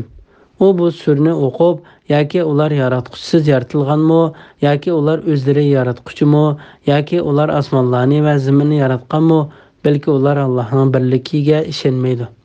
Ularning yonida Parvardigorning xazinalari bormi? Yoki ular shaylarni xohlagancha tasarruf qiladigan koinotni bo'ysundiruvchimi? degan yerga kelganda qo'rqqanligimdan yurkim siqilib ketdi. Bu hadisni Imom Muslim rivoyat qilgan. Jubayr ibn Mutim Badr urushida asirga ilinganlardan fidya ilinganlarning ichida payg'ambar alayhisalomning oldiga elib kelingan edi. Shu vaqtda u mushrik edi. Uning Tur surasining oyatlarida olganligi va keyincha uni islom diniga kirishiga turtki bo'lgan sabablarning biri edi. Yoki ular osmonlarni va zaminni yaratganmi? Balki ular Allohning birligiga ishonmaydi. Ya'ni Alloh ularning Allohga sherik keltirganligini ayblab, ular osmonlarni va zaminni yaratganmi deydi. Ular Allohning hech sheriki yo'q, yolg'iz yaratquchi ekanligini bilib tursimi? Lekin ularning ishonch qilolmasligi ularni Allohga sherik keltirishga ilib bordi. Ularning yonida Parvardigorning xazinalari bormi? Yoki ular shaylarni xohlagancha tasarruf qiladigan koinotni bo'ysundiruvchimi? Ya'ni xazinlarning ochqichlari ularning qo'lida bo'lib, podshohlikni ular tasarruf qiladi. Yoki ular mahluqotlaridan hisob olg'uvchilarmi? Ish hargiz undaq emas. Faqat g'olib va buyuk Alloh hammaga podshohdir. Xohlagancha tasarruf qiluvchidir. Xohlaganini qiluvchidir. Yoki ularning osmonga chiqib so'z tingshaydigan shotis bormi? Agar bo'lsa, ularning so'z anglovchisi ochiq bir paketni keltirsin. Ya'ni ularning so'z anglovchisi ularning qilayotgan ishlarining, aytayotgan so'zlarining to'g'riligiga ochiq dalil keltirsin. Ularning unda qilishiga yo'l yo'q. Ya'ni ular hech narsaga qodir emas. Ularning ko'rsatganidek dalil paketi yo'q. Allah ularning qizlarini Allohga nisbat berganligini, farishtalarni qiz deb qaraganligini, ya'ni farishtalarni Allohning qizlari deb e'tiqod qilganligini Agar ularning biriga tug'ilgan bolasining qiz ekanligi bilan xush xabar berilsa, uning qattiq achchig'iga kelganlikdan yuzi qardab ketadigan turib o'zlariga qizlarni qo'yib, o'g'illarni tanlaydiganligini, farishtalarni Allohning qizlari qilib, ularni Allohga sherik keltirib cho'qinganligini qattiq ayblab mundaq deydi. Yoki Allohning qizlari sizlarning o'g'illaringlar bormi? Bu oyat ularning bo'xtonlariga qilingan qattiq tahdid va ogohlantirish bo'lib hisoblandi. Yoki sen ulardan da'vating uchun haq so'rab, ya'ni Allohning amr farmonini ularga yetkazganliging uchun haq talab qilib, shu ziyondan ularga og'ir yuk ortilib qilib, iymon etmamdi. Ya'ni ular mushunchalik kichikkina ziyondan zerikkanligi, bu ziyon ularga og'ir kelganligi uchun iymon etishdan yuz o'ramdi. Sening tabliq qilganliging ular uchun ulardan hech narsa so'rag'aning yo'q. Yoki ularning yonida ilmiy g'ayb bo'lib, uningdan g'ayb narsalarni izlab olamdi. Ya'ni ish hargiz undaq emas. G'aybni faqat Allohdan boshqa osmonlardagi va zamindagi hech kishi bilmaydi. Yoki ular sana ilmiy fikr ishlatamdi. Kafirlarning ilmiy fikri mag'lub bo'ladi. Alloh taolo bu oyatda mundaq deydi. Yoki ular payg'ambar va din haqida aytgan ashu so'zlari bilan kishilarni aldab payg'ambarga va uning sahobalariga ilmiy fikr qilamdi. Ularning ilmiy fikrining yomon oqibati faqat o'zlariga qaytadi. Kafirlarning ilmiy fikri mag'lub bo'ladi. Yoki ularning Allohdan boshqa ma'bud bormi? Ularning sherik keltirgan butlaridan Alloh pokdir. Allah bu oyatda mushriklarning butqa cho'qinganligini va o'ziga sherik keltirganligini inkor qildi. O'zining ulug' zotini ularning e'tiqodlaridan, bo'xtonlaridan va sheriklaridan poklab mundaq dedi. Ularning sherik keltirgan butlaridan Alloh pokdir. Bismillahirrohmanirrohim. Agar ular osmonning bir parchasi tushib ketganligini ko'rsa, bu to'plashgan yulduzdir deydi. Ularni halok qildigan kungacha tark etkin. U kunda ularning hiyla-mikri hech narsaga asqatmaydi. Ularga yordam qilinmaydi. Ular uningdan, ya'ni oxiratdagi azobdan burun dunyoda bir turlik azobga duchor bo'ladi. Lekin ularning to'lisi buni bilmaydi. Parvardigoringning ularga bo'ldigan azobni ta'xir qilish hukmiga sabr qilgin. Sen haqiqatan bizning himoyamizdirsan. Uyqudan turgan vaqtingda Parvardigoring tasbih aytqin, hamda aytqin. Kechidimi yulduzlar patqandan keyinmi uning tasbih aytqin. Sura Tur 44-oyatdan 49-oyatgacha to'g'risida. Mushriklarning haqqa qarshi chiqqanligi va ularning azobga tegishlik bo'lganligining bayoni to'g'risida. Alloh taolo bu oyatda mushriklarning haq bilan qarshilashib, kibrlik yuzidan ko'rib turgan narsani ko'rmaslik silib, agar ular osmonning bir parchasi ularning azoblanishi uchun ustiga tushib ketganligini ko'rsa, ularning o'zlariga tushayotgan bu azobga chin tutmay va ishonmay, balki bu to'plashgan bulutdir deydiganligini xabar qiladi. Alloh taolo bu vaqtda mundaq deydi. Biz ularga osmondan bir eshik ochib bergan. Ular uningdan osmonga o'rlab, olamni arvohni, farishtalarni ko'rgan taqdirdami, ular cho'qim ko'zlarimiz bog'lanib qoldi, balki sehrlangan qavm bo'lib qolsak kerak deyishdi. Hijr surasi 14-15-oyatlar. Alloh taolo mundaq deydi. Ey Muhammad, ularni halok qildigan kungacha, ya'ni qiyomat kunigacha tark etkin. U kunda ularning hiyla-mikri hech narsaga asqatmaydi. Ya'ni ularning dunyodagi chog'larida ishlatgan hiyla-mikri ularga hech manfaat qilmaydi. Qiyomat kuni ulardan hech narsani dafi qila olmaydi. Ularga yordam qilinmaydi. Ular uningdan, ya'ni oxiratdagi azobdan burun dunyoda bir turlik azobga duchor bo'ladi. Alloh taolo bu vaqtda mundaq deydi. Ularning tövbe qilish uchun biz ularga cho'qim eng cho'ng azobdan, ya'ni oxirat azobidan ilgari eng yaqinqi azob, ya'ni dunyo azobini tetitimiz. Sajda surasi 21-oyat. Lekin ularning to'lisi buni bilmaydi. Ya'ni biz ularni dunyoda azoblaymiz va ularning Alloh tarafiga qaytishini, gunohlaridan tövbe qilishini umid qilib, turli musibatlar bilan sinaymiz. Biroq ular o'zlaridan kutilgan bu maqsadni tushunmaydi. Aksicha ularning qilmishlari ularga ko'rsatib berilsa, ular uningdanmi qabih ishlarni qiladi. Bir ilahiy asarda mundaq deyilgan: Allah mədəyilinğan şiir yoki Allah bilan bo'lgan munojatga o'xshash narsalarga qartiladi. Ey ilohim, men sana nurg'un qitim asinlik qilaman, sen meni jazolamaysan-g'o. Allah Taala javoban mundaq deydi: Ey bandam, seni men nurg'un qitim afv qilaman, sen buni bilmaysan-g'o. Payg'ambar alayhissalomning sabr qilishga va tasbih aytishga burilganligi to'g'risida. Parvardigoringning ularga bo'lgan azobni ta'xir qilish hukmiga sabr qilgin. Sen haqiqatan bizning himoyamizdadirsan. Ya'ni Parvardigoringning ularni jazolashdan iborat hukmi kelgicha ularning arziyatlariga sabr qilgin. Ularga parvo qilmagin. Sen haqiqatan bizning ko'z oldimizdadirsan. Bizning himoyamiz ostidadirsan. Allah seni kishilarning yomonligidan saqlaydi. Uyqudan turgan vaqtingda Parvardigoringga tasbih aytqin, hamda aytqin. Haq bu oyatning ma'nosi haqida namozga turgan vaqtingda: "Ey Alloh, seni pokdab e'tiqod qilaman, sana hamd aytaman, sening isming barakatlidir, sening azmating kattadir, sendan boshqa hech ma'bud barhaq yo'qdir" deganlik bo'ladi dedi. Imom Muslim Umarning namozning beshida mushundaq deydiganligini rivoyat qilgan. Imom Ahmad, Abu Davud, Tirmizi, Nasai va Ibn Majah, Abu Said va boshqalardan Payg'ambar alayhissalomning ashundaq deydiganligini rivoyat qilgan. Abu Javza bu oyatni uyqungdan uyg'onib, ko'rpangdan turgan vaqtingda Parvardigoring tasbih aytqin, hamda aytqin deganlik bo'ladi deb tafsir qilgan. Buningga Ibn Jarirmo qo'shildi. Bu qarashni Imom Ahmad Ubada ibn Samitdan rivoyat qilgan tövendagi hadis ta'kidlaydi. Ubada ibn Samit Payg'ambar alayhissalomning mundaq deganligini rivoyat qilgan: Kimki saharda uyqusida uyg'onib, Allohdan boshqa hech ma'bud barhaq yo'qdir, u tanhodir, uning hech sheriki yo'qdir, podshohlik va jami hamd sana Allohga xosdir, u har narsaga qodirdir. Allohni barliq nuqsonlardan pok deb bilaman, jami hamd sana Allohga xosdir. Allah'tan başqa hech ma'bud barhaq yo'qdir. Allah eng buyukdir. Kuch-quvvat faqat Allohga mansubdir desa, ondan ey Parvardigorim, menga mag'firat qilgin desa, yoki duo qilsa, uning duosi ijobat bo'ladi.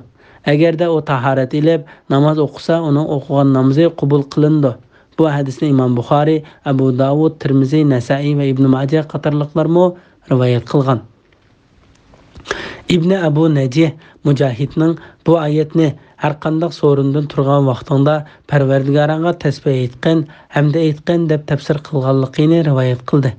Savri Abu Ishoqdan Abu Ahvasning mundaq deganligini rivoyat qildi.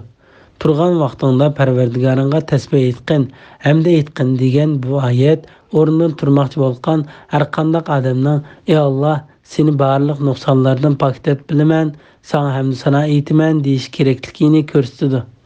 Imom Tirmizi Abu Hurayradan Payg'ambar alayhissalomning mundaq deganligini rivoyat qildi: Kimki bir so'rinda o'ltirsa, u so'rinda behud so'zlar ko'p bo'lib ketgan bo'lsa, u so'rindan turib ketishdan ilgari: "Ey Alloh, sen barliq nuqsonlardan pok deb bilaman, sana hamd sana aytaman, sendan boshqa hech ma'bud barhaq yo'qligiga guvohlik beraman, sendan gunohim uchun mag'firat tilayman, sana tavba qilaman" desa, Allah uning shu so'rindagi gunohlarini mag'firat qiladi. Bu hadisni Imom Nasai va Hakim rivoyat qilgan. Kechidimi yulduzlar patqandan keyinmi uning tasbih aytqin, ya'ni Qur'on tilovat qilish, kecha namoz o'qish bilan Allohni yod etgin, uningga ibodat qilgin. Allah Taala bu vaqtda mundaq degan: "Sana nafl ibodatda bo'lish uchun kechining bir qismida namoz o'qishga, Qur'on o'qishga uyg'ongin. Ey Muhammad, Parvardigoringning seni madilindigan o'ringa, ya'ni buyuk shafaat maqomiga turg'izishi muhaqqaqdir." Sura Isra 79-oyat. Yulduzlar patqandan keyin uningga tasbih aytqin. Ibn Abbas hadisida bayon qilinishicha, kechida va yulduzlar patqandan keyin Alloh Taolo tasbih aytish deganlik bomdod namozidan ilgari o'qiladigan 2 rakat sunnat namozini ko'rsatdi. O 2 rakat namoz yulduzlar patqandan keyin o'qilishga yo'l qo'yilgandir. Imom Buxoriy va Muslim Aisha radhiyallohu anhaning mundaq deganligini rivoyat qildi: Payg'ambar alayhissalom nafl namozdan hech biriga bomdodning 2 rakat sunnatiga ahamiyat bergandek qattiq ahamiyat bermaydi. Muslimning rivoyatida Payg'ambar alayhissalomning mundaq degan bomdod namozining 2 rakat sunnati dunyo va uningdagi barliq narsalardanmi yaxshidir. Shuning bilan Tur surasining tafsiri tugdi. Jibi habdu sada va madiyalar Allohga mansubdir. Bismillahirrohmanirrohim. Najm surasi Makkada nazil bo'lgan 62 oyat. Bu suraning Sajda oyati nazil bo'lgan tunji sura ekanligi to'g'risida Imom Buxoriy Abdullohning mundaq deganligini rivoyat qiladi. Najm surasi Sajda oyati nazil bo'lgan tunji suradir. Payg'ambar alayhissalom bu surada sajda qildi. Uning orqadagi faqat bir odamdan boshqa kishilar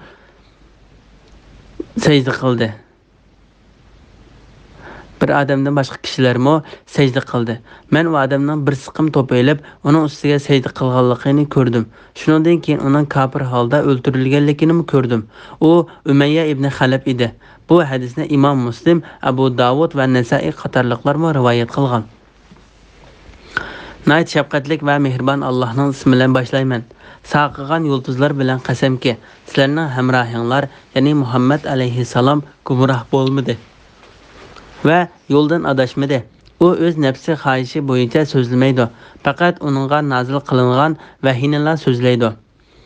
Sura Najm 1-oyatdan 4-oyatgacha to'g'risida Alloh taolaning payg'ambarning haq ekanligiga va uning faqat vahiynilar so'zlaydiganligiga qasam qilishi to'g'risida.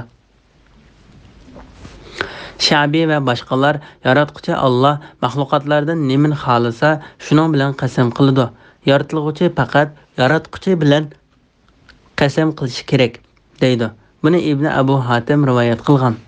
Saqig'an yulduzlar bilan qasamki, Ibn Abu Najih Mujahidning bu oyatni tong yo'rish bilan saqiydigan urkar yulduzlari bilan qasamki deb tafsir qilganligini rivoyat qiladi. Zakhok bu oyatni shaytonlar itilgan chog'da saqig'an yulduzlar bilan qasamki deb tafsir qildi. Bu oyatning mazmuni Alloh taolaning tuvandagi oyatlarining mazmuniga o'xshaydi.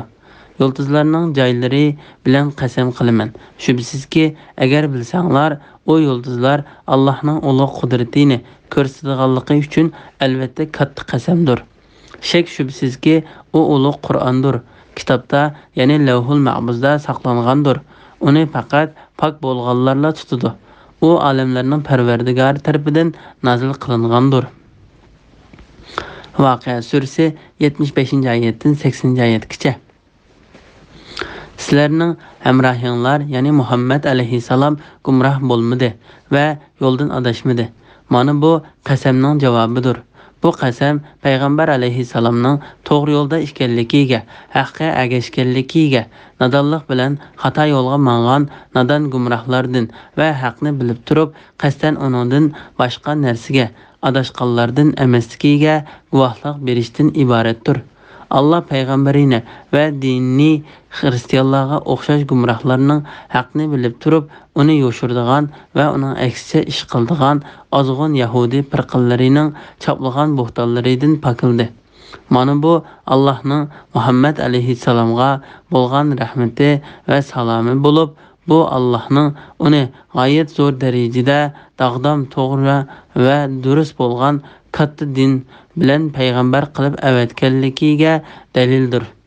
Butun ahli jahon uchun marhamat qilib avatilgan payg'ambarning o'z nafsi xohishi bo'yicha so'zlamaydiganligi to'g'risida. U o'z nafsi xohishi bo'yicha so'zlamaydi. Ya'ni bir eg'iz so'zni o'z xohishi va g'arzi bilan qilmaydi. Faqat uningga nazil qilingan vahiynilar so'zlaydi. Ya'ni u faqat kishilarga Alloh tabliq qilishga buyurgan narsani qilcha qo'shib qo'ymasdan va kemaytib etmasdan aynan va to'liq yetkazadi. Imom Ahmad Abu Umamadan payg'ambar alayhissalomning bu vaqtda mundaq deganligini rivoyat qiladi. Payg'ambar alayhissalom bir odamning shafoati bilan ikki qabila, Rabi'a va Muzzar qabilalarining odamlaridek yoki u ikki qabilaning birining odamlaridek kishilar jannatga cho'qim kirdi. Bu so'zni anglagan bir odam Ey Allah'ның payg'ambari, Rabi'a qabilasi Muzzar qabilasi bilan bir emasmi deganda payg'ambar alayhissalom uningga men faqat demoqchi bo'lgan so'zimni deyman deb javob berdi. İmam Ahmad Abdullah ibn Amirning mundaq deganligini rivoyat qiladi. Men payg'ambar alayhissalomdan anglagan har qanday narsani yodlab olish uchun yozib olatdim. Quraysh musulmonlari menga sen payg'ambar alayhissalomdan anglagan har qanday narsani yozib oldikansan. Payg'ambar alayhissalom bo'lsa bir insondir. U achchiq kelgan chaqdim so'zlaydi dedi. Shuning bilan yozishdan to'xtab, uni payg'ambar alayhissalomga aytdim. U yozg'in, mening jinim ilkida bo'lgan zot Alloh bilan qasamki, men faqat haqni so'zlayman dedi. Buni Imom Abu Davud mo rivoyat qilgan. Bismillahirrohmanirrohim. Vahiyni uning kuchli farishta Jibril ta'lim berdi. Uning, ya'ni Jibrilning ko'rinishi chiroyli bo'lib, yuqori ufuqda o'z shaklida turdi. Ondan u asta-asta Muhammad alayhissalomga yaqinlashib tuvanga sangildi. U payg'ambar alayhissalomga 2 yochoq miqdori yoki uningdan yaqinroq yaqinlashdi. Alloh bandasi Jibril orqali tegishli vahiy qildi. Uning ko'rganini dili inkor qilmadi, ya'ni rost ko'rdi. Ey mushriklar jamoasi, uning ko'rganlari ustida uning bilan munozara qilishamsizlar? O Jibrilni haqiqatan 2-chi qatim Sidratul Muntaha darxining yindi ko'rdi. Jannatul Ma'va bo'lsa, Sidratul Muntahaning yinididir. O Sidratul Muntahani alamlarning Parvardigorining nur qoplagan chog'da ko'rdi. Payg'ambarning ko'zi o'ng so'lga burilmadi. Ko'zlangan narsadan o'tib ketmadi. Shubsizki u Parvardigorining qudratini ko'rsatadigan buyuk alomatlarni ko'rdi. Sur Najm 5-oyatdan 18-oyatgacha to'g'risida. Payg'ambarlarga ishonchli farishta Jibrilning ta'lim berdiganligi to'g'risida. Alloh taolo bandasi va elchisi Muhammad alayhissalomdan xabar berib, u insonlarga ilib kelgan vahiyni uningga kuchli farishta Jibril alayhissalomning ta'lim berganligini bayon qildi. Alloh taolo bu vaqtda mundaq deydi: Qur'on haqiqatan Allohning izzatli bir elchi orqali nazil qilgan so'zidir. U elchi kuchlidir. Allohning dargohida martabalikdir. Farishtalar uningga itoat qilguchidir. Bu yerda, ya'ni osmonda u ishonchlidir. Takvir surasi 19-oyatdan 21-oyatgacha. Uning, ya'ni Jibrilning ko'rinishi chiroyli bo'lib, Mujohid, Hasan va Ibn Zayd qatorliqlar bu oyatni u kuchli farishta bo'lib deb tafsir qilgan. Ibn Umar va Abu Hurayra rivoyat qilgan bir hadisda payg'ambar alayhissalom mundaq degan: Sadiqa boy, kuchli va sog'lom tan egasiga halol bo'lmaydi. Bu hadisni Imom Davud rivoyat qilgan. Yuqoridagi tafsir bilan bu hadisning munosabati tafsirdagi kuchli degan iborani ta'kidlaydi. Yuqorida ufuqda, ya'ni Jibril alayhissalom subhi yoriydigan, tong otadigan, kun chiqadigan tarafda o'z shaklida turdi. Hasan, Mujohid, Qatada, Rabi ibn Anas, Ikrama ibn Zayd va boshqalar mo shunday tafsir qilgan. Imom Ahmad Abdullah ibn Mas'uddan rivoyat qildiki, payg'ambar alayhissalom Jibrilni o'z shaklida ko'rgan. Jibrilning 6 qanti bo'lib, har bir qanti ufuqni to'sib oladi. Uning qantidan rangarang nur julalini turadigan marvoyat va yoqutdek narsalar to'kilib turadi. Uning zot nima ekanligini Alloh bilguchidir. Imom Ahmad ibn Abbas radhiyallohu anhumadan rivoyat qildiki, payg'ambar alayhissalom Jibrilni o'z shaklida ko'rishni talab qilgan. Jibril undaqda Parvardigoringga duo qilgan degan. Shuning bilan payg'ambar alayhissalom g'olib va buyuk Parvardigorga duo qilgan. Ondan sharq tarafdan bir qorong'ulik chiqib, yuqoriga o'rlashgan va atrofni qoplashga boshlagan. Payg'ambar alayhissalom buni ko'rib o'shidan ketgan. Shuning bilan Jibril uning yoniga kelib, uni yo'lab turg'izib, uning javg'idan chiqqan ko'pikni surtgan. U 2 yochoq miqdori yaqinlashdi degan oyatning tafsirisi to'g'risida. U payg'ambar alayhissalomga 2 yochoq miqdori yoki uningdan yaqinroq yaqinlashdi. Ya'ni Jibril alayhissalom Muhammad alayhissalomning yoniga zaminga tushgan chaqda uningga shu qadar yaqinlashdiki, agar uning bilan Muhammad alayhissalomning orliqini o'lsa, u ikkisining orliqi 2 yochoq miqdori keladi. Mujahid va Qatada shunday tafsir qilgan. Bu oyatdan o'qiyanning kirichi bilan uning ikki beshini bog'laydigan orliqning uzunligi ko'zda tutiladi deb tafsir qilgan. Yuqorida aytganimizdek, Muhammad alayhissalomga shu qadar yaqinlashquchi haqiqatan Jibril alayhissalomdir. Bu mu'minlarning onasi Aisha, Ibn Mas'ud, Abu Zar va Abu Hurayra radhiyallohu anhumlarning so'zidir. Ibn Jarir Abdullah ibn Mas'udning o payg'ambar alayhissalomga ikki yanchaq miqdori yoki undan yaqinroq yaqinlashdi degan oyat haqida payg'ambar alayhissalomning mundaq deganligini rivoyat qildi. Men Jibrilni ko'rdim. Uning 600 qanti bor ekan. Imom Buxoriy Shaybaning mundaq deganligini rivoyat qildi. Men Zarriydin Allohning o payg'ambar alayhissalomga ikki yanchaq miqdori yoki undan yaqinroq yaqinlashdi. Alloh bandasi Jibril orqali tegishli vahiy qildi degan oyat to'g'riliq so'rdim. Bu kishi Abu Zar emas.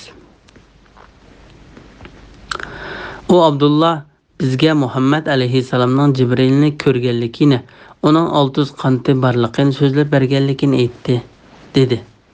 Allah bandasiga, ya'ni Muhammad alayhissalomga Jibril orqali tegishli vahiy qildi.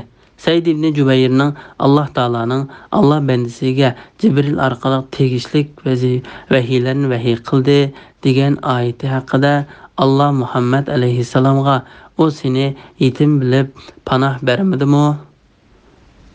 Zuha surasi 6-oyat. Sening shuhratini ustun qildik. Inshira surasi 4-oyat degan oyatlarni vahiy qildi deganligi rivoyat qilingan. Boshqa tafsirshunaslar Allah uningga sen jannatga kirmaguncha payg'ambarlarning uningga kirishi, sening ummating kirmaguncha boshqa ummatlarning kirishi haromdir deb vahiy qildi deydi. Payg'ambar alayhissalom Isro ketsa Parvardigarni ko'rganmi degan masala to'g'risida.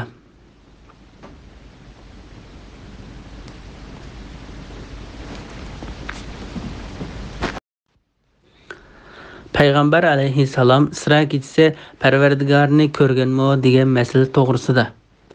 Uning ko'rganini dili inkor qilmadi, ya'ni rost ko'rdi. Mushriklar jamoasi uning ko'rganlari ustida uning bilan munozara qilishamsizlar. Imom Muslim ibn Abbosdan rivoyat qiladi-ki, u uning ko'rganini dili inkor qilmadi va u uni haqiqatan ikkinchi qatim ko'rdi degan oyatlar ustida to'xtalib, Muhammad alayhissalom Parvardigarni dilim bilan 2 qatim ko'rdi deydi. Sammak ibn Abbosdan Imom Muslimga o'xshash rivoyat qilgan. Abu Salih Sudi va boshqalarmo Muhammad alayhissalom Parvardigarni haqiqatan dili bilan 2 qatim ko'rdi deydi. Masruh mundaq deydi. Men Aishaning qishig'iga kirib, uningga payg'ambar alayhissalom Parvardigarni ko'rganmi dedim. U sen haqiqatan shundoq bir narsani so'rdingki, buningdan qattiq cho'chiganligimni chachlarim tik turib ketdi dedi. Men o'zingni besib olgan dedim. Ondan shubsizki u Parvardigarning buyuk alomatlarini ko'rdi degan oyatni o'qidi. U aqling na ketdi. U haqiqatan Jibrilni ko'rdi. Sanki Muhammad alayhissalom Parvardigarni ko'rdi yoki u Parvardigar buyurgan narsalardan bir narsani yo'shirdi yoki u Alloh taolo aytgan 5 ishni, ya'ni qiyomatning bo'ldigan vaqtini to'g'risidagi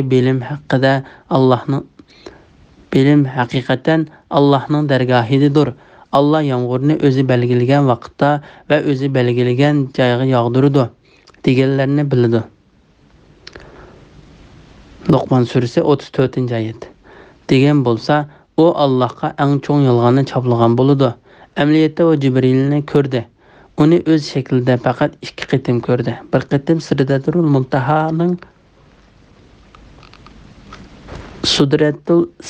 Muntaha degan daraxtning yonida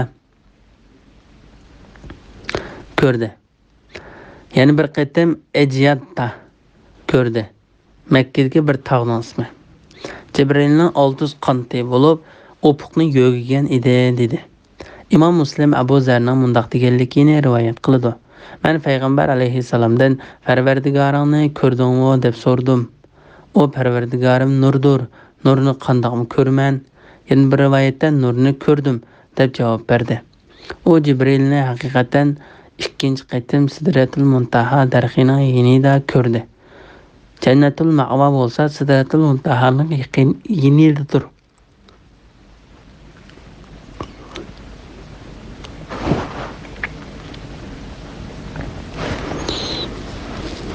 Mana bu Peygamber aleyhisselamdan Cibrilni Allah yaratgan öz şekilde ikkinchi qaytim ko'rishi bo'lib, o Isra kechisi edi.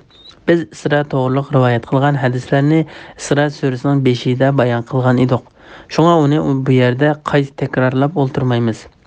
İmam Ahmad ibn Mas'uddan o Cibrilni haqiqatan ikkinchi qaytim Sidratul Muntaha darxiga endi ko'rdi degan oyat haqida Payg'ambar alayhissalomning mundaq deganligini rivoyat qildi.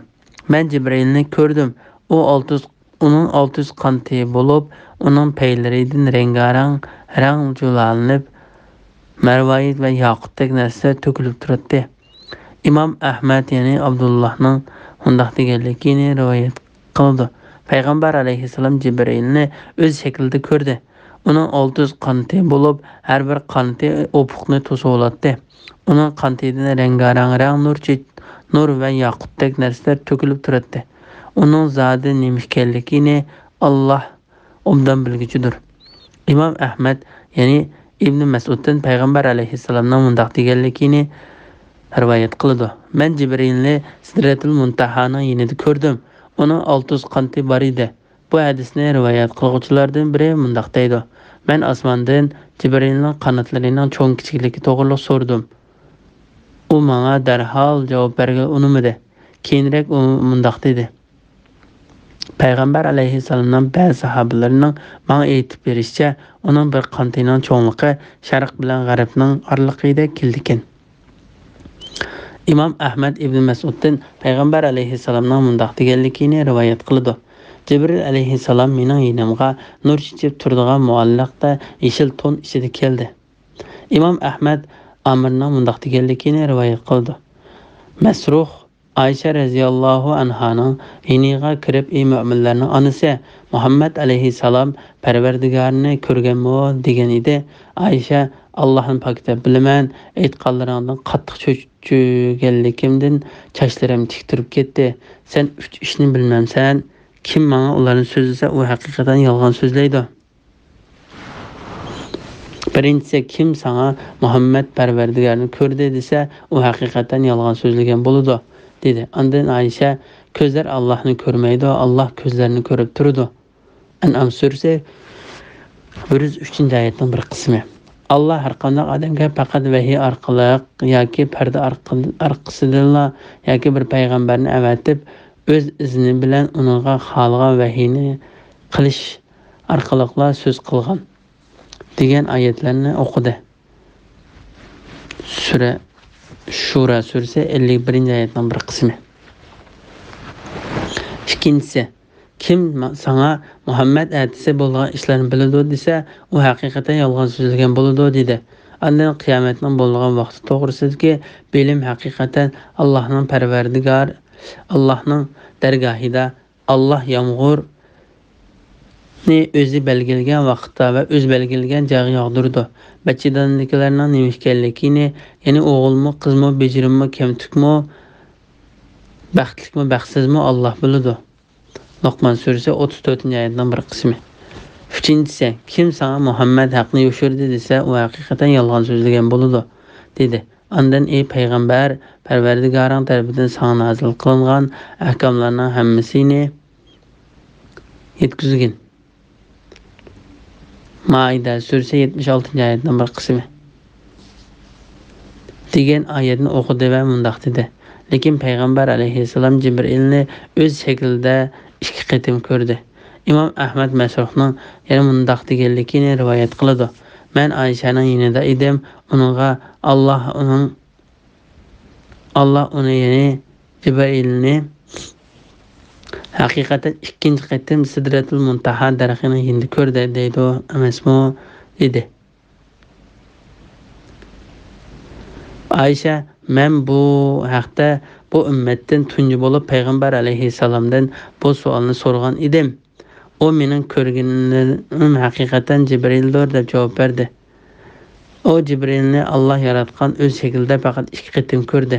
Bir qatim uni osmondan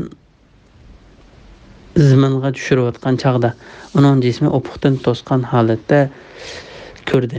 Uning jismi osmon bilan zaminning oraliqidan cho'ng edi, dedi. Buni Imom Buxoriy va Muslim rivoyat qilgan. Farishtalarning nurning va har xil ranglarning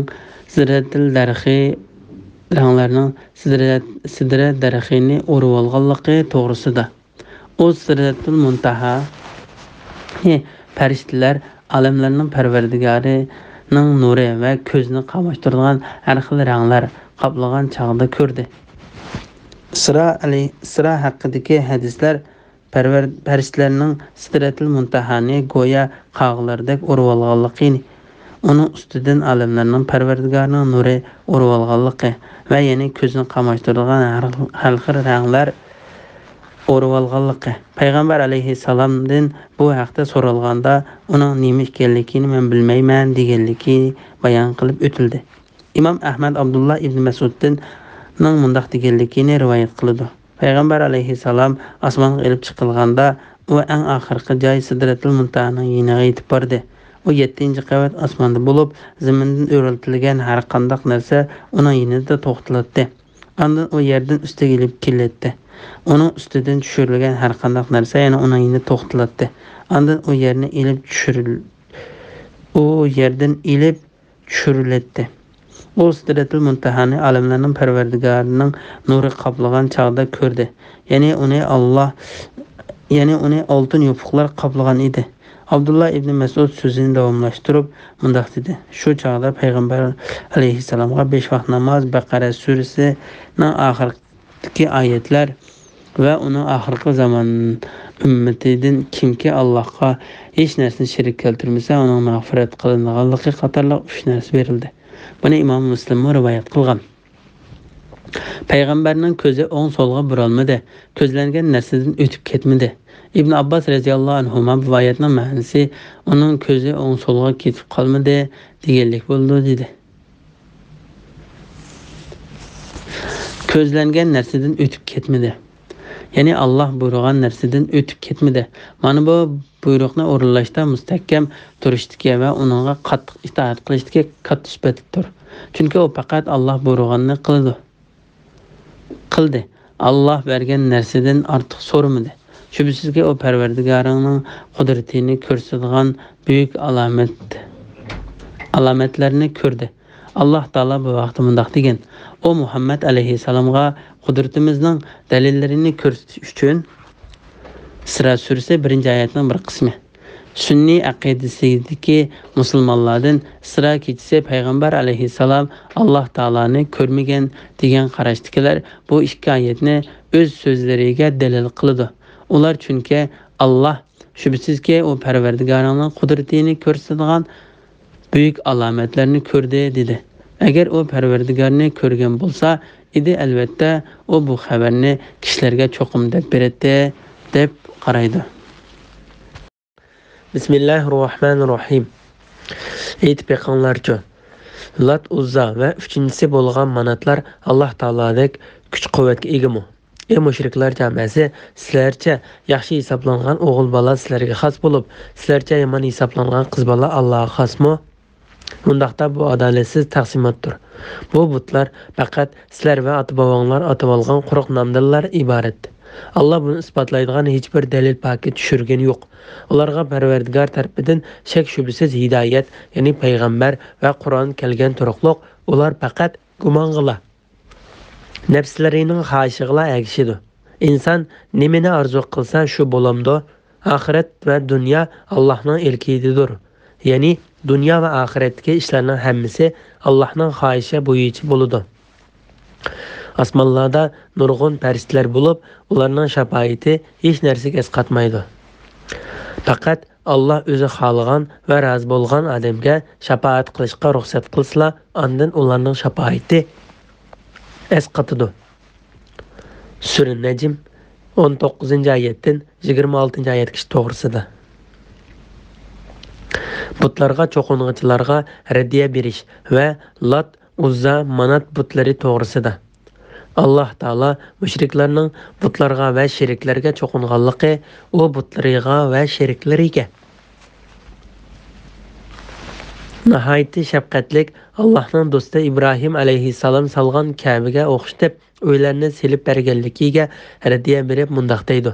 Aytib beqinglarcha, Lat, Uzza va uchinchisi bo'lgan manatlar Alloh taolada kuch-quvvat egimi? Lat naqshlangan oq tosh bo'lib Taifda. Uning uchun uy silingan edi. Joyning ismi. Uning ustiga yipilgan yopiqlari va xizmatini qildigan xizmatchilar bor edi. Uning atrofi ho'yliliq edi. Saqif qabilasi va ularga agashganlardan bo'lgan Taifliklar uni ulug'laydi. Uning bilan Qurayshlardan boshqa arab qabilalariga maqtanatdi. Ibn Jarir mundaq deydi. Ular Latning ismini Alloh taolaning ismidan turlab chiqarib Lat deyishgan edi. Buning bilan ular uni tishi iloh demoqchi bo'lgan. Alloh ularning so'zlaridan yuksak darajada ustundir. Ibn Abbas, Mujahid va Rabi'a ibn Anas qatorliqlardan rivoyat qilinishicha, ular Latni mundaq tushundirgan. Lat bir kishi bo'lib, jahiliyat davrida hojilarga talqon qo'rib berdi. U o'lgandan keyin odamlar uning qabrisini tavob qilib, uni cho'qindi. Imom Buxoriy Ibn Abbas radhiyallohu anhumaning mundaq deganligini rivoyat qiladi. Lat bir kishining ismi bo'lib, u kishi hayot chig'ida hojilarga talqon qo'rib berdi. Ibn Jarir mundaq deydi. Uzza degan ismi Alloh taolaning Aziz degan ismidan ilingan. U bir tub daraxt bo'lib, uning uchun uy silingan va yopiqlar yipilgan. U Makka bilan Taifning orasidagi Naxla degan joyga joylashgan bo'lib, Qurayshlar uni ulug'laydi. Masalan, Abu Sufyan Uhud urushi bo'lgan kuni musulmonlarga bizning Uzzayimiz bor, sizlarning Uzzayinglar yo'q deganda, Payg'ambar alayhissalom sahobalarga Alloh bizning madadkorimizdir. Sizlarning madadkoringlar yo'q danglar degan. Manatga kelsak, u Makka bilan Madinaning oraliqidagi Qadid degan joyning Mushallil degan yeriga joylashgan bo'lib, islom kelishdan burungi davrda Xuzoa, Aviz, Hazrat qabilalari uni ulug'laydi. Ka'baga berib haj qilish uchun uning yenidan talbiya aytmoqda. Imom Buxoriy Oyshadan shu mazmundagi hadis rivoyat qilgan. Allohning aziz kitobida tilga ilingan arab yerim oralidagi va boshqa joylardagi bu uch butdan boshqa yana nurg'un butlar bo'lib, arablar u butlarni go'yo Ka'bani ulug'lagandek ulug'laydi. Alloh faqat bu uch butni tilga ilib o'tdi, chunki ular boshqalari qaraganda eng mashhurlari edi. Imom Nasa'iy Abu Tufaylning mundaq deganligini rivoyat qiladi. Payg'ambar alayhissalom Makkani fath qilgandan keyin Xolid ibn Validni Naxla degan joyga avatdi.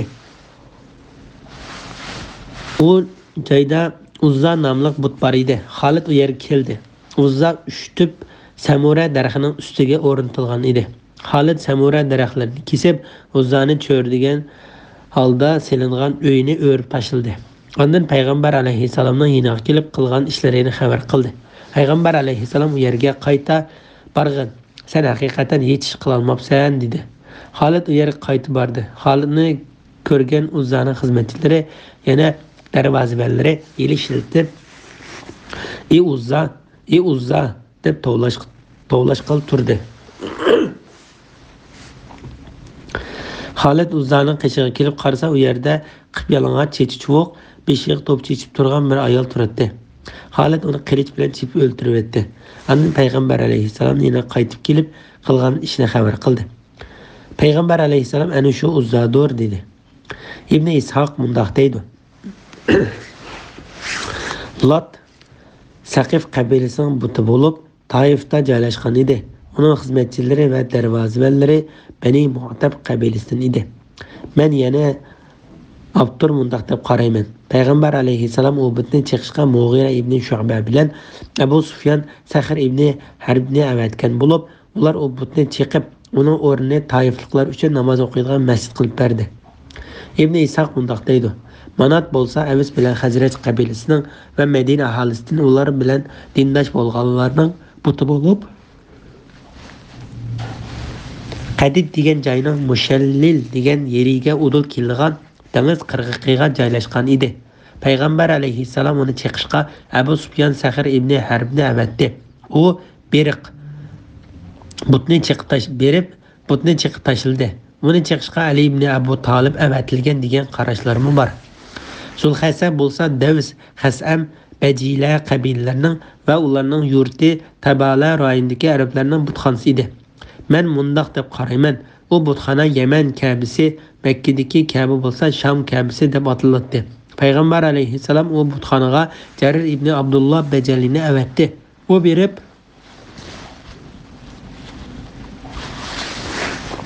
butxonani chiqib tashildi. Ibn Ishaq mundaq deydi. Falis bo'lsa Tay qabilasidan va uningga yaqin joylashgan Tay tig'ining atrofidagi Salma va Aja qabilalarining buti edi. Ibn Isham mundaq deydi. Ba'zi bilimli kishilarning bana so'zlab berishicha, Payg'ambar alayhissalom uni chiqishga Ali ibn Abu Talibni avatgan. U berib uni chiqib tashlagan va u yerda g'animat ilingan narsalardan Rusuf va Mehzam nomli ikki qilishni tanlagan. Shuning bilan Payg'ambar alayhissalom u ikki qilishni Aliga berib etgan. Mana bu Alining ikki qilishi deb atalgan qilishlardir. Ibn Ishaq mundaq deydi. Amir qabilasining va Yamanliklarning Sanada bir butxonasi bo'lib, u butxona Rayyam deb ataladi. Aytilishicha butxonada bir qora it bor ekan. Podshoh Tubba bilan billa Yamanga borgan ikki Yahudi olib bu itni sirtqa olib chiqib o'ldirib etgan va butxonni chiqib etgan. Manat ibn Tamim jamoatidan bo'lgan Bani Rabi'a ibn Kab qabilasining Riza nomli butxonasi bor edi. Islom davrida Mustavg'ir ibn Rabi'a uni chaqqan chog'da mundaq degan. Haqiqatan men berdim Rizoga bir xotima, tashlab ketdim u yerni qilib qaqos xaroba. Ibn Ishaq mundaq deydi. Vailning ikki o'g'lidan kelib chiqqan Bakr bilan Tag'lib qabilalarining va Iyad qabilasining Sandat degan yerda butxonlari bor edi. Mushriklarning sheriklarni erkak farishtalarni kishi deb e'tiqod qilganligiga berilgan raddiya to'g'risida aytib beqonlarcha Lat, Uzza va uchinchisi bo'lgan manatlar Alloh taoladan kuch-quvvatga egami. Ey mushriklar jamoasi, sizlarcha yaxshi hisoblangan o'g'il bola sizlarga xos, sizlarcha yomon hisoblangan qiz bola Allohga xosmi? Ya'ni Allohga bola chaplab va Allohning bolasini qiz deb o'zinglarga o'g'illarni tanlamsizlar. Agar sizlar taqsimotni mushunda qilsanglar, boshqa maxluqotlarmi sizlardek bo'lsa, undaqda bu taqsimot cho'qim adolatsiz taqsimotdir. Ya'ni bu taqsimot zo'magarlarcha qilingan botil taqsimotdir. O'g'il bola bilan qiz bola orasidagi bu taqsimot navoda haqiqiy taqsimot bo'lganida, ahmoqlarcha qilingan bu taqsimotni Parvardigoringlarga qandoqmi munosib ko'rsalar, Alloh taolo ularning butlarga cho'qinib, butlarni iloh deb atab, bu haqda paydo qilgan yolg'on va bo'xton so'zlari uchun va kufrlik qilganligi uchun ularga raddiya berib mundaq deydi. Bu butlar faqat sizlar va ota-bobonglar o'z tarafinglardan atib olgan quruq nomlardan iborat. Alloh buni isbotlaydigan hech bir dalil pokit tushirgani yo'q. Ularga Parvardigor tarafidan shak shubsiz hidoyat, ya'ni payg'ambar va Qur'on kelgan turuqliq, ular faqat gumong'ila va nafslarining xohishiga ergishidi. Ya'ni ularning o'zlaridan ilgari mushu yo'lni tutib mangan ota-bobolariga qarta bo'lgan yaxshi gumondan boshqa hech bir tayanig'idek narsasi yo'q. Ular faqat o'zlariga o'zlari riyosatchilik qilish, burunqi ota-bobolarini ulug'lash bilan o'zlarini xush qilishidi. Alloh ularga nurliq haqiqat, keskin dalil pokit bilan payg'ambarlarni avatdi. Shundoq turuqliq ular payg'ambarlar ilib kelgan haqiqatga ergashmadi va bo'ysunmadi. Yaxshilikning orzu qilish bilanla qo'lga kelmaydiganligi to'g'risida. Inson nimani orzu qilsa, shu bo'lamdi. Ya'ni yaxshilikni orzu qilgan har bir kishi unga erisha olmaydi. Alloh va'da qilgan savob sizlarning quruq orzuyinglar va ahli kitobning quruq orzusi bilan qo'lga kelmaydi. Nisa surasi 123-oyatning bir qismi. o'zini hidoyat topquchi deb o'ylagan har qanday kishining ishi amaliyotda uning aytganidek bo'lmaydi. Bir narsani yaxshi ko'rib qolgan har qanday kishimi uni yaxshi ko'rganligi uchunla uningga erisholmaydi. Imom Ahmad Abu Hurayradan Payg'ambar alayhissalomning mundaq deganligini rivoyat qiladi. Agar sizlardan birisi bir narsani arzu qilsa, u arzu qilgan narsaga qarab boqsin. U arzu qilgan narsadan o'ziga nimaning putilganini bilmaydi. Ahiret ve dünya Allah'ın ilkididir. Yani şek şüphesizki her kandak iş dünya ve ahiretinin ilgisi bolgan Allah'ın ilkididir. Dünya ve ahiretlikki hemme işini Allah idare kılgıcıdır. Allah halgan nerseler vücudka kelidi. Halıngan nerse vücudka kelmeydi. Hiçbir şefaatinin Allah'ın ruhsatisiz kılınmaydiganlığı toğrusida. Asmanlarda nurgun periştler bulup, onların şefaati hiç nerse esqatmaydı. Fakat Allah o'zi xohlagan va rozi bo'lgan odamga shafaat qilishga ruxsat qilsa, andil ularning shafaati esqatadi. Allah bu vaqt mundaq deydi: Allohning ruxsatisiz kimmo Allohning oldida shafaat qila olsin. Baqara surasi 255-oyatning bir qismi. Allah izni bergan odamdan boshqaga Allohning dargohida shafaat foyda bermaydi. Saba surasi 23-oyatning bir qismi. Allah'a yakın peristlerinin hali bu tursa, ey nadallar, Allah'ın dergahida bu butlaranlarının ve şerikleranlarının şafaatini qandaqmı ümit qilsizlar? Allah Taala butlarga çoqunishni yo'l qo'ymadi. Onunğa ruxsatmı qilmadi. Belki barliq payg'ambarlarining tili ve nazil qilgan barliq kitoblarining hukmi bilan butlarga ibodat qilishdan to'smadimi? Bismillahirrahmanirrahim. Şübhesizki ahiretke iman etmaydiganlar periştlerini Allah'ın qizlari deb kishi cinis nomi bilan ataydi. Ular mundaq atashda hech qanday ilmga ega emas. Ular faqat gumonga asoslandi. Gumon degan haqni isbotlashda hech narsaga yaramaydi. Bizning zikrimiz, ya'ni iman bilan Qur'ondan boshqa Qur'on din boshqa tartgan faqat dünya tirikçilikine közlegenlerden yüz öğregin. Onlarning ilmidan yetken yeri ana şudur. Şüphesizki Parvardigarın o'zining yo'lidan ozgan odamni obdan biladi. Hidoyat topgan odamni mu obdan biladi. Sura Najm 27-oyatdan 30-oyatgacha to'g'risida. Farishtalarni Allohning qizlari deb olgan mushriklarga berilgan raddiya to'g'risida. Allah Taala bu ayette müşriklarga ularning farishtalarni Allohning qizlari deb ularni kishi cinis nom bilan atag'anligi uchun qattiq raddiya berdi.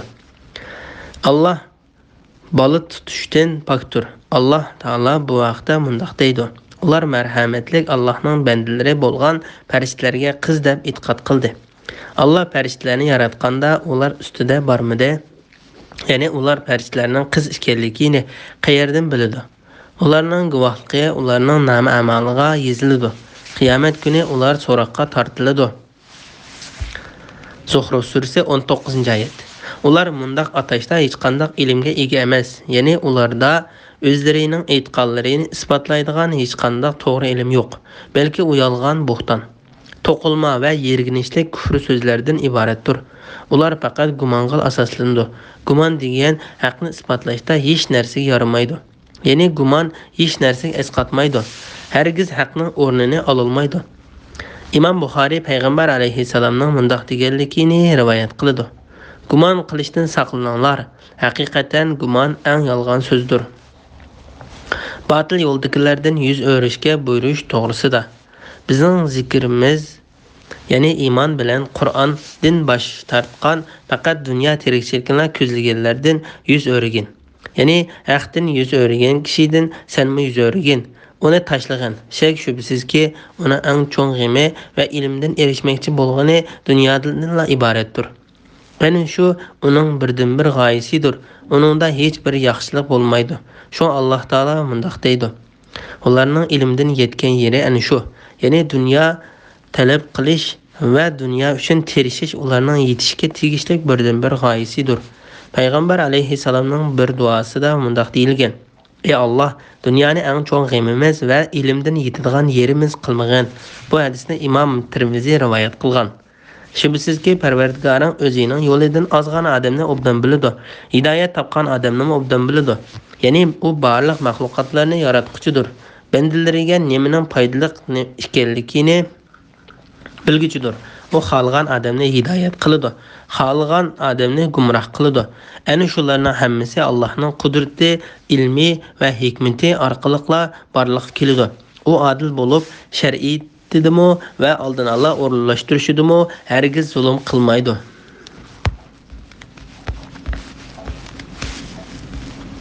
Bismillahirrahmanirrahim. Asmanlardaki ve zimindeki narsalarning hammasi Allohning mulkidir. Allah yomonlik qilganlarni qilmishi qarab jazolaydi. Yaxshilik qilganlarga chiroyli mukofot beradi. Ular cho'ng gunohlardan va qabih ishlardan yiroq bo'ladi. Kichik gunohlar bundan mustasno. Haqiqatan Parvardigoringning mag'firati kengdir. Allah sizlarni zimindan yaratgan chaqdagi vaqtinglardan tartib, onanglarning qo'rsoqlaridagi bola vaqtinglardan tartib obdan biladi. Shuning uchun sizlar o'zingizlarni pok hisoblamanglar. Allah taqvodor bo'lgan odamni obdan biladi. Sura Najm 31-32 oyat to'g'risida. Allohning cho'ng kichik hamma narsani bildiganligi, har bir odamga uning amaliga yarasha mukofot yoki jazo berdiganligi to'g'risida. Allah Taala bu oyatda o'zining osmonlar bilan zaminning podshohi ekanligini, o'zidan boshqa hamma narsadan behojat ekanligini, insonlar ishida adil hukm chiqardiganligini va insonlarni haq bilan yaratganligini xabar qiladi. Allah yomonlik qilganlarni qilmishlari qarab jazolaydi. Yaxshilik qilganlarga chiroyli mukofot beradi. Ya'ni Allah har bir kishiga qilmishi qarta mukofot va jazo beradi. Agar uning amali yaxshilik bo'lsa, yaxshilikqa, yomonlik bo'lsa, yomonlikqa erishadi. Yaxshilik qiluvchilarning sifati va cho'ng gunohlardan boshqa kichik gunohlarning mag'firat qilinganligi to'g'risida. Allah bu oyatda yaxshilik qiluvchilarni izohlab, ular cho'ng gunohlardan va qabih ishlardan yiroq bo'ladi. Ya'ni harom qilingan cho'ng gunohlarni qilmaydi. Agar ulardan ba'zi kichik gunohlar sodir bo'lgan bo'lsa, Allah ularga mag'firat qiladi va ularning gunohlarini yo'shiradi deb bayon qildi. Allah yana bir oyatda bu vaqtda mundaq deydi: Agar sizlar man'iy qilingan cho'ng gunohlardan saqlansanglar, Karimimizga elib, kichik gunohinglarni yo'q chiqaramiz va sizlarni isil makonga, ya'ni jannatga kirgizamiz. Nisa surasi 31-oyat. Ular cho'ng gunohlardan va qabih ishlardan yiroq bo'ladi. Kichik gunohlar bundan mustasno. İmam Ahmed İbn Abbas'ның mundaq deganligini rivoyat qiladi. Abu Hurayra payg'ambar alayhissalomdan rivoyat qilib aytgan: Narsalarda kichik gunohlarga o'xshaydigan bir narsani ko'rmadim. Payg'ambar alayhissalom mundaq degan: Shak shubsizki Alloh taolo odam avlodiga uning zinodan bo'lgan nisibasini putib etgan. O ana shu nisibasini cho'qim topadi. Ko'zning zinosi qarashdir, tilning zinosi so'zlashdir. Ko'ngil bo'lsa tartidi va ishtiha qiladi. Jinsiy a'zo uni rastqa yoki yolg'on chiqaradi. Buni Imom Buxoriy va Muslim rivoyat qilgan. Ibn Jarir Ibn Mas'udning mundaq deganligini rivoyat qiladi. Ikki ko'zning zinosi qarashdir, ikki qalbning zinosi suyishdir, ikki qo'lning zinosi tutishdir, ikki putning zinosi minishdir. Jinsiy a'zo uni rastqa yoki yolg'on chiqaradi. Agar u jinsiy a'zo bilan zino sodir qilsa, undaqda u zinoxo'r bo'ladi. Uningdan boshqasi kichik gunohlardir. Masruh bilan Sha'biymi buni mushunga o'xshash degan. Abdurrahman ibn Nafi ibn Lubaba Taifi deb ataladi degan kishi mundaq deydi: Abu Hurayra din Allohning kichik gunohlar bundan mustasno degan oyatining ma'nosi haqida so'rasam, u javoban mundaq dedi: U suyish, ko'z qisish, qarash va quchoqlash qatorliqlar gunohlardan iboratdir. Agar xatniga tegsa, g'usl vojib bo'ladi. Mana bu zinodir. Tövbe qilishga rag'batlantirish va o'zini pok hisoblashdan to'sish to'g'risida. Haqiqatan Parvardigoringning mag'firati kengdir. Ya'ni Allohning rahmati hamma narsaga o'rtaqdir. Uning mag'firati gunohlardan tövbe qilgan kishining hamma gunohlariga umumiydir.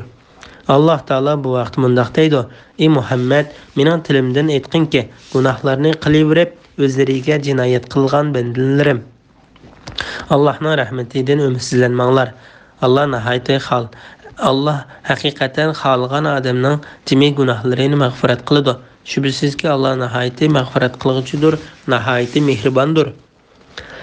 Zumar surasi 53-oyat. Allah sizlarni zamindan yaratgan chaqdagi vaqtinglardan tartib, ananglarning qo'rsaqlaridagi bola vaqtlaringlardan tartib obdan biladi. Ya'ni Allah sizlarni ko'rib turg'uchidir. Atanglar Adam alayhissalomni zamindan yaratgan. Onun uchtisidan avlodlarini zarralarga o'xshash chiqargan. Ondan ularni ikki firqaga ayirib, bir firqani jannatga, bir firqani do'zaxga bo'lgandan tartib sizlarning ahvollaringlarni, sizlardan sodir bo'lgan ishlarni va sizlar qilgan so'zlarni obdan biladi. Shundaqla ananglarning qo'rsaqlaridagi bola vaqtinglardan tartib obdan biladi. Qo'rsaqdagi bolaga mas'ul farishta haqiqatan uning rizqini, ajalini, amalining yaxshi yomon bo'lganligini, badbaxt yoki baxtli bo'lganligini yozadi. Shuning uchun sizlar o'zinglarni pok hisoblamanglar, faqat o'zinglarni maqtamanglar, o'zinglarga minnatdorlik bildirmanglar va yaxshi ishlaringlardan minnat qilmanglar. Allah taqvodor bo'lgan odamni obdan biladi. Alloh taolo bu vaqtda mundaq deydi: o'zlarini paklab qaraydiganlar, ya'ni o'zlarini taqvodorlik bilan madhilaydiganlarning ko'rmadingmi? Undaq emas, ya'ni ish ularning degindek emas. Alloh xohlagan bandasini pok qiladi. Ularga qilchilikmi zulm qilmaydi. Nisa surasi 49-oyat. Imom Muslim Muhammad ibn Amarning mundaq deganligini rivoyat qiladi. Men qizimga Barra deb ism qo'ydim. Yaxshi ayol degan ma'noda. Abu Salimaning qizi Zaynab menga shubhisizki payg'ambar alayhisalom mundaq ism qo'yishdan to'sqan, o'z vaqtida menga Baro deb ism qo'yilgan ekan. Shuning bilan payg'ambar alayhisalom o'zinglarni pok deb hisoblamanglar, Alloh haqiqatan sizlarning ichinglardan yaxshi kishilarni obdan biladi degan ekan. Sahabalar undaqda uning nim deb ism qo'ymas deganda payg'ambar alayhisalom uningga Zaynab deb ism qo'yinglar deb ekan dedi. İmam Ahmad Abdurrahman ibn Abu Bakrning otasining mundaq deganligini rivoyat qiladi. Bir odam payg'ambar alayhisalomning qishida yana bir odamni maqtaydi. Shuning bilan payg'ambar alayhisalom voy sana, hamrohingning bo'ynini uzding degan so'zni takrorlaydi. Va agar sizlarning biringlar hamrohini haqiqiy maqtamoqchi bo'lsa, agar uning yaxshi sifatlarini bildigan bo'lsa, faloni yaxshi deb hisoblayman. Alloh uning guvohchisidir. Birovni Allohga birovni Allohga pok deb aytolmayman. Uni mundaq yaxshi hisoblayman desin. Deydi. Bu hadisni Imom Buxoriy, Muslim, Abu Davud, Ibn Majah qatorliqlar rivoyat qilgan. Imom Ahmad Hammam ibn Harisning mundaq deganligini rivoyat qiladi. Bir odam Osmonning qishig'i kelib, uning oldida uni maqtag'il turdi. Shuning bilan Miqdod ibn Aswad uning yuziga to'p chashdi. Va payg'ambar alayhisalom bizni agar odam maqtovchilar bilan uchrashib qolsak, ularning yuziga to'p chashishga buyurgan dedi. Bu hadisni Imom Muslim va Abu Davud rivoyat qilgan. Bismillahirrohmanirrohim. Ey Muhammad, iymondan yuz o'rgan odamdan xabar bergin. O shart qilingan moldan ozg'in berdi, qolganini bermadi. Uning dargohida ilmiy g'ayb bo'lib, u g'aybni bilamdi. U Musaning va Ibrohimning sahiplaridagi so'zdan xabardor bo'lmadimi? Ibrohim vafodor kishi edi. Bir gunohkor odam yana birovning gunohini ko'tarmaydi. Ya'ni birov boshqa birovning gunohi tufaylidan jazoga tortilmaydi.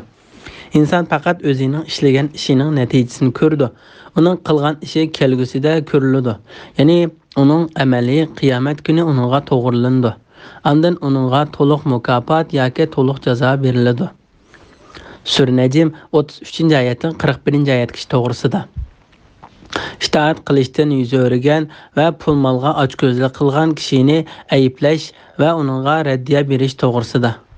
Allah Taala o'ziga bo'ysunishdan yuz o'rgan kishini ayblab mundaq deydi. Kafir Qur'onga ishonmadi, namoz o'qimadi, lekin u Qur'onni inkor qildi va iymondan yuz o'rdi. Qiyomat surasi 31-32-oyatlar. O shart qilingan moldan ozg'in berdi, qolganini bermadi. İbn Abbas bu oyatni u odam shart qilingan moldan ozg'in berib, ondan uni uzib qo'ydi deb tafsir qildi. Mujahid, Said ibn Jubayr, Ikrama, Qatada va bir qancha kishimi mushunga o'xshash dedi. Ikrama va Said mundaq deydi. u odam bir qavmga o'xshaydi-ki, agar u qavm bir quduq ko'layotgan bo'lsa, uni ko'lash jarayonida bir tosh chiqib qolib, ularning ishini tamomlashiga to'salg'i bo'lsa, ular bizga ko'lash qattiq tez bo'lib qoldi deyishidi-da, ishni tashlaydi. Uning dargohida ilmiy g'ayb bo'lib, u g'aybni bilamdi. Ya'ni pul mol sarf qilishdan qo'rqib, bexillik qilgan, yaxshilik qilishni uzib qo'ygan bu kishida g'ayb bilimlari bo'lib, kelgusida qo'ldagi pul molning tugab ketadiganligini bilamdi. Yoki u pul molning tugab ketadiganligini o'z ko'zi bilan ko'rgan bo'lib, shunga yaxshilik qilishdan bexillik qilamdi. Ish hargiz undaq emas. U bexil faqat bexillik, ochko'zlik va pixsiqlik qilish yusidilla sadiqa berish, yaxshilik qilish, xayr-ihson va sil-rahim qilishga bexillik qiladi. Shuning uchun hadisda mundaq deyilgan: "Ey Bilal, yaxshilik yo'llariga pul mol sarf qilgin. Arish egisi Allohning pul melingni ajratishidan qo'rqmagin." Alloh taolo bu vaqtda mundaq degan: Allohning yo'lida bergan narsalarning o'rnini Alloh to'ldirib beradi. U rizq beruvchilarning yaxshisidir. Saba surasi 39-oyatning bir qismi. Musa va Ibrohimning sahifalarining bayoni to'g'risida. U Musaning va Ibrohimning sahifalaridagi so'zdan xabardor bo'lmadimi? Ibrohim Allohga itoat qilishda va Allohning amr farmonlarini insonlarga yetkazishda vafodor kishi edi. Alloh taolo bu vaqtda mundaq deydi: O'z vaqtida Ibrohimni Parvardigori bir qancha amrlar, ya'ni shariat takliflari bilan sinadi. Ibrohim ularni bajo keltirdi. Alloh uningga seni cho'qim kishilarga dinni peshvo qilaman dedi. Baqara surasi 124-oyatning bir qismi. İbrahim Allah'ның barlıq əmr farmonlarini o'rindadi. To'sqan barlıq ishlarini tashladi. Payg'ambarlikni bütün va kamil yo'sinda yetkazdi. Shuning bilan u kishilarga dinda barlıq ishlariga va so'z harakatlariga ergashadigan peshvo bo'lishga loyiq bo'ldi. Alloh taolo bu vaqtda mundaq deydi: Ondan sana batil dinlardan haq dinga buralg'uchi, ya'ni haq dinga e'tiqod qilg'uchi İbrahimning diniga ergashgin. İbrahim mushriklardan emas edi, deb vahiy qildik. Nahl surasi 123-oyat. İmam Tirmizi Abu Darda bilan Abu Zardan rivoyat qildi-ki, payg'ambar alayhissalom Alloh taolaning mundaq deganligini rivoyat qilgan: Ey Adem avlodi, men kunduzning bosh tarafida, ya'ni saharda 4 rakat namoz o'qigan, oqshom tarafida sana kafolatlik qilaman. Qiyomat kuni birovning gunohini, ya'ni birovning ustiga olmaydiganligi to'g'risida. Alloh taolo Ibrohimning va Musaning sahifalarida vahiy qilgan narsani bayon qilishga boshlab mundaq deydi: Bir gunohkor odam, ya'ni birovning gunohini ko'tarmaydi, ya'ni birov boshqa birovning gunohi tufaylidan jazoga tortilmaydi. Ya'ni kafir bo'lish yoki gunoh qilish bilan o'ziga zulm qilgan har qanday inson cho'qim o'z gunohini o'zi ustiga oladi. Uning gunohini hech kim ustiga ola olmaydi. Alloh taolo bu vaqtda mundaq degan: Gunohi ig'ir bir odam boshqa birovni o'z gunohini ustiga ilib-ilishga chaqirsa, u yaqin tuqqani bo'lgan taqdirdami uning gunohidan ozroq narsani ustiga ilib ola olmaydi. Fatir surasi 18-oyatning bir qismi. Inson faqat o'zining ishlagan ishining natijasini ko'rdi. Ya'ni u boshqa birovning gunohini ustiga ola olmagandek, o'zining ishlagan yaxshi ishining ajriga o'zila erishadi. İmam Muslim Abu Hurayradan payg'ambar alayhissalomning mundaq deganligini rivoyat qildi: Agar inson vafot bo'lsa, uning yaxshi amalining savobi uziladi. Faqat 3 ishning savobi uningga yetib turadi. Birinchisi uningga duo qilib turadigan yaxshi farzand tarbiyalab qo'yish. Ikkinchisi kishilarga qoldirgan foydali ilm. Uchinchisi savobi uzilib qolmaydigan sadiqa. Ya'ni umumning manfaati uchun foydali bo'lgan masjid, ko'vrik, yo'l va boshqa narsalarga o'xshash ishlarga sarf qilgan pul. Mana 3 ish amaliyotda uning tirishchanligi, jafoliq mehnati va emgikining mevasidir. Hadisda mundaq deyilgan: Shubsizki bir odam o'z emgikidan kelgan rizqni yeyishi, uning bolasimi o'z emgikidan kelgan rizqni yeyishi kerak. Mana bu eng pok rizqdir. Allah yo'lida vaqf qilingan narsalar va vaqfiga o'xshash narsalar savob uzilmaydigan sadiqa bo'lib, Bu onun qaldırğan əməli və sədaqəsi hesablandı. Allah Taala bu vaxtda mundaq deydi: Biz şübhəsizki ölüklərini tirildirimiz. Onlarning dünyada qılğan yaxşı yaman əməllərini və işlərini xatırlab qoymiz. Yasin surəsi 12-ci ayətning bir qismi. O kişilərə tarqatqan onundan keyin kişilərə əgəşkən ilmmi həm onun tirikçanlığı və əmkinin meyvəsidir. İmam Müslim rivayet qilgan bir hadisda mundaq deyilgan: Kimki kişilərni hidayətə çağırsa, hidayətə əgəşkən kişilər erişkən əcrdək əcr boludu. Onlarning əcrlərindən heç narsa keməytilməydi. Onun qılğan işi kelgüsüdə görülüdü. Yəni onun əməli qiyamət günü onunğa toğrulundu. Allah Taala bu vaxt mundaq deydi: Ularga aytqanki, xalğan əməllərini qılanglar. Qılğan əməlləringlarni Allahның peyğəmbəri və möminlər görüb turdu. Yoşurun aşkar nərsələrini bilgücə Allahның dərgahına qaytırılısılar. Allah qılmışanlarını sizlərə xəbər qılıdı. Tövbə surəsi 105-ci ayət. Yəni qılmışanlarını sizlərə xəbər qılıb, onun qarta sizlərə toluq mükafat yoki cəza berdi. Əgər əməlinglar yaxşı bolsa, yaxşılıqqa, yaman bolsa yamanlıq erişsizlər. Bu yerdəmi Allah şundaq deydi: Ondan onunğa toluq mükafat yoki toluq cəza beriladi.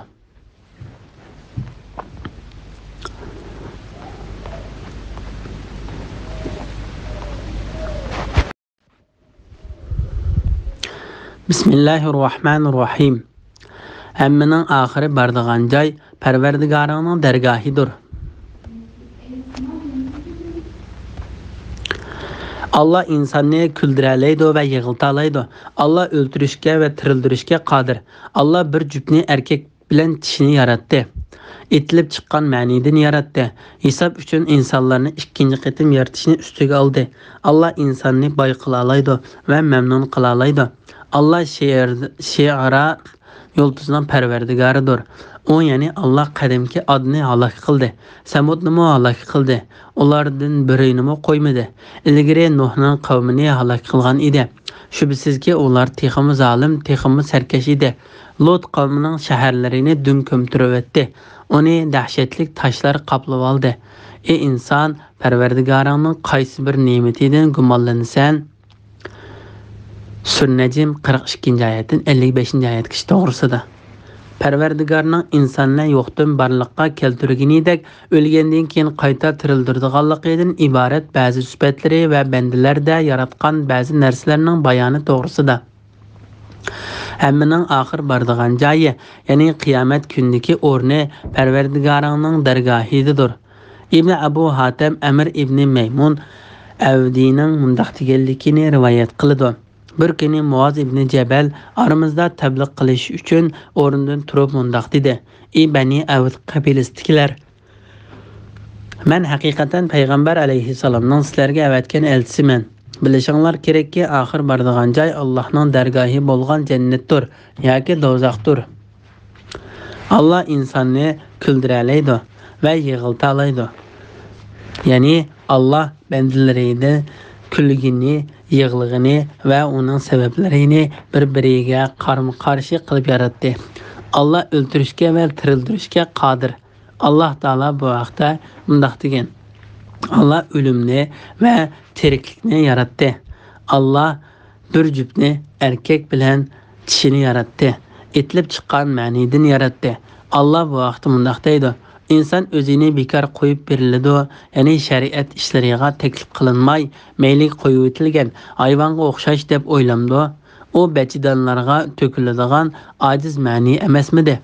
Ondan o laxtiqan bo'ldi. Ondan Allah uni chiroyli shaklda yaratdi. O mənidin ayol ikki tipni yaratdi. O yəni yuqorqidek ishlarni qila olgan Allah o'liklarni tirildirishga qodir emasmi? Mülk surəsi 2-ci ayətin bir qismi. Hesab üçün insanlarını ikinci qitim yaratışını üstəgə aldı. Yəni Allah onlarını dəstəbdə yoxdan barlıqqa keltirginidək qayta tirildirishkə, qiyamət günü ikinci qitim yaratışqa qadirdir. Allah insanını bay qılalaydı və məmnun qılalaydı. Yəni Allah bəndələrini mal mülkə ega qılıdı. Və o mal mülkni ularga xalis qilib, ularda davomli qaladigan, uni setishqa muhtoj bo'lmaydigan boylik qilib berdi. Mana bu ularga in'am qilingan to'liq ne'matdir.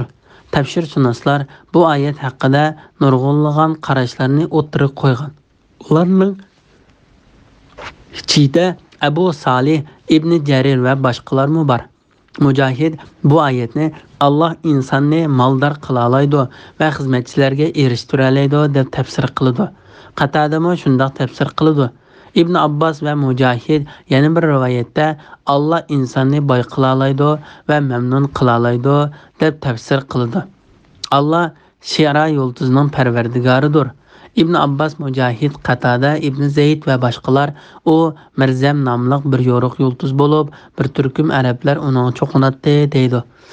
Ya'ni Alloh qadimki Adni halok qildi. Ular Hudning qavmi bo'lib, Ad ibn Iram deb atiladi. Iram bo'lsa Sam ibn Nuhning o'g'lidir. Alloh taolo bu vaqtda mundaq deydi: Parvardigoringning Ad kuchlik Iramni qandoq jazolaganligini ko'rmadingmi? Bundaq odamlar boshqa shaharlarda yaratilmagan edi. Qiyomat surasi 36-oyatdan 40-oyatgacha. Bu oyat faqat Adning qavmining Iram jamoatidan ekanligiga dalil qilingan. Ular eng qovul, eng kuchli kishilar bo'lib, Alloh taolo va uning payg'ambariga eng sarkashlik qilgan. Shuning bilan Alloh ularni halok qildi. Ad bo'lsa haddidan ziyoda qattiq va sovuq bo'ron bilan halok qilindi. Allah onlarga bo'ronni 7 kecha 8 kunduz o'zildirmay operat qildi. Fajr surasi 6-oyatdan 8-oyatgacha. Samudni halok qildi. Ulardan birini qo'ymadi. Ilgari, ya'ni Samud qavmidan ilgari Nuhning qavmini halok qilgan edi. Shubsizki ular texim zolim, texim sarkash edi. Ya'ni ular keyingilar qaraganda texim bak haddidan oshgan edi. Lut qavmining shaharlarini dumko'mtirib o'tdi. Ya'ni Lutning shaharlarini ularning ustiga ko'mtirib, ularning yurtlarini ostin-ustun qilib o'tdi. Ularning ustiga ustilab sapal toshlarni yog'dirdi. Shu Alloh mundaq deydi: Uni ularning ustiga yog'dirgan dahshatli toshlar qoplab oldi. Ularning ustiga biz yomg'ir, ya'ni tosh yog'dirdik. Ogohlantiruvchilarga yog'dirilgan yomg'ir nima degan yomon. Haqqa surasi 6-7-oyatning bir qismi. Ey inson, Parvardigoringning sana inom qilgan qaysi bir ne'matidan gumonlansan, ya'ni shaklansan. Buni Qatada shundoq tafsir qilgan. Ibn Jurayj: Ey Muhammad, Parvardigoringning qaysi bir ne'matidan gumonlansan deb tafsir qilgan. Qatadaning qilgan tafsiri yaxshiroqdir. Ibn Jarirmi buning qo'shilgan. Bismillahirrohmanirrohim. Bu ya'ni Muhammad alayhissalom ilgirki ogohlantiruvchilarning jumlasidan bo'lgan bir ogohlantiruvchidir. Qiyomat yaqinlashdi. Uningga Allohdan boshqa kashf qiluvchi, ya'ni uning vaqtini bilguchi yoki uning azobini dafi qiluvchi yo'qdir. Ey mushriklar jamoasi, masxir qilib bu Qur'ondan ajablanamsizlar? Uni anglagan chaqda kulamsizlar, yig'lamamsizlar. Sizlar g'ofildirsizlar. Allohga sajda qilinglar va uningga ibodat qilinglar. Sura Najm 56-oyatdan 62-oyatgacha to'g'risida. Ogohlantirish, tanbih berish va sajda qilishga bosh egishga buyurish to'g'risida. Bu ya'ni Muhammad alayhissalom ilgirki ogohlantiruvchilarning jumlasidan bo'lgan. Ya'ni Muhammad alayhissalom ashu ogohlantiruvchilarning qatoridan bo'lib, xuddi ular payg'ambar qilib avatilgandek, u payg'ambar qilib avatilgan. Bir ogohlantiruvchidir. Alloh taolo bu vaqtda mundaq deydi: Aytqinki, men Alloh insonlarni tavhidga da'vat qilish uchun avatgan tunji payg'ambar emasman. Haqqa surasi, Shuara surasi 173-oyat. Qiyomat yaqinlashdi. Uningga Allohdan boshqa kashf qilguchi, ya'ni uning vaqtini bilguchi yoki uning azobini dafi qilguchi yo'qdir.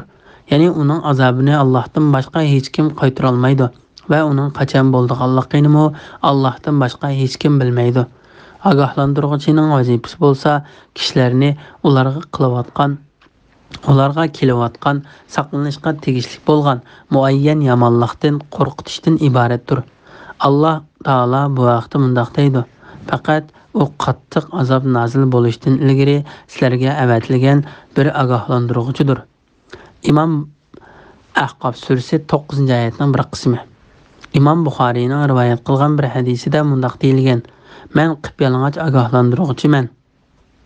Ya'ni men ko'rinib kelilayotgan yomonlikning qattiqligidan aldirab, fuchsiga kiyim kiyishga ulgurolmay, balki vaqtning behuda o'tib ketib qolishidan qo'rqib, kiyim kiyishdan ilgari qavmni ogohlantirish uchun ularga nihoyat tez yetib kelgan bir yalang'och kishiga o'xshayman. Bu hadisning ma'nosi Allohning qiyomat yaqinlashdi degan oyatining ma'nosiga intayin uyg'un keladi. Allah bu suradan keyingi Qamar surasining 5-idimi qiyomat yaqinlashdi deb ta'kidlagan.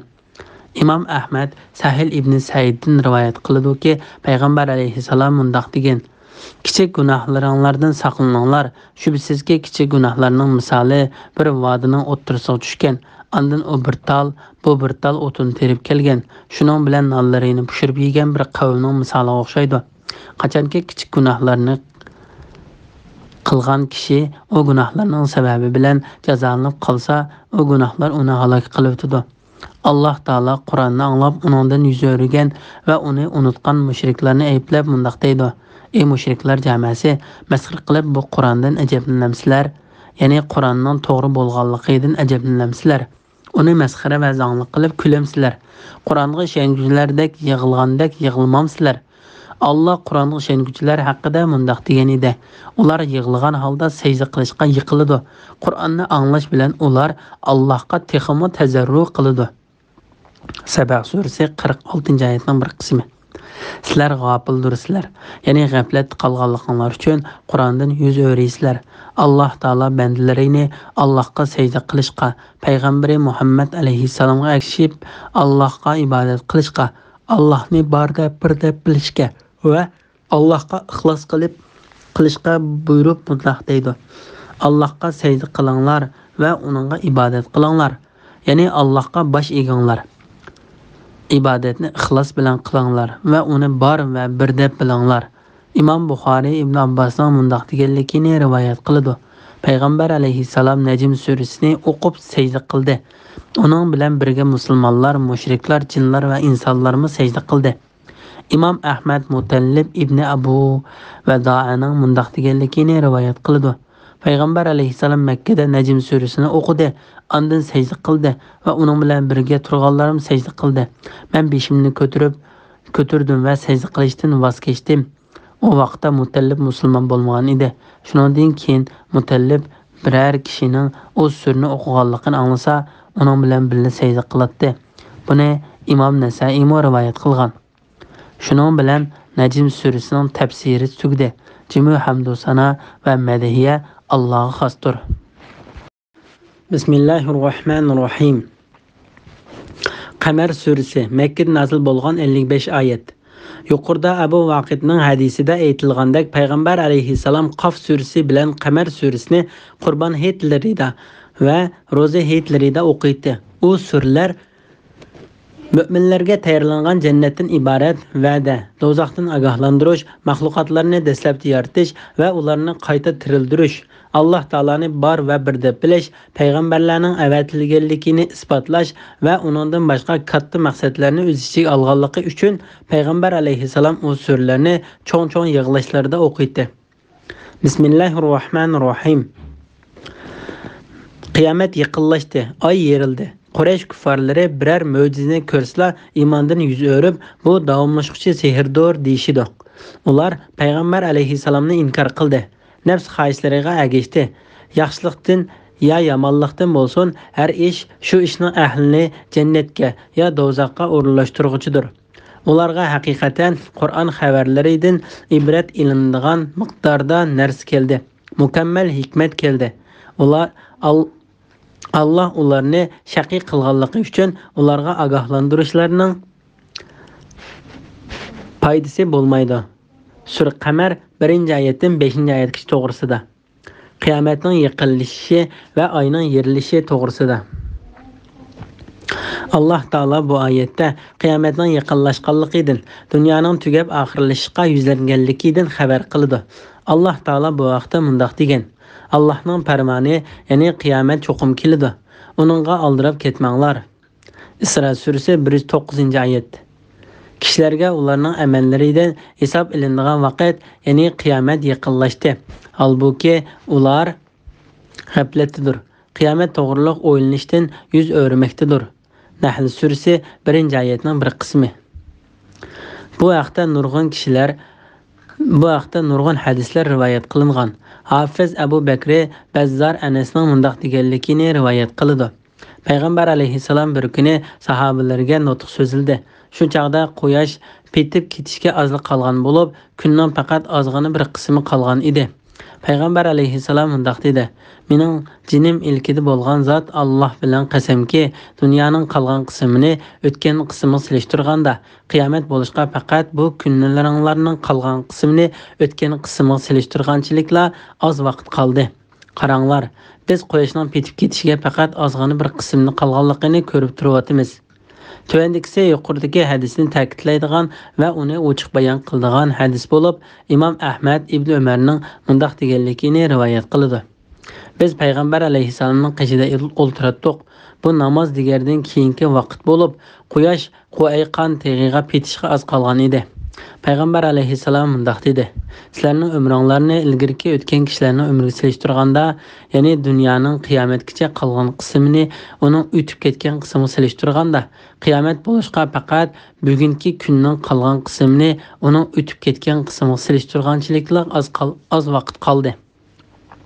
Imom Ahmad Sahil ibn Saiddan payg'ambar alayhissalomning ko'rsatgich barmoqi bilan o'ttir barmoqini ishorat qilib turib, qiyomatning bu ikki barmoqning tang bo'lishiga qolganchiliklar oz musofa qolganligini tushuntirib, mundaq deganligini rivoyat qiladi. "Men qiyomat bo'lishqa mushunchalik vaqt qolgandila payg'ambar qilib avatildim." Buni Imom Buxoriy va Muslim rivoyat qilgan. Imom Ahmad Vahib Savaidin payg'ambar alayhissalomning mundaq deganligini rivoyat qiladi: "Men qiyomat bo'lishqa ko'rsatgich barmoq bilan o'ttir barmoq tang bo'lishqa mushunchalik qolgandila payg'ambar qilib avatildim. Qiyomat mening oldimda, ya'ni men payg'ambar bo'lib kelishdan ilgari qoyim bo'lg'ili tas qoldi." A'mash bu hadisni ko'rsatgich barmoqi bilan o'ttir barmoqini birlashtirib turib tushuntirdi. Imom Ahmad Ismoil ibn Ubaydullahning mundaq deganligini rivoyat qiladi: "Anas ibn Malik Valid ibn Abdumalikning qishig'i kelganda, Valid uningdan payg'ambar alayhissalomning qiyomat to'g'riliq nimalarni aytganligini anglading deb so'radi. Anas payg'ambar alayhissalomning sizlar bilan qiyomatning orasi bu ikki barmoqning tang bo'lishi qolgan orliqchilik qoldi deganligini angladim deb javob berdi. Yuqoridagi hadislarni Imom Buxoriy payg'ambar alayhissalomning ismlari haqida u yiqquchidir. Alloh taolo kishilarni uning qadamlarining izidan yig'idi. Ya'ni u vafot bo'lib la uzoq o'tmay qiyomat qoyim bo'ladi deb rivoyat qilgan hadisni ta'kidlaydi. Oy yerildi. Shubsizki bu voqea payg'ambar alayhissalomning zamonida yuz bergan edi. Bu ahvol nurg'unlig'i mutawatir hadislarda rivoyat qilingan. Oyning yerilganligidan iborat bu ishning haqiqatan payg'ambar alayhissalomning zamonida yuz berganligiga ulamolar birlik kelgan. U ro'shan mo'jizalarning biridir. Bu vaqtda rivoyat qilingan hadislar to'g'risida Imom Ahmad Anas ibn Malikning mundaq deganligini rivoyat qiladi: "Ahli Makka payg'ambar alayhissalomdan uni rost payg'ambar ekanligiga dalil qilish uchun mo'jiza talab qildi. Shuning bilan oy Makkada ikki parcha bo'lib yerildi. Alloh taolo mundaq deydi: qiyomat yaqinlashdi, oy yerildi." Buni Imom Muslim rivoyat qilgan. Imom Buxoriy Anas ibn Malikning mundaq deganligini rivoyat qiladi: "Ahli Makka payg'ambar alayhissalomdan uning o'zlariga bir mo'jiza ko'rsatishni talab qildi. Shuning bilan u oyni ikki parcha qilib ko'rsatdi. Ular ikki parcha oyning orasida Hiro teg'ini ko'rdi." Buni Imom Buxoriy va Muslim rivoyat qilgan. Imom Ahmad Jubayr ibn Mut'imning mundaq deganligini rivoyat qildi: "Payg'ambar alayhissalomning zamonida oy yerilib ikki parcha bo'lib, bir parchasi u tog'ning ustida, yana bir parchasi bu tog'ning ustida turdi. Shuning bilan mushriklar Muhammad bizga sehr qildi deyishdi. Ular yana agar bu bizga sehr qilgan bo'lsa-mu, u butun insonlarni sehr qilishga qodir bo'la olmaydi deyishdi. Buni imom Bayhaqiy rivoyat qilgan. imom Buxoriy ibn Abbosning mundaq deganligini rivoyat qiladi. Payg'ambar alayhissalomning zamonida oy yerildi. Buni imom Muslim rivoyat qilgan. Ibn Jarir ibn Abbosning qiyomat yaqinlashdi, oy yerildi. Quraysh kuffarlari biror mo'jizani ko'rsa, iymondan yuz o'rib, bu davomlashuvchi sehrdir deyishidi. Degan oyat haqida bu haqiqiy bo'lib o'tgan voqealikdir. Oy hijrat qilishdan ilgari yerilgan bo'lib, uning ikki parcha bo'lganligini mushriklar o'z ko'zlari bilan ko'rishgan edi. deganlikni rivoyat qildi. Hafiz Abu Bakr Bayhaqi Abdullah ibn Umarning Alloh taolaning qiyomat yaqinlashdi, oy yerildi degan oyat haqida mundaq deganligini rivoyat qildi. Bu ahvol haqiqatan payg'ambar alayhissalomning zamonida yuz bergan. Oy ikki parchaga yerilib, bir parchasi tog'ning oldi tarafida, yana bir parchasi tog'ning orqa tarafida turgan. Shuning bilan payg'ambar alayhissalom: "Ey Alloh, sen guvoh bo'lgin" degan. İmam Muslim va Tirmiziy shundaq rivoyat qilgan.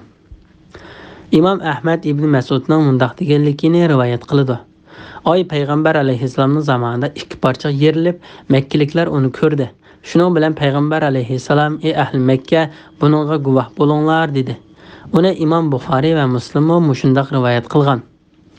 Ibn Jarir Abdullahning mundaq deganligini rivoyat qildi. Men haqiqatan oy yerilgan chaqda uning yerilgan orliqidan tog'ni ko'rdim. İmam Ahmad Abdullahning mundaq deganligini rivoyat qildi. Payg'ambar alayhissalomning zamonida oy yerildi. Hatto men oyning ikki parchasining orasidan tog'ni ko'rdim.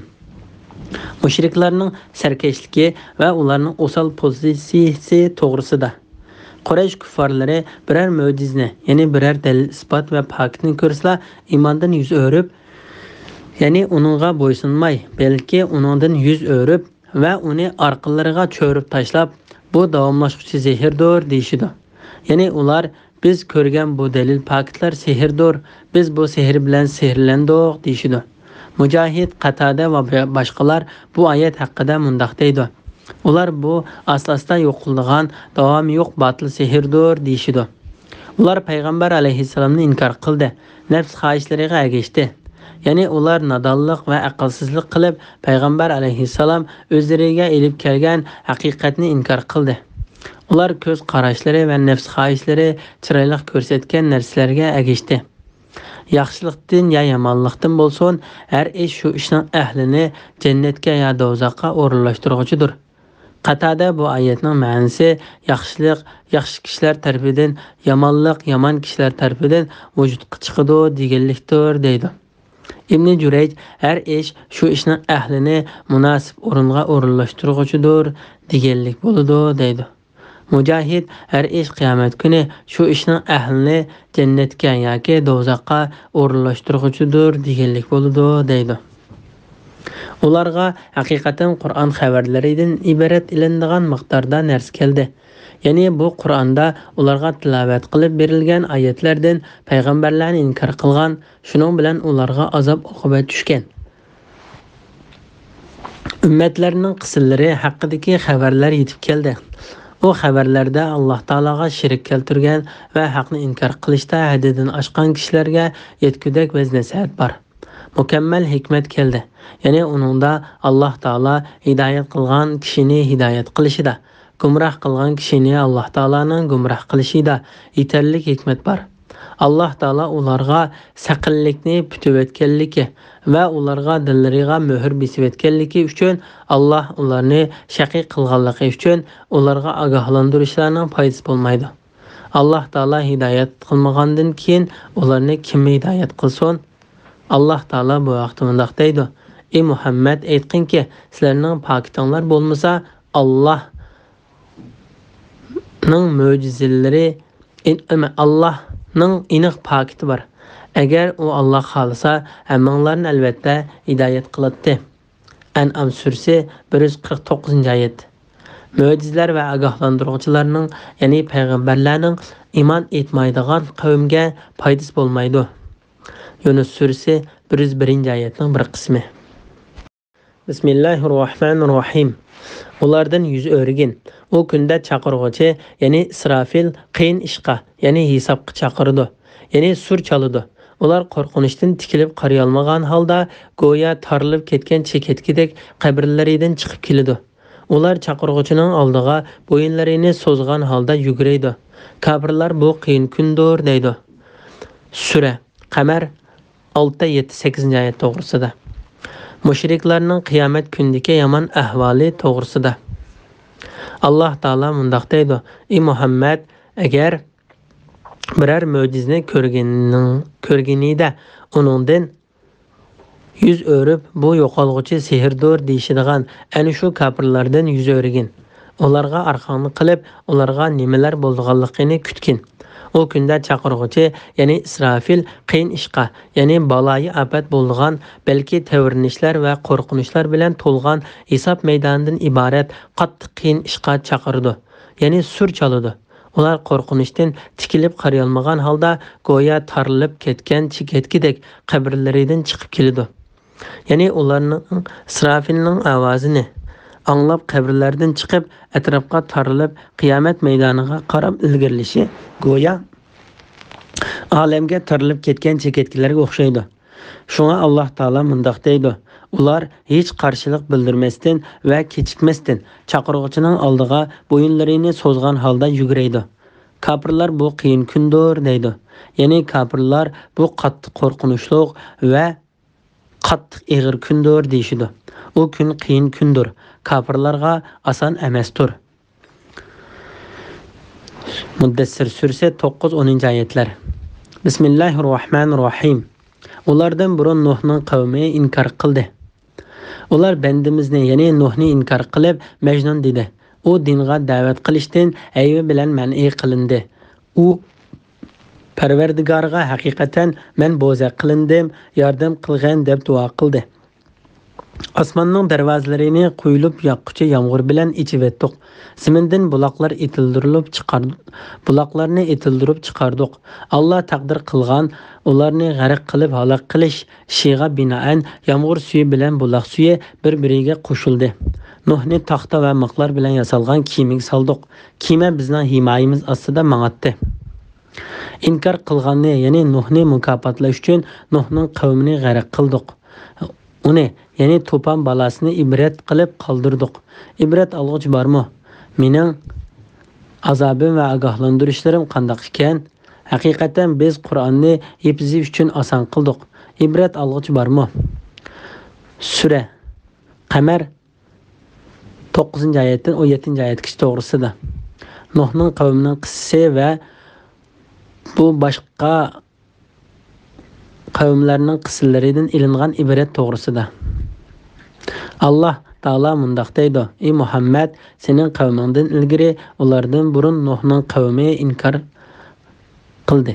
Ular bandimizni, ya'ni Nuhni inkor qilib, Majnun dedi. Ya'ni uni inkor qilganligini ochiq-oshkor bildirib, uningga majnunlikni tuhmat qilib chopildi. U dinga da'vat qilishdan aybi bilan man'i qilindi. Ya'ni ular uningga aybi qilib, uni dinga da'vat qilishdan to'sdi va hayotiga tahdid silib mundaq dedi: "Ey Nuh, agar sen payg'ambarlik da'vatingdan yanmasang, sen cho'qim tosh kesak qilinib o'ldirilguchilardan bo'lasan." Shuara surasi 116-oyat.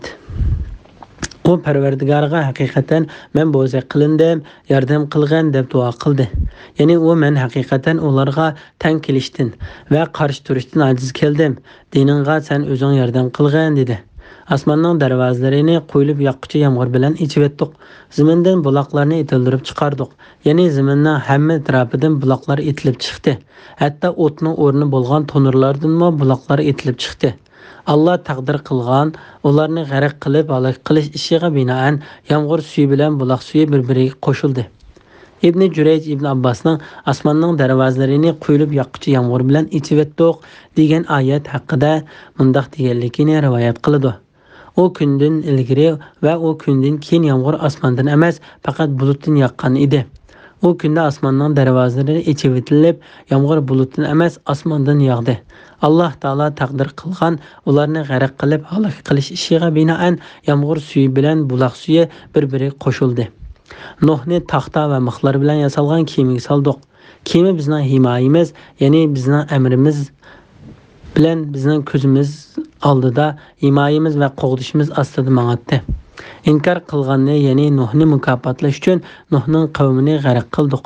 Ya'ni kafirlarni Alloh taologa kafir bo'lganliklari sababidan jazolash va Nuh alayhissalomga yordam berish uchun suvga g'arq qildik. Uni ya'ni to'fon balasini ibrat qilib qoldirdik. Qatada bu oyat haqida Alloh taolo Nuhning kemisini ibrat qilib qoldirdi. U kemini hatto bu ummatning dastlabidagi kishilarmi ko'rgan deydi. Oyatning oshkor ma'nosi qaraganda uningdan har qanday kema ko'zda tutilganligi chiqadi. Alloh taolo bu vaqtda mundaq deydi: ularga bizning kamoliy qudratimizni ko'rsatilgan alomat shuki, biz ularning ota-bobolarini Nuh alayhissalomning narsa kerak va hayvonotlar bilan to'shqizilgan kemasiga tushirdik. Biz ular uchun shu kemaga o'xshash ular tushadigan narsalarni yaratdik. Yasin surasi 41-42-oyat. Shubsizki Nuhning zamonida cho'ng suv yomrab ketgan chaqda sizlarni, ya'ni ajdodlarni biz kemaga soldik. Sizlarga uni ibrat qilish uchun tutib oldigan quloqlarni, uni tutib olish uchun biz shunday qildik. Haqqa surasi 11-12-oyatlar. Shu Alloh taolo bu yerda mundaq deydi: ibrat olg'uchi bormi? Ya'ni ibrat oldigan va nasihatni qabul qildigan kishi bormi? Mening azobim va ogohlantirishlarim qanday ekan? Ya'ni menga kafir bo'lgan, mening payg'ambarimni inkor qilgan, payg'ambarlarim elib kelgan narsalar bilan va nasihat olmagan kishilarga mening azobim qanday ekan? Men payg'ambarlarimga qanday yordam berdiganman va ular uchun ularning dushmanlaridan qanday intiqom oldiganman? Haqiqatan biz Qur'onni hepsi uchun oson qildik. Ya'ni kishilar biz nasihat olsin uchun Qur'onni o'qishni va uning ma'nosini tushunishni xohlagan kishiga oson qildik. Alloh taolo bu vaqtda mundaq degan: bu ularning oyatlarini tafakkur qilishlari uchun, aql egalarining va nasihat elishlari uchun biz sana nozil qilgan muborak kitobdir. Sad surasi 29-oyat. Ey Muhammad, taqvodorlarga xush xabar berishing va sarkash qavmni ogohlantirishing uchun biz Qur'onni sening tiling bilan tushunishli qilib nozil qildik. Maryam surasi 97-oyat. Ibrat olg'uchi bormi? Ya'ni Alloh taolo yodi ilish va tushunishni oson qilgan bu Qur'on bilan va nasihat oldiganlar bormi? Muhammad ibn Ka'b Qurayzi bu oyatni gunohlardan yong'uchi bormi deb tafsir qilgan. Bismillahirrohmanirrohim. Od qavmi payg'ambari Hudni inkor qildi. Mening azobim va ogohlantirishlarim qanday ekan? Shubsizki ularni biz shumliqqa uzilmaydigan shum kunda sovuq bo'ron avatib halok qildik. Bo'ron kishilarni o'rinlaridan yo'lib ketdi. Go'yo ular qumiritilgan xormi ko'taklaridek yotadi. Mening azobim va ogohlantirishlarim qanday ekan? Biz haqiqatan Qur'onni hifzi uchun oson qildik. Ibrat olg'uchi bormi? Sura Qamar 18-oyatdan 22-oyatga to'g'risida. Od qavmining qissasi to'g'risida. Alloh taolo bu oyatda Hudning qavmi bo'lgan Oddan xabar berdi. Ular xuddi Nuhning qavmi Nuhni inkor qilgandek o'z payg'ambari Hudni inkor qilganlar edi. Alloh taolo ularga shumliqi uzilmaydigan shum kunda, ya'ni shumliqi va halokati uzilmaydigan, balki ularga dunyoda nazil bo'lgan azob oxiratdagi azob bilan to'shib ketgan kunda qattiq sovuq bo'ronni avatdi. Bo'ron kishilarni o'rinlaridan yo'lib ketdi. Go'yo ular qo'miritilgan xormi ko'taklaridek yotadi. Bu azob mundaq yuz berdi. Bo'ron ularning biriga keladi-da, uni yerdan ko'tarib ko'zlaridan g'oyib qiladi. Ondan uni orqaga yondirib beshchi tashlaydi. U yerga tushib beshi ezilib ketadi-da, bassiz jasad qoladi. Shu Alloh taolo mundaq deydi: go'yo ular qo'miritilgan xormi ko'taklaridek yotadi. Mening azobim va ogohlantirishlarim qanday ekan? Biz haqiqatan Qur'onni hifzi uchun oson qildik. Ibrat olg'uchi bormi? Bismillahirrohmanirrohim. Samud ogohlantiruvchilarni, ya'ni payg'ambarlarni yolg'onga chiqardi. Ular aytdi: "Aramizdagi bizga o'xshash bir odamga agishamdoq. Unda qilsak u chaqda biz haqiqatan gumrohlikqa va sarong'likqa mubtalo bo'lamiz. Aramizdan uningga vahiy nazil qilindimi? Hargiz undaq emas. U yolg'onchidir, mutakabbirdir. Ular ata, ya'ni oxiratda kimning yolg'onchi, mutakabbir ekanligini biladi. Biz haqiqatan sinash uchun ularga tish tugini avatimiz. Ey Salih, ularning nima qilarini kutgin.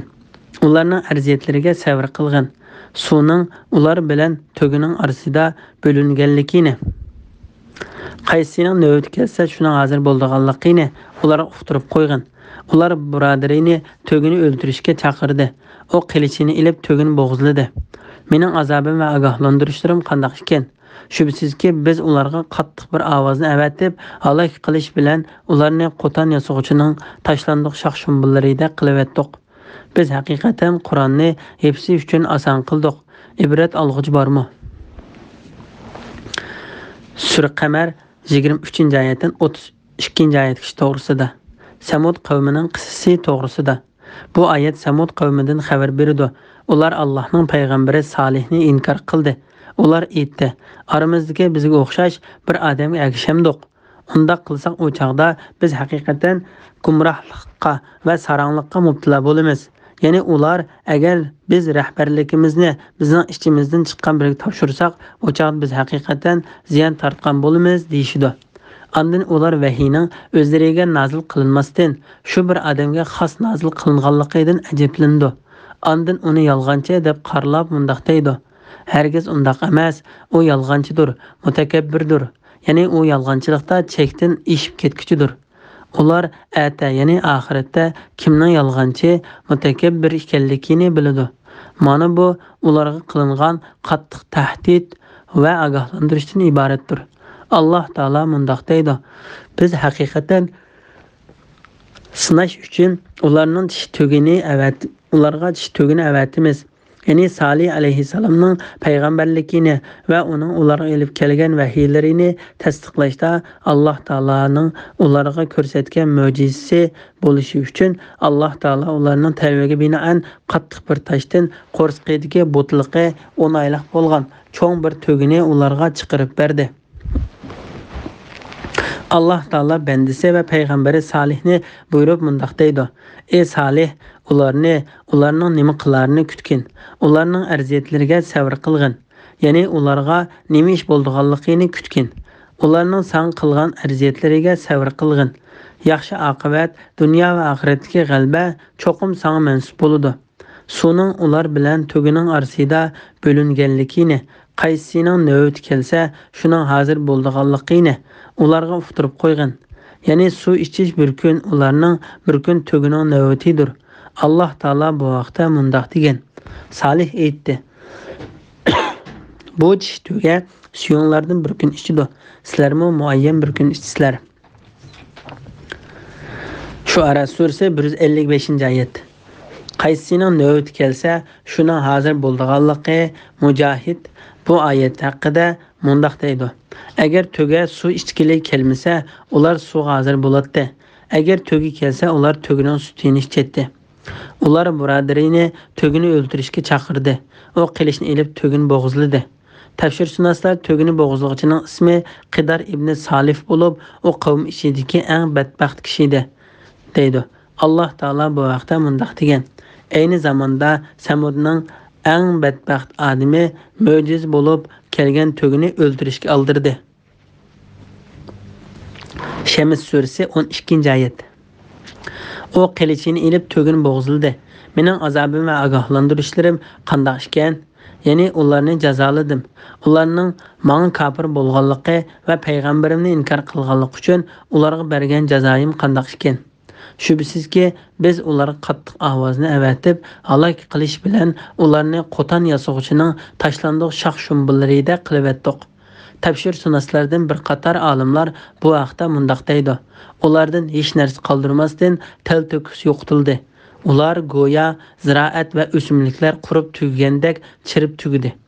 Sudi mundaq deydi: "Ular sahrodagi yayloqning qurilgan oftobda ko'ygan va shamol uchirib yurgan chaqdagi tashlandiq o't cho'plaridek qilib Ibn Zayd mundaq deydi: "Arablar tuga va qo'y kala qo'tollarini qurib qolgan tikanlik shox shumbulardan yasaydi.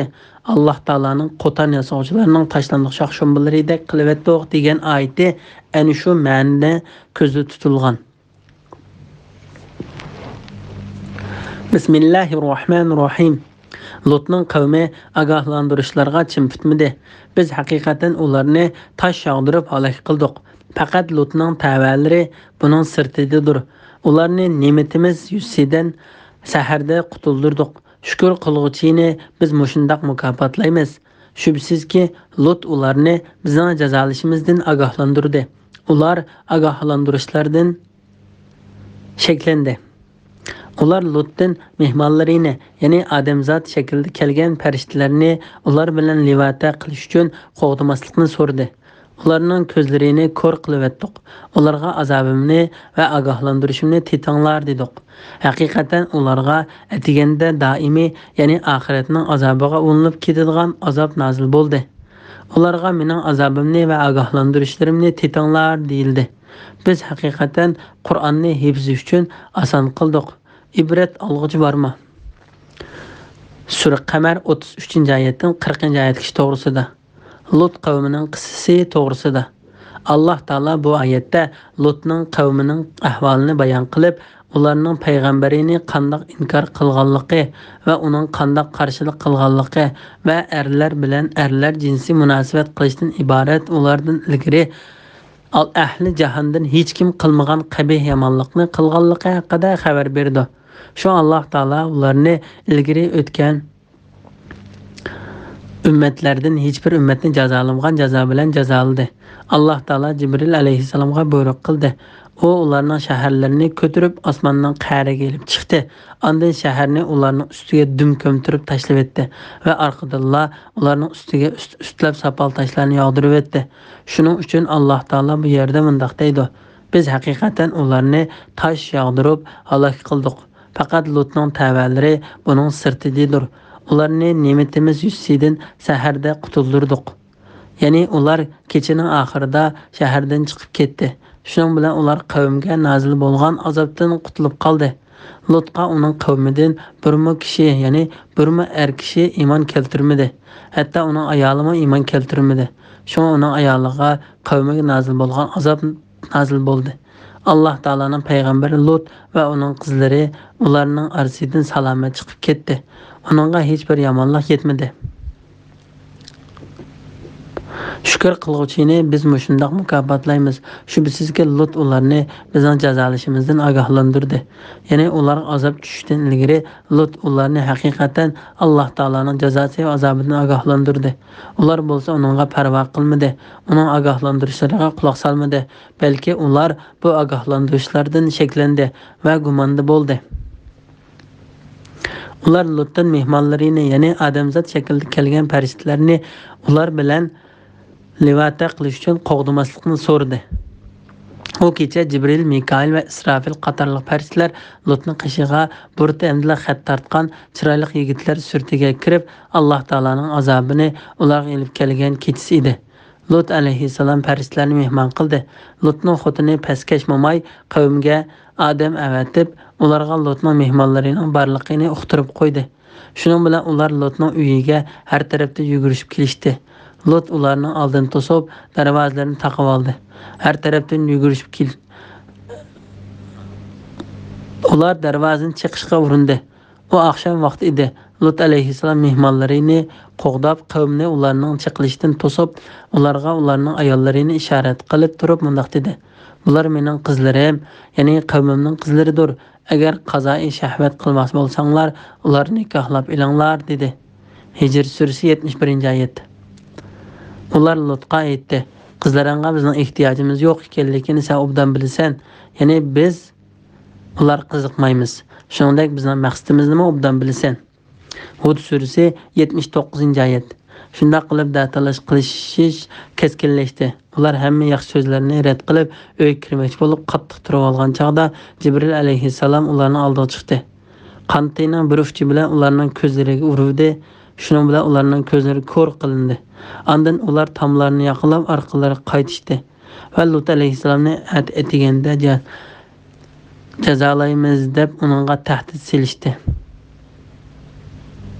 Alloh taolo mundaq deydi: Haqiqatan ularga atiganda doimiy, ya'ni ular hech qechib qutulolmaydigan va hech ajriy olmaydigan oxiratning azobiga ulinib ketadigan azab nazil bo'ldi. Ularga mening azabimni va ogohlantirishlarni tetinglar deyildi. Biz haqiqatan Qur'onni hepsi uchun oson qildik. Ibrat olg'uchi bormi?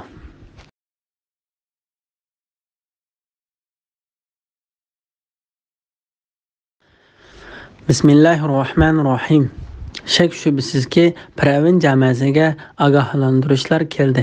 Ular bizning butun oyatlarimizni yolg'onga chiqardi.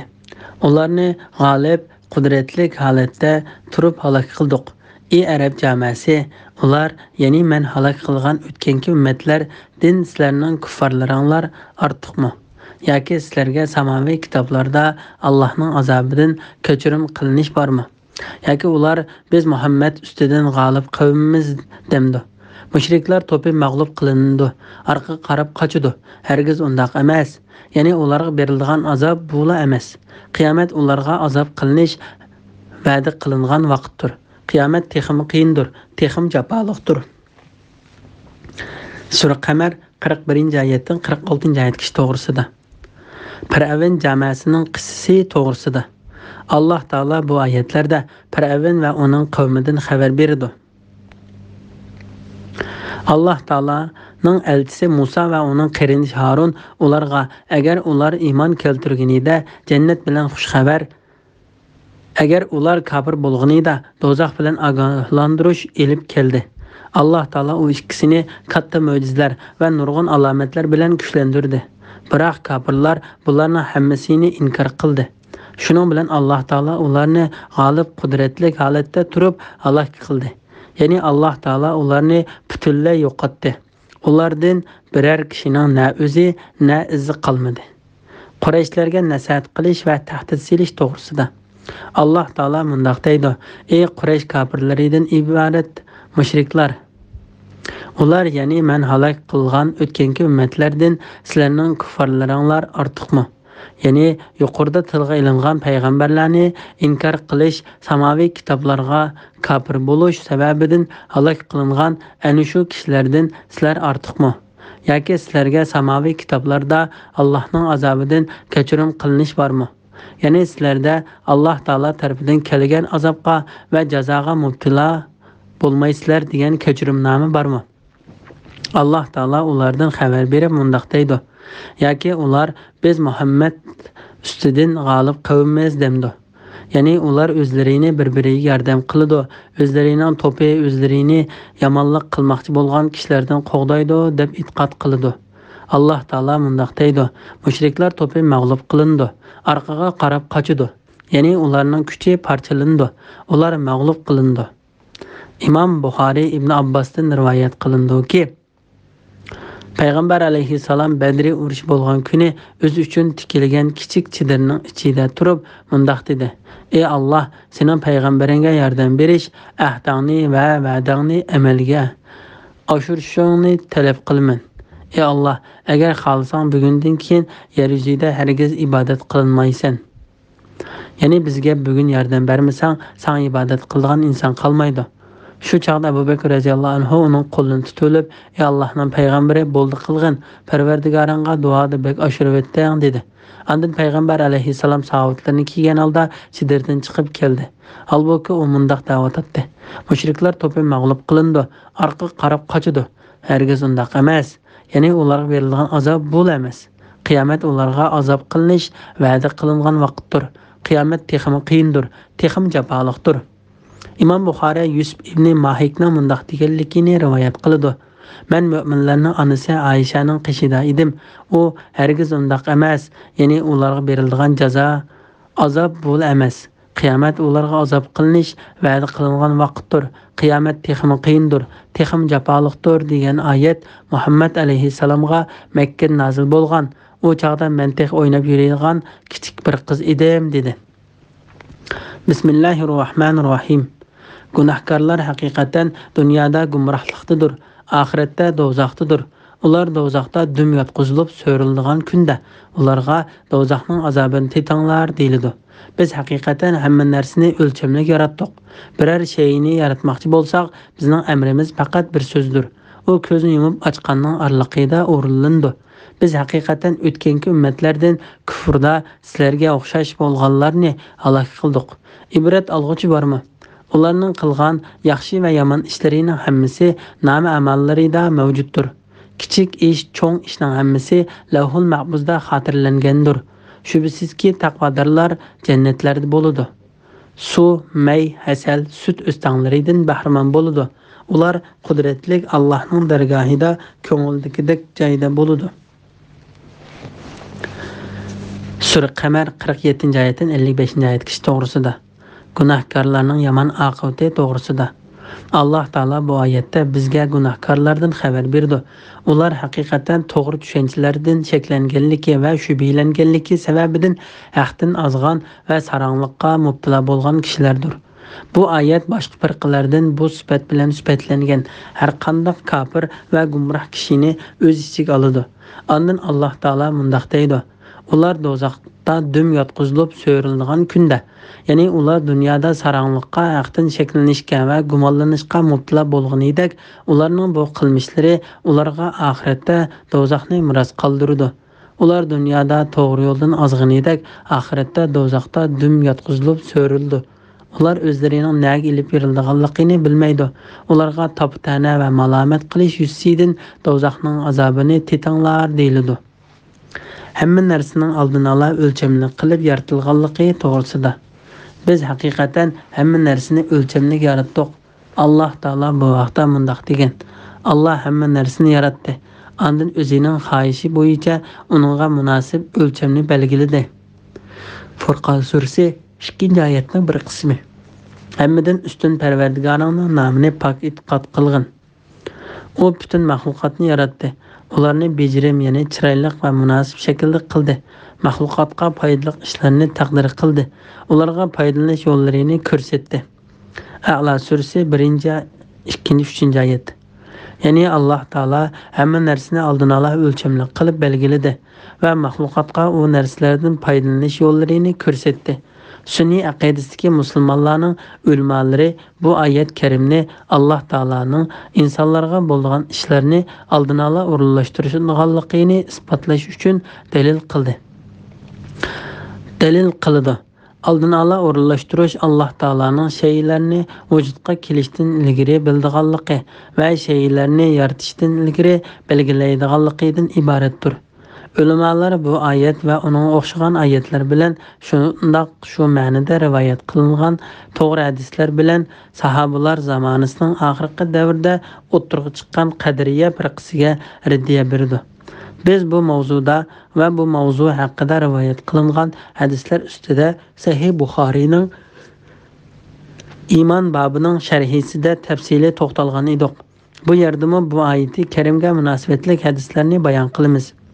İmam Ahmad Abu Hurayraning mundaq deganligini rivoyat qiladi.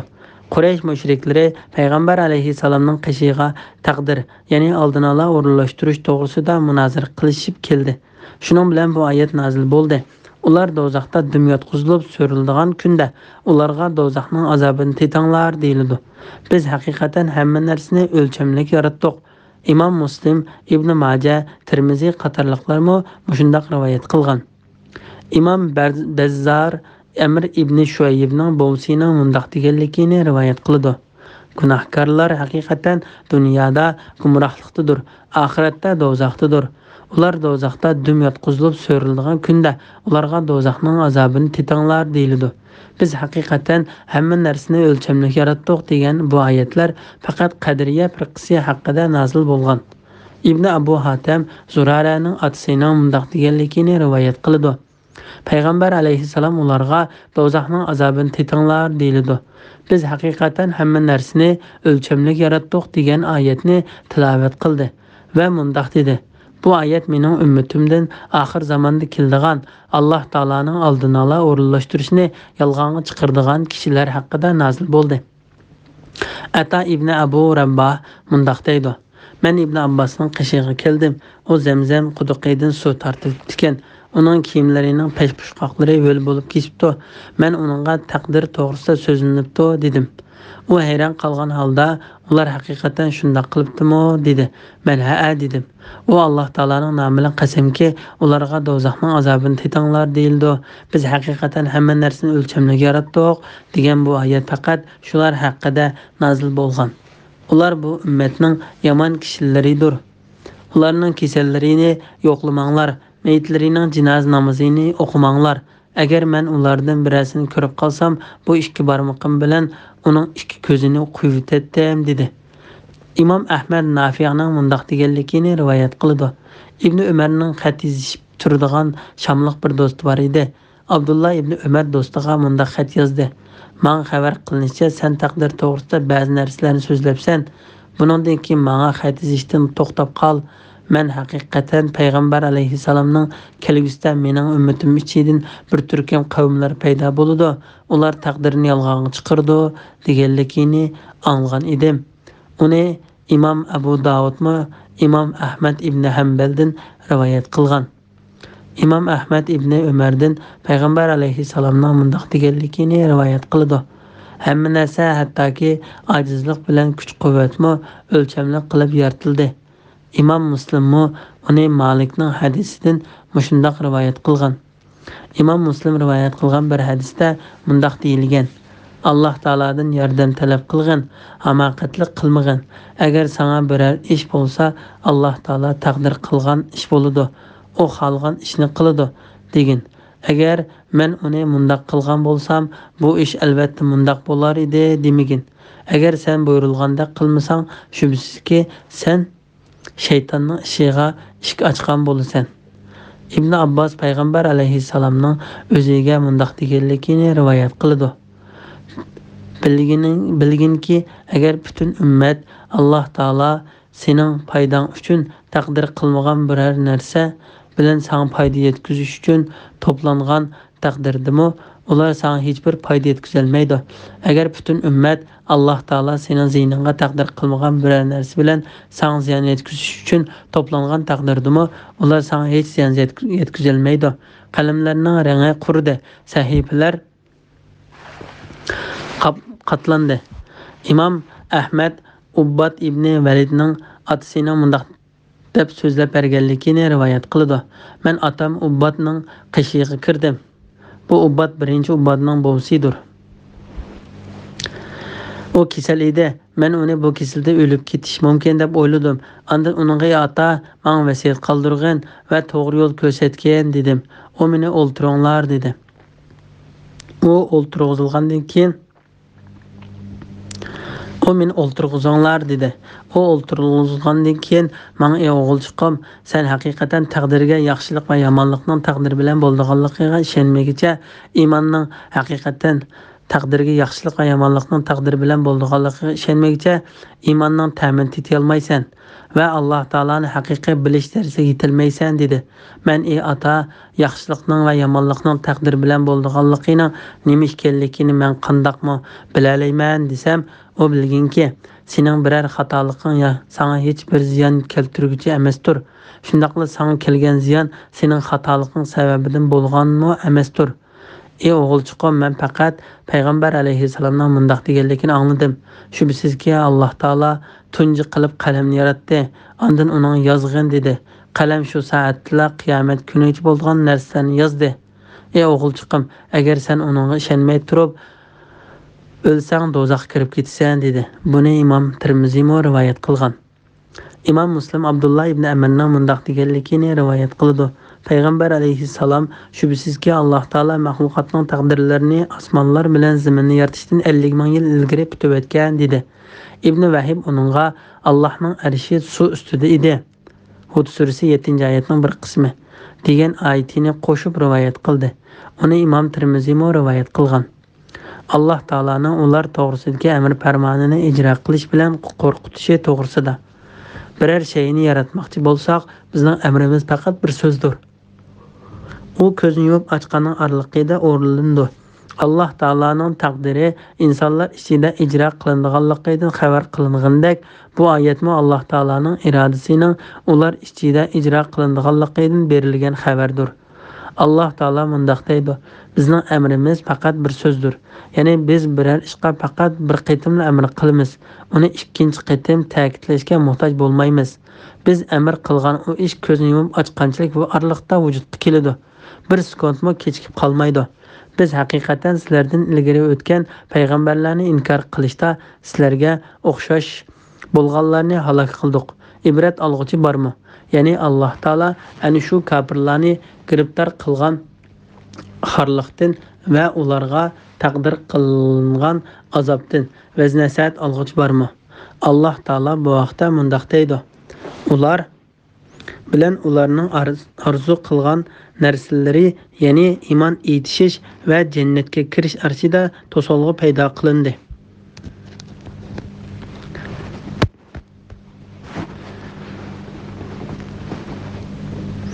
Ularga ilgari ularga o'xshashlarga qilingandek qilindi. Saba surasi 54-oyatning bir qismi. Ularga qilingan yaxshilik va yomon ishlarning hammasi nama amallarida mavjuddir.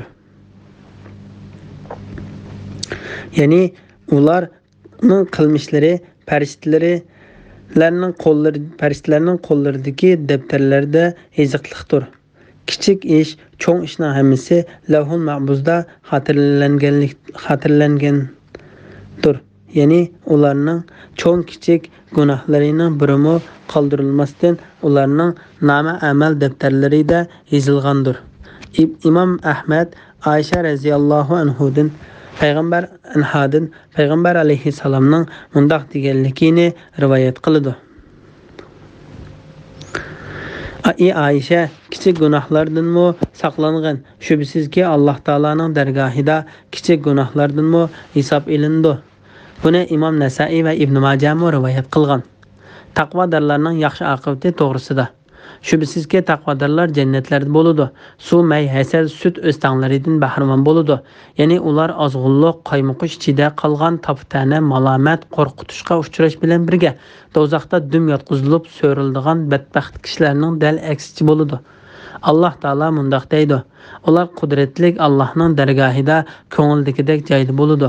Ya'ni Alloh taolaning huzuridagi esil yurtda Alloh taolaning roziligi, fazilati, ihsoni, saxovati va yaxshiligi ichida buyuk podshohning butun shaylarini o'lchamlik yaratquchi Alloh taolaning dargohida bo'ladi. Alloh taolo ularni talab qilgan va iroda qilgan narsalardan o'zi xohlaganini yaratishga qudratlidir. İmam Ahmad Abdullah ibn Amirdan rivoyat qiladi-ki, payg'ambar alayhissalom bu vaqtda tabliq qilib mundaq degan: hukmlarida, tavallarida va igdorchilik qilgan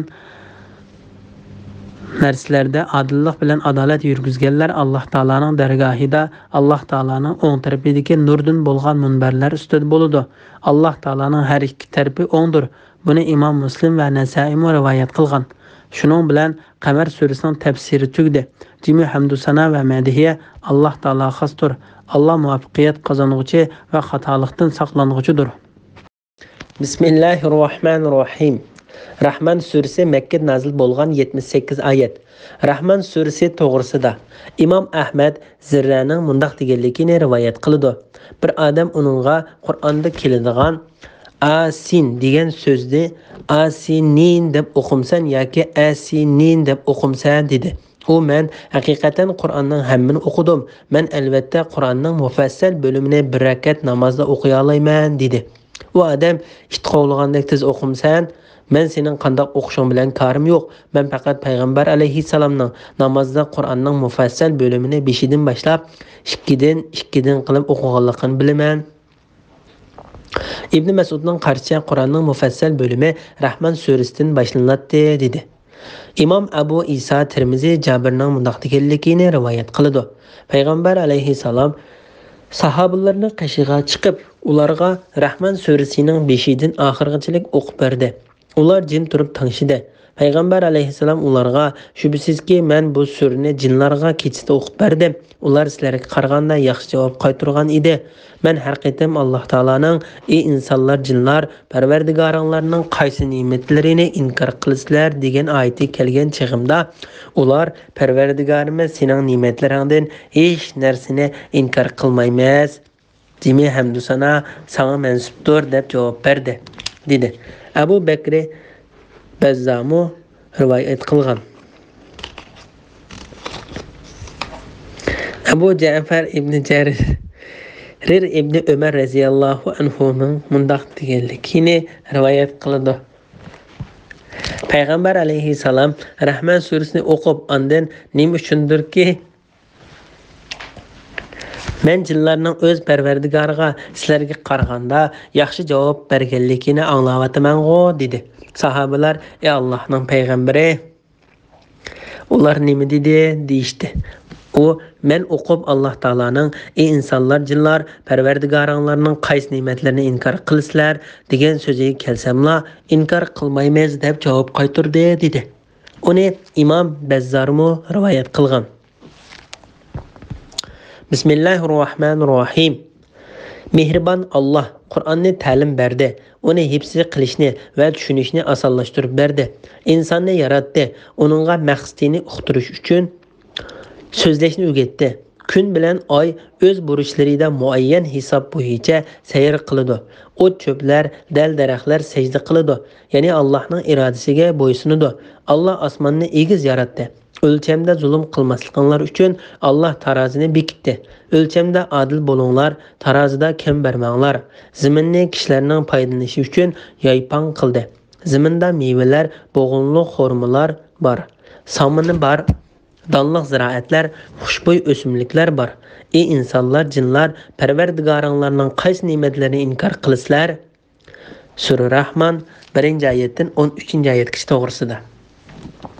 Mehribon Alloh taolaning Qur'onni nozil qilganligi va uningdan ta'lim berganligi to'g'risida. Alloh taolo insonlarga o'z fazli va marhamati yusidan bandalariga Qur'onni nozil qilganligini va Alloh taolo marhamat qilgan kishiga Qur'onni yod elishni va uni tushunishni oson qilganligini xabar qilib mundaq deydi. Mehribon Alloh Qur'onni ta'lim berdi, uni hifz qilishni va tushunishni osonlashtirib berdi. Insonni yaratdi, uningga maqsadini uqtirish uchun so'zlashni o'rgatdi. Hasan mundaq deydi. Alloh taolo bandalariga so'zlashni o'rgatdi. Chunki Alloh taolaning Qur'onni ta'lim berish, uni tilovat qilishni o'rgatishdan iboratdir. Qur'onni o'rgatish insonlarga qiroat qilishni osonlashtirish, harflarning o'z o'rinlaridan chiqarilishi, kekirda qismdan eg'iz bo'shligidan, ustunki va ostinqi lavhalaridan xilma-xil va turli ovoz chiqarish usulida chiqarishi qatorliqlarni o'z ichiga oladi. Alloh taolaning kun, oy, osmon va zamindagi alomatlari to'g'risida. Kun bilan oy o'z burishlarida muayyan hisob bo'yicha sayr qiladi. Ya'ni qarama-qarshi kelib qolmaydigan, bir-biriga so'qilib ketmaydigan, inchka va puxta hisob bilan bir-biriga ergishib to'xtamasdan sayr qiladi. Kunning oyga yetib olishi, ya'ni ikkisining jam bo'lib qilishi, kechining kunduzdan eshib ketishi, ya'ni vaqt kelmasdan kunduzning o'rnini olishi mumkin emas. Har bir falakda o'zib turadi. Yasin surasi 40-oyat. Allah subhini qarang'idan yerib chiqaruvchidir. Ya'ni tongni yo'ritquchidir. Allah kechini sizlar uchun istirohat qilib yaratdi. Sizlarning vaqt hisoblashinglar uchun quyosh bilan oyni yaratdi. Bu g'olib hammani bilguchi Allohning oldin ola belgilagan ishidir. An'am surasi 96-oyat. O't cho'plar, dal-daraxtlar sajda qiladi. Ya'ni Allohning irodasiga bo'ysunadi. İbn Jarir mundaq deydi. Tafsirshunoslar bu oyatdagi dal-daraxtlar degan so'zning g'olliq daraxtlar degan ma'noda kelganligiga birlikka keldi. Lekin oyatdagi Alloh taolaning o't cho'plar degan so'zining asli ma'nosi yulduzlar degan ma'nodami va o't cho'plar degan ma'nodami kelganligi uchun u so'zning bu yerda zodi qaysi ma'noni beradiganligi to'g'risida ular ixtilof qilishib qoldi. Ali ibn Abu Talha ibn Abbas radhiyallohu anhumaning o so'zning bu yerdagi ma'nosi yer yuzidagi o't cho'plar degan ma'noda deganligini rivoyat qiladi. Said ibn Jubayr, Sudi va Sufyan Savariy qatorliqlar mo shundoq dedi. Buningga Ibn Jarir mo qo'shilgan. Mujahid o so'zning bu yerdagi ma'nosi osmonlardagi yulduzlar degan ma'noda bo'ladi dedi. Hasan va Qatada mo shundoq dedi. Eng to'g'risini Alloh bilguchidir. Allah Taala tövəndəki ayətiga əsaslanğan mücahid qatarlıqlarının təfsiri küçlük məniga egidir. Bilməmsən ki, asmanlardakilar, yəni pəriştilər, zəmindakilar, yəni insanlar, cinlar və zəmində yaşaydigan barlıq məxluqatlar, gün, ay, yıldızlar, tağlar, dərəxtlər, hayvanatlar Allahqa boysunub, Allah'ın təsərrüf qilishi bo'yicha hərəkət qiladi və nurg'un kishilar Allohga səcdə qiladi. Həcc surəsi 18-oyatning bir qismi. Allah osmonni egiz yaratdi. O'lchamda zulm qilmasliklari uchun Allah tarozini, ya'ni adolatni bekitdi. Allah Taala bu vaqtda mundaq deydi: Biz haqiqatan payg'ambarlarimizni ro'shan mo'jizalar bilan avatdik va ular bilan birga insonlar adolatni barpo qilsin deb kitobni, qonunni tushirdik. Hadid surasi 25-oyatning bir qismi. Allah Taala bu yerda shundaq deydi: O'lchamda zulm qilmasliklari uchun, ya'ni shaylarning hammasi haq va adolat bilan bo'lishi uchun Allah Taala osmonlarni, zaminni haq va adolat bilan yaratdi. Şu Allah Taala mundaq deydi: O'lchamda adil bo'linglar, tarozida kam bermanglar. Ya'ni o'lchamda kam bermanglar, balki haq va adillik bilan o'lchab beringlar. Allah Taala bu vaqtda mundaq deydi: Narsalarni to'g'ri tarozida tartinglar. Shuara surasi 182-oyatning bir qismi. Zaminni kishilarning foydalanishi uchun yaypon qildi. Ya'ni osmonni egiz yaratganidek zaminni mo kengri qilib yaratdi. Zaminning butun qit'alari va hamma joylarida har turli, har xil shakllik, har xil ranglik va har xil tildagi insonlar bo'lganligi uchun zaminni ular bilan tavrab ketmay ching tursin deb uni egiz tog'lar bilan mahkam turadigan qildi. Zaminda meyvelar, ya'ni ranglari, ta'mlari va puroqlari xilma-xil bo'lgan meyvelar, bo'g'inli xurmolar bor. Allah Taala bu oyatda xurmoni uning ho'l va quruq holatida dangliq va foydali meva bo'lganligi uchun alohida tilga oldi. Samini bar danliq ziroatlar, ya'ni bug'doy, arpa va shularga o'xshagan g'o'llarini yaproqlar o'rab turadigan samini bar bashaqliq ziroatlar, xushbo'y o'simliklar bor. İnsanning Allah Taolaning ne'matlaridan bahramand bo'lganligi to'g'risida. Ey insonlar, jinlar, Parvardigoringlarning qaysi ne'matlarini inkor qilasizlar? Ya'ni ey insonlar va jinlar jamoasi, sizlarga berilgan ne'matlar ochiq oshkoridir. Sizlar uningdan bahramand bo'lib turayotsizlar. Sizlar uni inkor qilishga va uningdan tinishga qodir bo'la olmaysizlar. Mo'min jinlar aytgandek, bizmo ey Alloh, bizning Parvardigorimiz, sening ne'matlaringdan hech narsani inkor qilmaymiz. Jimi hamdu sana sana xosdir deymiz. İbn Abbas ey Parvardigori, ne'matlarning hech qaysini inkor qilmaymiz deydi. Bismillahirrohmanirrohim. Allah insonni, ya'ni atanglar Adamni cheks jaranglaydigan sapaldek quruqlaydan yaratdi. Jinlarni o'tni yolqindan yaratdi. Ey insonlar, jinlar, Parvardigoringlarning qaysi ne'matlarini inkor qilasizlar?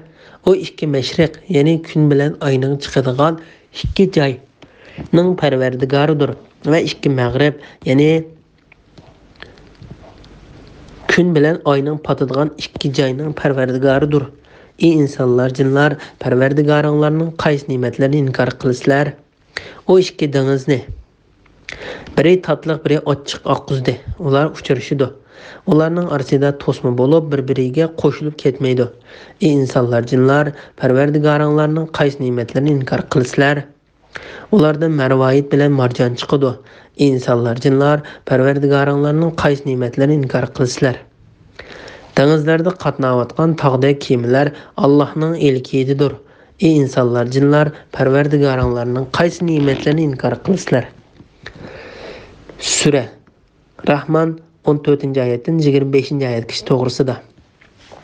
Adam bilan jinning yaratilishining bayoni to'g'risida. Allah Taala bu oyatlarda insonni cheksiz jiranglaydigan sapaldek quruqlaydan, jinlarni o'tning yolqindan yaratganligini bayon qiladi. İmam Ahmad Ayshadan Payg'ambar alayhissalomning mundaq deganligini rivoyat qiladi.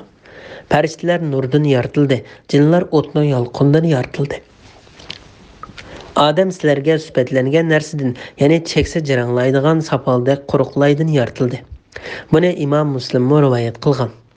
Allah Taala mundaq deydi: "Ey insonlar, jinlar, Parvardigoringlarning qaysi ne'matlarini inkor qilsizlar?" Bu oyatning tafsiri yuqorida bayon qilindi. Allah Taala'nın o'zining ikki mashriq bilan ikki mag'ribning Parvardigori ekanligini tilga olganligi to'g'risida. U ikki mashriqning, ya'ni kunning yoz bilan qishda chiqadigan ikki o'rinning Parvardigoridir va ikki mag'ribning, ya'ni kunning yoz bilan qishda potadigan ikki o'rinning Parvardigoridir. Allah Taala yana bir oyatda mundaq deydi: "Mashriqlarning va mag'riblarning Parvardigori bilan qasamki." Ma'arij surasi 40-oyatning bir qismi. Bu oyatga mashriqlar bilan mag'riblar har kuni kunning oldingi kundagidan o'xshamaydigan joydan chiqishi, o'xshamaydigan joyda sayr qilishi va kishilarga har kuni oldingi kunga qaraganda farqli ko'rinishi bilan amallashidir. Allah Taala yana bir oyatda mundaq degan: "O mashriqning va mag'ribning Parvardigoridir. Onundan boshqa hech iloh yo'qdir. Uni homiy qilib olgan, ya'ni hamma ishingni uning topshirgan." Muzammil surasi 9-oyat. Bu oyatda mutlaq mashriq bilan mag'rib ko'zda tutiladi. Mashriq bilan mag'ribning farqli bo'lishida jinlar bilan insonlardan iborat maxluqotlarga foyda manfaatlar bo'lganligi uchun. Allah Taala mundaq deydi: "Ey insonlar, jinlar, Parvardigoringlarning qaysi ne'matlarini inkor qilsizlar?" Allah Taala'nın ikki xil dengizni va kiyimlarni yaratganligini tilga olganligi to'g'risida. O ikki dengizni biri tatliq, biri ochiq oqizdi. Ular uchrashidi. Ibn Zayd Allohning ular uchrashidi degan oyatini Allah Taala ularning orasini ayirib turg'ichi parda va to'smalarni qilib, ularning bir-biriga uchrashishini to'sib turdi deb tafsir qildi. Allah Taalaning ikki dengizni degan oyatidan biri tuzliq, yana biri suv tatliq daryo ko'zda tutildi. Tatliqi insonlar orasida eqib turayotgan daryolardan iboratdir. Biz bu vaqtda Furqon surasidagi Allah Taalaning Allah qudrati bilan biri tatliq bo'lgan daryoni, biri tuzliq bo'lgan dengizni ular bir-biriga tutishang'i bo'lgan holda qo'yib etdi. Aralashib ketmaslik uchun ularning orasida parda to'sma barpo qildi. Furqon surasi 53-oyat degan oyatida tafsili to'xtaldik. Ularning orasida to'sma bo'lib, bir-biriga qo'shilib ketmaydi. Ya'ni daryo dengizga, dengiz daryo qo'shilib ketmaydi. Biri birining suyini buzib, uning asli maqsad qilgan subtini yo'qotib qo'ymaslik uchun Allah Taala ularning orasida zamindan iborat to'sma barpo qildi. Ulardan marvoyit bilan marjon chiqadi. Dengizdan chiqadigan marvoyit hammaga tanishliqdir. Marjonga kelsak, Mujohid, Qatada, Abu Rizin, Zakhok va Ali qatorliqlarning aytishicha, marvoyitning ushoqlari marjon deyildi ekan. Ibn Jarirning ba'zi salaf ulamolardan rivoyat qilib aytishicha, marvoyitning cho'nglari va yaxshilari marjon deyildi ekan. İbn Abu Hatim İbn Abbasning mundaq deganligini rivoyat qiladi: "Agar osmondan yomg'ir yog'sa, dengizdagi qulunlar eg'izlarini ochadi. Uning ichiga tushgan yomg'ir tomchilari marvoyit bo'ladi." Marvoyit bilan marjonni zinnat buyumlari qilish Allah Taala tarafidan ahli zamonga berilgan ne'mat bo'lganligi uchun Allah Taala ularga eslatib mundaq deydi: "Ey insonlar, jinlar, Parvardigoringlarning qaysi ne'matlarini inkor qilsizlar?" Dengizlarda qatnayotgan tog'dagi kemalar Allohning ilkidir. Ya'ni insonlarning manfaati uchun ular ehtiyojli bo'lgan har turli buyumlarni qo'lga keltirish yo'lida tijoratchilar va hunarmandlar o'zlarining yuk taqillari bilan o'ltirib qit'adan qit'aga, davlatdan davlatga qatnayotgan kemalarning cho'ngligi tog'larga o'xshaydi. Shun Alloh taolo mundaq deydi: "Ey insonlar, jinlar, Parvardigoringlarning qaysi ne'matlarini inkor qilsizlar?" Bismillahirrohmanirrohim. Zaminning ustidagi hamma yo'qoladi. Azimatlik va karamlik Parvardigoringning zoti mangu qoladi. Ey insonlar, jinlar, Parvardigoringlarning qaysi ne'matlarini inkor qilsizlar? Osmonlardagi va zamindagi hamma Allohdan madad va rizq tilaydi. Ya'ni hamma Allohga muhtojdir. Alloh har kuni bir holatdadir. Ya'ni Alloh har vaqt vujudga chiqaradigan ishlar bilan bo'lib, ularni yaratib turdi, ahvollarni yanglab turdi, maxluqotlarni paydo qilib turdi. Ey insonlar, jinlar, Parvardigoringlarning qaysi ne'matlarini inkor qilasizlar? Sura Rahman 26-oyatdan 30-oyatgacha to'g'risida. Allah Taala'nın o'zgarmas holati, uning zotining mangu qilishi va hammadan behojat ekanligi to'g'risida. Allah Taala bu oyatda ahli zaminning yo'qolganligini, ularning hammasining o'ldiganligini, shundaqla osmondagilarning Allah Taala xalqan kishidan boshqa hammasining o'ldiganligini, o'zining karamlik zotidan boshqa hech kimning qolmaydiganligini xabar qildi. Şübhəsizki, hammadan yuksak, hamma nuqsonlardan pok bo'lgan Parvardigor o'lmaydi. Balki u hamisha hayotdir, mangu o'lmaydi. Qatada mundaq deydi: Alloh taolo o'zi yaratgan barliq narsalarni, ondan uning hammasini yo'qoldiganligini xabar qiladi. Bir hadisda payg'ambar alayhissalomning mundaq duo qilganligi rivoyat qilindi.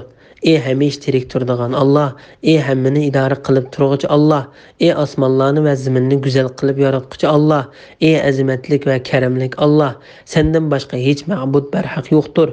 Sening marhamating bilan madad tilaymiz. Bizga bizning ishlarimizning hammasini yaxshi qilib bergin. Bizni ko'zni yumib ochqanchilik vaqtmi o'zimizga yoki sen yaratgan insonlardan biriga tashlab qo'ymagin. Sha'biy mundaq deydi: agar zaminning ustidagi hamma yo'qoladi degan oyatni o'qisang, azimatlik va karamlik Parvardigoringning zoti mangu qoladi degan oyatni o'qimoqcha to'xtamagin.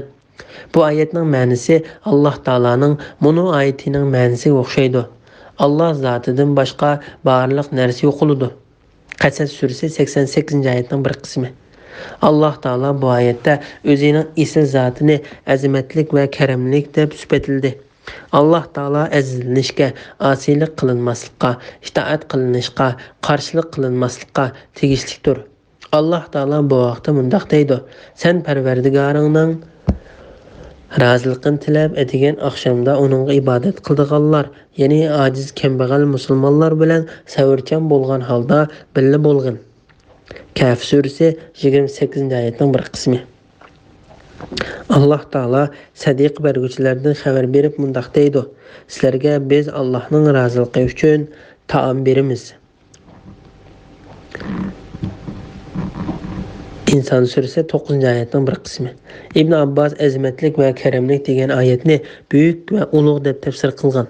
Allah Taala butun ahli zaminning o'limda barobar bo'ldiganligi, oxirat yurtiga barobar bordiganligi, azimatlik va karamlik Allah Taala ularning ichida o'zining adil hukmi bilan inson hukm qildiganligi to'g'risida xabar qilgandan keyin mundaq deydi: ey insonlar, jinlar, Parvardigoringlarning qaysi ne'matlarini inkor qilasizlar? Osmonlardagi va zamindagi hamma Allohdan madad va rizq tilaydi. Ya'ni hamma Alloh taologa muhtojdir. Allah her kuni bir holatidir. Ya'ni Allah har vaqt vujudga chiqaradigan ishlar bilan bo'lib, ularni yaratib turadi. Ahvollarni yanglab turadi. Mahluqotlarni paydo qilib turadi. Bu oyat Alloh taolaning o'zidan boshqa hamma narsadan behojat ekanligini, barliq mahluqotlarning barliq holatlarida Allah taolaga muhtoj ekanligini, ular Allah taoladan nihoyatda ojizona holatda turib, chiroyli so'zlar bilan o'zlariga ehtiyojli bo'lgan hamma narsani tilaydiganligini va Allah taolaning har kuni bir holatda ekanligini xabar qiladi. A'mash Mujohiddin Ubayd ibn Umayrning Allah har kuni bir holatdadir degan oyat haqida mundaq deganligini rivoyat qiladi. Allah Taalaning shu holati duo qilguvchining duosini ijobat qilish yoki hojatini tilaguvchiga tiligini berish yoki balokat bosgan kishini falokatdan qutuldirish va yoki kasal kishiga shifolik berishdan iboratdir. Bismillahirrohmanirrohim. Ey insonlar va jinlar jamoasi, sizlardan, ya'ni sizlarning amallaringlardan hisob olishga yuzlanamiz. Ey insonlar, jinlar, sizlar Parvardigoringlarning qaysi ne'matlarini inkor qilasizlar? Ey insonlar va insonlar jamoasi, agar sizlar Allohning qazosidan qochib, osmonlarning va zaminning chegirlaridan o'tib ketasanglar, o'tib ketinglar. Sizlar faqat quvvat bilan o'tib ketalaysizlar, lekin sizlarga bunda quvvat qayerdan keladi? Ey insonlar, jinlar, Parvardigoringlarning qaysi ne'matlarini inkor qilasizlar? Qiyomat kuni sizlarga qiziq o'tning yolqini va tutuni avatiladi. Sizlar o'zinglarni qo'g'day olmaysizlar. Ey insanlar, cinlar, Parvardigarlarning qaysi ne'matlarini inkor qilasizlar? Rahman surasi 31-oyatdan 36-oyatgacha to'g'risida. İnsanlar ve cinlar camiasini qo'rqitish va ular duch keladigan qo'rqinchli azob to'g'risida. Ey insanlar ve cinlar camiasi, sizlardan, ya'ni sizlarning amallaringlardan hisob olishga yuzlanamiz. İbn Jurayj bu oyatni aranglarda adil hukm qilamiz deganlik bo'ladi deb tafsir qilgan. Ey insanlar, cinlar, sizlar Parvardigarlarning qaysi ne'matlarini inkor qilasizlar? Ey cinlar ve insanlar camiasi, agar sizlar Allah'ın qazosidan qechib osmonlarning va zaminning chegirlaridan o'tib ketasanglar, o'tib ketanglar. Sizlar faqat quvvat bilan o'tib ketalasizlar. Lekin sizlarga mundaq quvvat qayerdan kelsin? Ya'ni sizlar Alloh taolaning taqdir qilib bekitgan qazosidan qechib qutulishga qodir bo'la olmaysizlar. Allah Taala sizlarni hamma atrofdan qo'rshab turg'uchidir. Sizlar Alloh taolaning hukmidan qutulishga, uning sizlarga qilgan hukmiga yo'liqmay o'tib ketishga qodir emassizlar. Sizlar nega borsanglar, Alloh taolo sizlarni qo'rshab turdi. Mana bu mashargoh maydonida yuz berdi. Farishtalar 7 saf bo'lib xaloyiqni butun atrofdan qo'rshab turdi. Hech kim bu qo'rshovdan bo'sib o'tib ketishga qodir bo'la olmaydi. Lekin u faqat quvvat bilan o'tib ketalaydi. Biroq uningga bu quvvat qayerdan kelsin? İnsan bu kunda qochadigan joy qayerda deydi. Yo'q, Allohning azobidan qochadigan panohga yo'qdir. Bu kunda qarorga Parvardigarning tarafidadir. Qiyomat surasi 10-oyatdan 12-oyatgacha. Dunyoda yomon ishlarni qiluvchilar bir yomonlikni qilsa, qilgan yomonligiga o'xshash, ya'ni shuningga loyiq jazoga uchraydi. Ular xorliqqa duchor bo'ladi. Ularni Allohning azobidan qutuldiruvchi zodi bo'lmaydi. Ularning yuzlari go'yo qorong'u kechining parchasi bilan o'ralgandek qarib ketadi. Ular ahli do'zax bo'lib, do'zaxda mangu qoluvchilardir. Yunus surasi 27-oyat.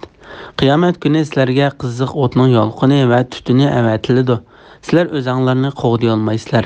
Mujohid bu oyatdagi tutuni degan so'zni asli ma'nosiga asosan u eritilgan sariq qo'g'ishim bo'lib, ularning boshlariga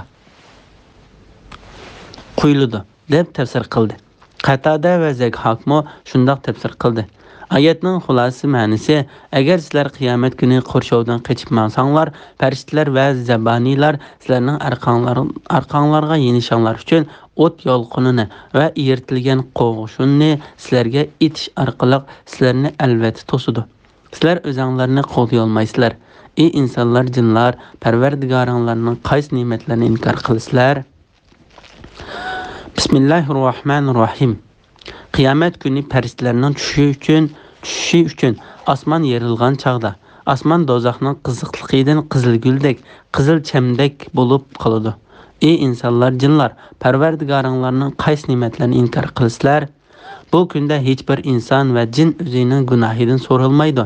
Ya'ni gunohkorlarning alohida alomati bo'lganlikdan mundaq so'rashga hojat bo'lmaydi. Ey insonlar, jinlar, sizlar Parvardigarlarning qaysi ne'matlarini inkor qilasizlar? Gunohkorlar o'zlarining yuzlari qora, ko'zlari ko'k bo'lishdan iborat belgilaridan toniladi. Ular ko'kullaridan va putlaridan tutilib do'zaxga tashlandi. Ey insonlar, jinlar, sizlar Parvardigarlarning qaysi ne'matlarini inkor qilasizlar? Bu gunohkorlar inkor qilgan jahannamdir. Ular do'zax bilan qaynoq suv orasida berib kelib turdi. Ya'ni gohida o't bilan, gohida qaynoq suv bilan azoblandi. Ey insonlar, jinlar, sizlar Parvardigarlarning qaysi ne'matlarini inkor qilasizlar? Rahman 37-oyatdan 45-oyatgacha to'g'risida. Qiyomatning qo'rqinchlari va gunohkorlarning ahvollari to'g'risida. Alloh taolo mundaq deydi: qiyomat kuni osmon yerilgan chaqda. Bu oyatlar va buning o'xshagan, buning bilan ma'nodosh oyatlar qiyomat kuni osmonlarning yerilishini isbotlaydi.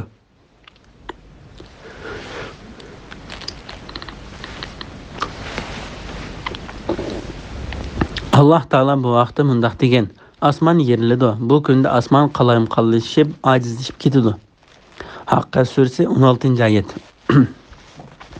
Shu kunda osmon bulut bilan birlikda yeriladi. Farishtalar bandalarining nomi amalini ilib orqa tushidi. Furqon surasi 25-oyat. Osmon yerilgan, Parvardigorning amrini anglab itoat qilgan, Parvardigorning amrini anglashga, itoat qilishga loyiq bo'lgan chaqda. Furqon surasi, İnshiqoq surasi 1-2-oyatlar.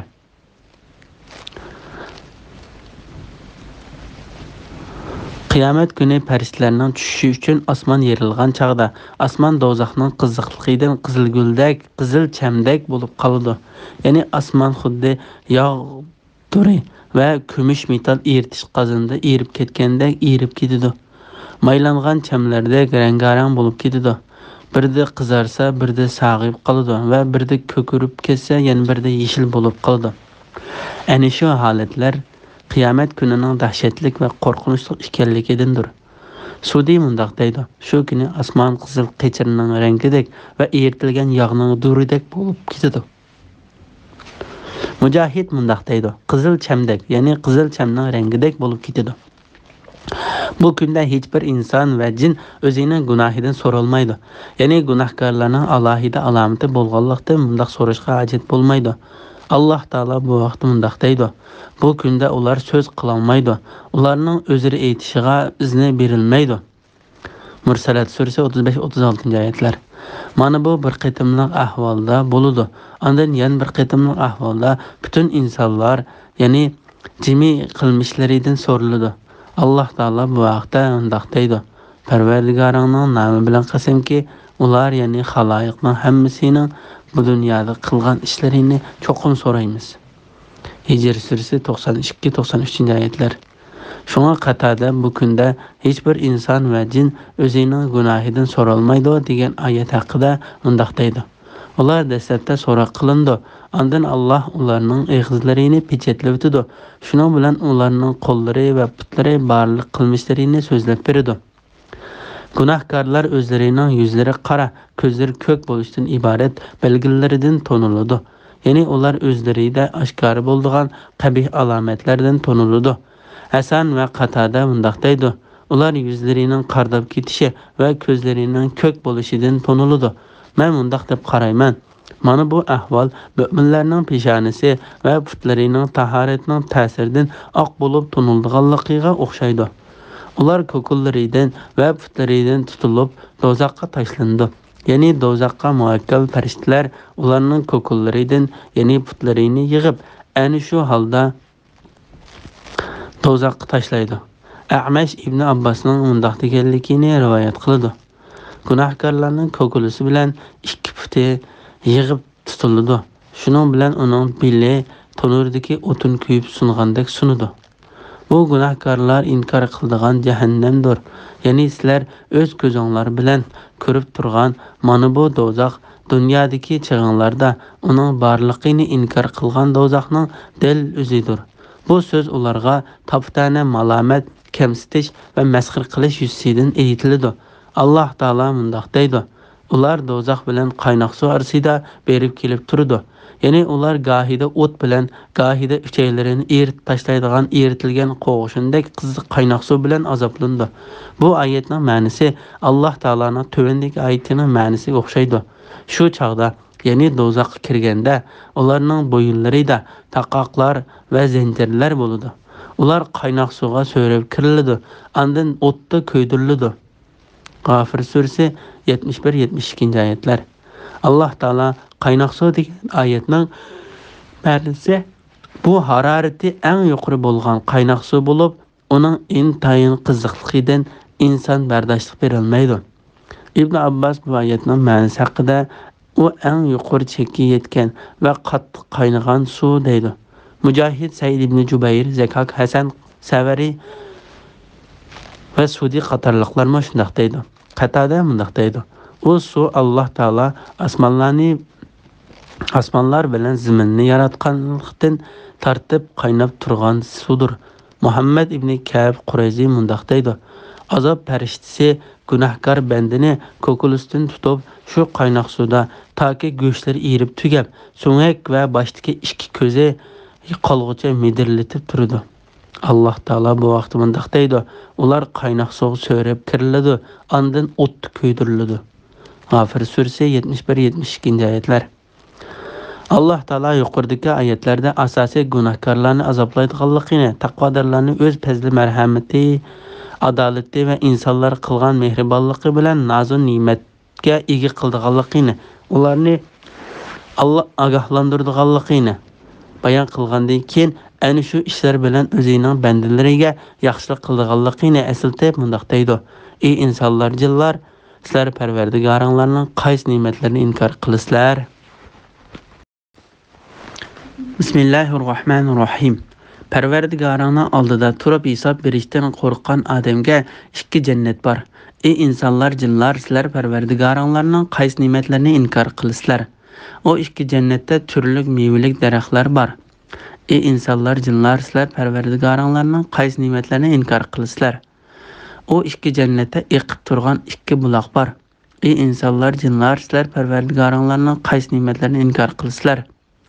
O ikki jannatda har mevadan ikki xildan bor. Ey insonlar, jinlar, sizlar Parvardigoringlarning qaysi ne'matlarini inkor qilasizlar? Surah-Rahman 46-oyatdan 53-oyatgacha to'g'risida. Taqvodorlarning jannatlik ahvoli va nozik ne'matlari to'g'risida. Allah Taala mundaq deydi: qiyomat kuni Parvardigoringning oldida turib hisob berishdan qo'rqqan odamga va o'zining nafs xohishiga berilishdan, ya'ni harom qilingan narsalardan cheklangan odamga. Naziyat surasi 40-oyat. Ya'ni gunohda chekidan oshmagan, dunyo tirikchiligini oxiratdan ortiq ko'rmagan, oxiratni dunyo tirikchiligidan yaxshidir va mangudir deb bilgan Allah Taolaning farzlarini ado qilgan, cheklagan ishlaridan yongan odamga qiyomat kuni Parvardigoringning dargohida ikki jannat bor. Imom Buxoriy Abdullah ibn Qaysdan payg'ambar alayhissalomning bu vaqtda mundaq deganligini rivoyat qildi: Qachillari va boshqa narsalari kumushdan bo'lgan ikki jannat bor. Qachillari va boshqa narsalar oltindan bo'lgan ikki jannat bor. Adni nomli jannatdagi kishilarning g'olib va buyuk Parvardigorini ko'rishni faqat Allah Taolaning yuzidagi ulug'liq ridosida to'sib turdi. Bu hadisni Imom Muslim, Tirmiziy, Nasa'iy, Ibn Majah qatorliqlar rivoyat qilgan. Bu oyat insonlarni va jinlarni o'z ichiga oladi.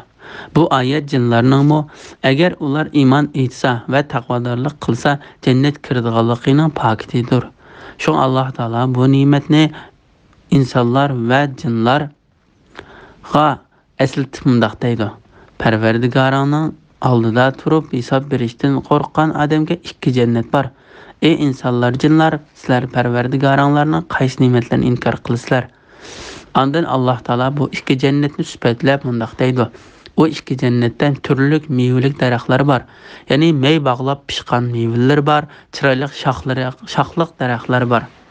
Ey insonlar, jinlar, sizlar Parvardigoringlarning qaysi ne'matlarini inkor qilasizlar? Ata Xurosani va boshqalar bu oyat haqida shoxlari bir-biriga tegib turadigan buyuk baraqsan mevalik daraxtlar bor dedi. O ikki jannatda eqib turgan ikki buloq bor. Ya'ni o ikki buloq ana shu mevalik daraxtlarni sug'urdi. Shuning bilan o daraxtlar turli rangdagi mevalarni berdi. Ey insonlar, jinlar, sizlar Parvardigoringlarning qaysi ne'matlarini inkor qilasizlar? Hasan Basri mundaq deydi: o ikki buloqning biri tasnim, ya'ni biri salsabil deb ataladi. Atiya mundaq deydi: o ikki buloqning birining rangi o'zgarmaydigan suv chiqadi, ya'ni biridan ishqchilarga lazzat bag'ishlaydigan may chiqadi. Shunga Allah Taala yuqoridagi oyatdan keyin mundaq deydi: o ikki jannatda har mevadan ikki xildan bor. Ya'ni uningda ular bildigan mevalarning hamma turidan ikki xildan bor. Ular bildigan narsalardan yaxshi narsalar bor. Undan boshqa ko'z ko'rib boqmagan, quloq anglab boqmagan va insonning diliga kechib boqmagan esil narsalarmi bor. Ey insonlar, jinlar, sizlar Parvardigoringlarning qaysi ne'matlarini inkor qilasizlar? İbrahim ibn Hakam Ikramadin ibn Abbasning mundaq deganligini rivoyat qiladi: dunyodagi har qanday tatliq va ochiq meva jannatda bor, hatto lovuz mevalarmi bor. Ibn Abbas mundaq deydi: Dunyoda oxiratdagi narsalarning faqat ismlari bor. Dunyodagi narsalar bilan oxirat narsalarining orasida farq intayin cho'ngdir. Bismillahirrohmanirrohim. Ular astarlari qalin tavardan bo'lgan to'shaklarga yo'lindi. Ikki jannatning mevasi turgan, o'ltirgan, yotgan odamni uzalaydigan darajada yaqindir. Ey insonlar, jinlar, sizlar Parvardigoringlarning qaysi ne'matlarini inkor qilasizlar? O jannatlarda erlardan boshqalarga qaramaydigan, erlaridan burun ular bilan hech inson va jin yaqinchilik qilib boqmagan xotinlar bor. Ey insonlar, jinlar, sizlar Parvardigoringlarning qaysi ne'matlarini inkor qilasizlar? Go'yo ular suzuklikdan yoqutdir, oqliqdan marvoyitdir. Ey insonlar, jinlar, sizlar Parvardigoringlarning qaysi ne'matlarini inkor qilasizlar? Yaxshi ish qiluvchi faqat yaxshi mukofotga erishadi. Ey insonlar, jinlar, sizlar Parvardigoringlarning qaysi ne'matlarini inkor qilasizlar? Rahmon surasi 54-oyatdan 61-oyatgacha to'g'risida. Ular astarlari qilin tavardan bo'lgan to'shaklarga yo'lindi. Bu oyatdagi yo'linishdan tamtashlab yetish ko'zda tutildi. Biroq bundan badashqan qurib o'ltirish ko'zda tutildi deyuvchilarmi bor. Ya'ni jannat ahli astarlari qilin yipakdan bo'lgan to'shaklarga yo'linib o'ltirdi. Ikrama, Zakhak, Qatada qatorliqlar bu oyatni mushundoq tafsir qilgan. Abu Imron Juvani undaq deydi. O oltin bilan sinatlangan qilin yipakdir. Allah Taala o to'shakning astarining esilligi orqali uning teshining esilligiga ishorat qiladi. Bu qimmati to'van narsa bilan qimmat baholiq narsani gavdalantirish uslubidir. Abu Ishaq Abdullah ibn Mas'udning mundaq deganligini rivoyat qiladi. Mana bu to'shaklarning astarlarining sifatlaridir. Agar uning teshini ko'rsak, u qanchalik esildir. Ikki jannatning mevasi ular qaysi holatda bo'lsin, ya'ni xalqan chaqda uzalaydigan darajadadir, yaqindir. Alloh taolo bu vaqtda mundaq deydi: uning mevalari o'tirgandimi, o'ltirgandimi, yotgandimi, qo'lni so'zibla olalaydigan darajada yaqin bo'ladi. Haqqa surasi 23-oyat. Jannatdagi daraxtlarning soyillari ularga yaqindir. Jannatning mevalarini uzish ularga oson qilindi. İnsan surasi 14-oyat.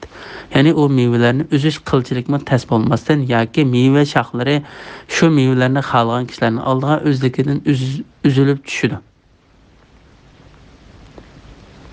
Meva shoxlaridan o mevalar xalqan kishining oldiga o'zligidan uzilib tushadi. Ey insonlar, jinlar, sizlar Parvardigoringlarning qaysi ne'matlarini inkor qilasizlar? Alloh taolo to'shaklarning kattaligini bayon qilgandan keyin mundaq deydi: shu to'shaklarda erlaridan boshqalarga qaramaydigan xotinlar bor. Ibn Abbos, Qatada, Ata Xurasani, Ibn Zayd qatorliqlar bu oyatning ma'nosi haqida mundaq deydi. Ya'ni ular erlaridan boshqalarga qaramaydi. Ya'ni jannatda ularga hech narsa erlaridek chiroyli ko'rinmaydi. Rivoyat qilinishicha, ularning biri eriga Alloh taolaning nomi bilan qasamki, men jannatda sendan chiroyli hech narsa ko'rmadim. Jannatda menga sendan boshqa yaqinlik narsa yo'q. Seni menga bergan, meni sana bergan zot Alloh taologa hamd sanolar bo'lsin deydi. Erlaridan ular bilan hech inson va jin yaqinchilik qilmagan xotinlar bor. Ya'ni ularning hammasi tangtush qizlar bo'lib, erlariga birlashdan ilgari hech inson va jinlar ularga yaqinchilik qilmagan. Mana bu oyatmo mo'min jinlarning jannatga kirdiganligiga dalildir. Erta'a ibn Munzir mundaq deydi: bir odam Zamra ibn Habibdan jinlarmi jannat kiramdi deb so'rganda, u ular xotin oladi. Erkak jinlarga jinlardan, erkak insonlarga insonlardan xotinlar bordir deb javob berdi. Mana bu Alloh taolaning erlaridan burun ular bilan hech inson va jin yaqinchilik qilmagan xotinlar bor. Ey insonlar, jinlar, sizlar Parvardigoringlarning qaysi ne'matlarini inkor qilsizlar degan oyatining ma'nosidir. Ondan Alloh taolo u xotinlarni sifatlab mundaq deydi: go'yo ular suzuklikda yoqutdir, oqliqda marvoyitdir. İmam Müslim rivayet qiladi-ki, Muhammad ibn Sirin sizlar mayli faxrlangan yoki bir-biringlar bilan talash-tartish qilgan holda aytinglar, jannatda erlar ko'pmi yoki ayollar ko'pmi deganda Abu Hurayra sizlar payg'ambar alayhisalomning shubsizki jannatga birinchi turkumda kirdiganlarning chiroyi 15 kunlik to'lin oyga o'xshaydi. Undan keyin kirdiganlarning chiroyi osmondagi eng yorug' yulduzga o'xshaydi. Har bir odamga pachoqlardan yilki ko'rinib turadigan ikki xotin beriladi. Jannatda bo'ytaq er bo'lmaydi deganligini anglamaganmidinglar deb javob bergan. Bu hadis Imom Buxoriy rivoyat qilgan. Imom Ahmad Anasdan payg'ambar alayhisalomning mundaq deganligini rivoyat qiladi. Alloh taolo yo'lida atigan va oqshomda yo'lga chiqish dunyo va uningdagi barliq narsalarga erishgandan yaxshidir. Sizlarning biringlarning o'qiyasining, kerichkining yoki qamchisining jannatlik o'rni dunyo va uningdagi barliq narsalarga erishgandan yaxshidir. Agar jannat ahlining ayollaridan biri yer yuziga chiqarilsa edi, albatta osmon zaminning arliqini xushpuroqlarga to'ldirib o'tgan va osmon bilan zaminning arliqidagi narsalar albatta xushpuroq chachqan bo'ladi. Uning beshiga kiygan lichki dunyo va uningdagi barliq narsalardan yaxshidir. Bu hadisni Imom Buxoriy rivoyat qilgan. Yaxshi ish qiluvchi faqat yaxshi mukofotga erishadi. Ya'ni dunyoda yaxshi ish qilgan kishi uchun oxiratda faqat yaxshilik bor. Alloh taolo bu vaqtda mundaq degan: yaxshi ish qilganlar jannatga va Allohning jamolini ko'rishga noil bo'ladi. Yunus surasi 26-suraning bir qismi. Allah Taala yuqorida amal bilan erishkil bo'lmaydigan, aksicha Alloh taolaning bandasiga marhamat va yaxshilik qilish yuzidan beradigan katta ne'matlarni bayon qilgandan keyin mundaq deydi: ey insonlar, jinlar, sizlar Parvardigoringlarning qaysi ne'matlarini inkor qilasizlar? Bismillahirrohmanirrohim. O ikki jannatdan tuvanrak ikki jannat bor. Ey insonlar, jinlar, sizlar Parvardigoringlarning qaysi ne'matlarini inkor qilasizlar? O ikki jannat yop-yeshildir. Ey insonlar, jinlar, sizlar Parvardigoringlarning qaysi ne'matlarini inkor qilasizlar? O ikki jannatda qaynab chiqib turgan ikki buloq bor. Ey insonlar, jinlar, sizlar Parvardigoringlarning qaysi ne'matlarini inkor qilasizlar? İkki jannatda mevalar, xurmolar va anorlar bor. Ey insonlar, jinlar, sizlar Parvardigoringlarning qaysi ne'matlarini inkor qilasizlar? O jannatda chiroyli xotinlar bor. Ey insonlar, jinlar, sizlar Parvardigoringlarning qaysi ne'matlarini inkor qilasizlar? Ular jannatning chidirlarida mastura hurlardir. Ey insonlar, jinlar, sizlar Parvardigoringlarning qaysi ne'matlarini inkor qilasizlar? Erlaridan ilgari ularga hech inson va jin yaqinchilik qilmagan. Ey insonlar, jinlar, sizlar Parvardigoringlarning qaysi ne'matlarini inkor qilasizlar? Ular yeşil yostiqlarga, chiroyli bisatlarga yo'langan holda istirohat qiladi. Ey insonlar, jinlar, sizlar Parvardigoringlarning qaysi ne'matlarini inkor qilasizlar? Azimatlik va karamlik Parvardigoringning nomi muborakdir. Rahman surasi 62-oyatdan 78-oyatgacha to'g'risida. Allah Taala bu ikki jannatning fazilat va daraja ilgari sifatlangan ikki jannatdan tuvan ekanligini bayon qilib mundaq deydi: O ikki jannatdan tuvanrak ikki jannat bor. Yuqorida qachillari va barliq narsalari oltindan bo'lgan ikki jannat bor. Qachillari va barliq narsalari ko'mishdan bo'lgan ikki jannat. Ilgirki ikki jannat Alloh taolaning yaqin bandalariga, keyingi ikki jannat saodatman bandalariga beriladi degan hadis bayon qilingan edi. Abu Musa oltindan bo'lgan ikki jannat Alloh taolaning yaqin bandalariga, ko'mishdan bo'lgan ikki jannat saodatman bandalariga beriladi dedi. Ilgirki ikki jannatning keyingi ikki jannatdan isil ekanligining bir qancha dalil bor. Birinchidan, Alloh taolo ilgirki ikki jannatni keyingi ikki jannatdan burun sifatladi. Dastlabda tilga olish alohida ko'ngil bo'lganlikni ko'rsatdi. Alloh taolo mundaq deydi: O ikki jannatdan tuvanrak ikki jannat bor.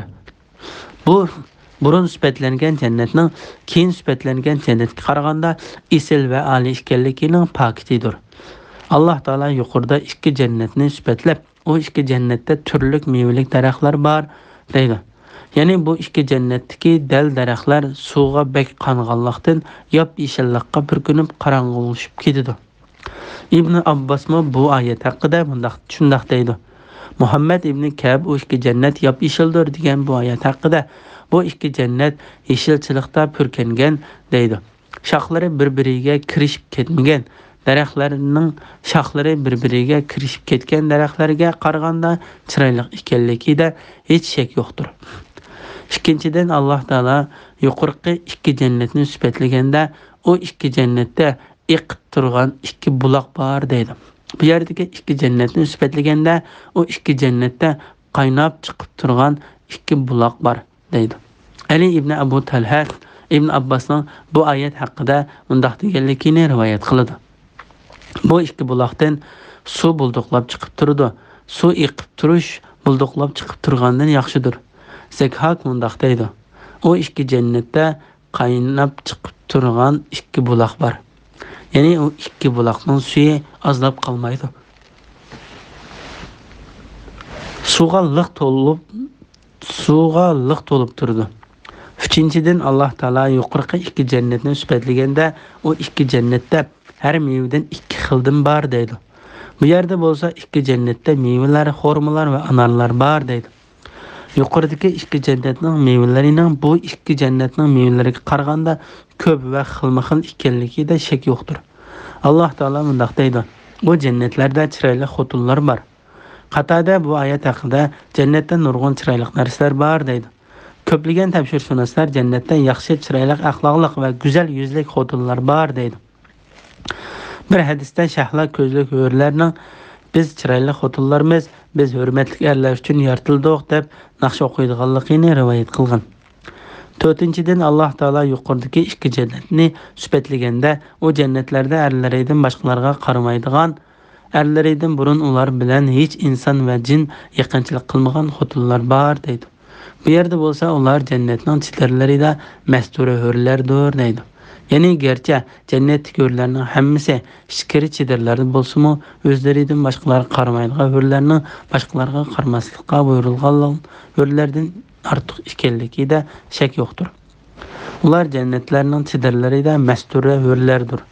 Imom Buxoriy Abdullah ibn Qaysdan payg'ambar alayhissalomning mundaq deganligini rivoyat qiladi. Shak shubsizki jannatda kavak marvayatdan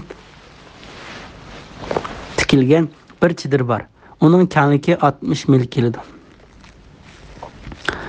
1 mil quruqliq o'lchami birlik bo'lib 1 mil 1609 metrga teng. Chidirning har bo'lug'ida mu'minlarga berilgan xotinlar bor. Ular boshqalarni ko'rmaydi. Ularni mu'minlar ziyorat qilib turdi. Imom Buxoriyning yana bir rivoyatida chidirning kengligi 30 mil keldi deyilgan. Bu hadisni Imom Muslim undaq rivoyat qilgan. Shak shubsizki jannatda har bir mu'min uchun bir kavak marvayatdan tikilgan chidir bor. Uning uzunligi 60 mil keladi. Shu chidirda mu'minga berilgan xotinlar bor. U ularni ziyorat qilib turdi. Ular bir-birini ko'rib qolmaydi. Erlaridan ilgari ularga hech inson va jin yaqinchilik qilmagan. Bu oyatga o'xshash ma'nodagi oyat yuqorida bayon qilindi. Faqat yuqoridagi oyatdagi jannatning sifatida Alloh taolaning go'yo ular suzuklikda yoqutdir, oqlikda marvayitdir. Ey insonlar, jinlar, sizlar Parvardigoringlarning qaysi ne'matlarini inkor qilasizlar degan oyatlari ortiq bayon qilindi. Ular yeshil yostiqlarga, chiroyli bisotlarga yo'langan holda istirohat qildi. Ali ibn Abu Talha ibn Abbasning bu oyat haqida mundaq deganligini rivoyat qildi. Ular yeshil yostiqlarga yo'linib o'ltirdi. Mujohid, Ikrama, Hasan, Qatada, Zekhak va boshqalarmi bu oyatni ular yostiqlarga yo'linib o'ltirdi deb tafsir qildi. Ala ibn Badri ular taxtlarga yopilgan yopiqlarga yo'linib o'ltirdi deb tafsir qilgan. Azimatlik va karamlik Parvardigoringning nomi muborakdir. Ya'ni Alloh taolo ulug'lanishga, osiylik qilinmaslikqa, hurmatli ibodat qilinishga, shukr qilinishga, inkor qilinmaslikqa, aslinib turishga, unutilib qilinmaslikqa tegishlidir. Ibn Abbas azimatlik va karamlik degan oyatni buyuk va ulug' deb tafsir qildi. Imom Abu Davud rivoyat qilgan bir hadisda mundaq deyiladi: Shak shubsizki chach soqollari oqargan musulmon podshohni, Qur'onni chekdan oshirib o'tmagan va nuqson yetkazmagan asosda yada olgan odamni hurmatlash Alloh taoloni ulug'laganlikdir. İmam Ahmed Rabi ibn Amir'den Peygamber aleyhisselam'ın mundaq deganligini rivoyat qildi. Azimatlik ve karimlik Allah'ni hamisha yod etib turinglar. Bu hadisi İmam Nasai rivoyat qilgan. İmam Muslim, Abu Davud, Tirmizi, Nasai ve İbn Majah qatorliqlar Aisha'ning mundaq deganligini rivoyat qildi. Peygamber aleyhisselam salam berib namazını tugitib bo'lib, ey Allah, sen salamdursan, salomatlik sen tarafdandir. Ey azimatlik ve karimlik Allah, senin naming muborakdir deb bo'lg'idek miqdorda o'ltiradi. Shuning bilan Rahman surasining tafsiri tugdi. Jimi hamdu sana ve meldihiya Allah Taalaga xosdir. Bismillahirrahmanirrahim. Sura Voqea Makka nazil bo'lgan 78 oyat. Voqea surasining fazilati to'g'risida Abu Ishoq Ikramadan Ibn Abbosning mundaq deganligini rivoyat qildi. Abu Bakr ey Allohning payg'ambari, haqiqatan chashran oqarib ketibdi deganda payg'ambar alayhissalom meni Hud, Voqea, Mursalat, Naba va Takvir qatorliq suralar qiritib o'tdi deb javob bergan. Bu hadisni Imom Tirmizi rivoyat qilgan. İmam Ahmed Jabir ibn Samuraning mundaq deganligini rivoyat qildi. Payg'ambar alayhissalom namozlarni bugungi kunda sizlar o'tayotgandek namozga o'xshash o'taydi, lekin u yengil o'taydi. Uning namozi sizlarning namozinglardan yengil edi. U bomdod namozida Voqea surasini va shuna o'xshash suralarni o'qiydi. Bismillahirrohmanirrohim. Qiyomat qoyim bo'lgan chaqda hech odam uni inkor qila olmaydi. Zimin qattiq tavirtilgan, tog'lar parchalanib to'zandek to'zib ketgan chaqda qiyomat ba'zilarini do'zaxga kirgizish bilan darajasini tushirdi. Ba'zilarini jannatga kirgizish bilan darajasini ko'tardi. Sizlar qiyomatda 3 firqaga bo'linsizlar.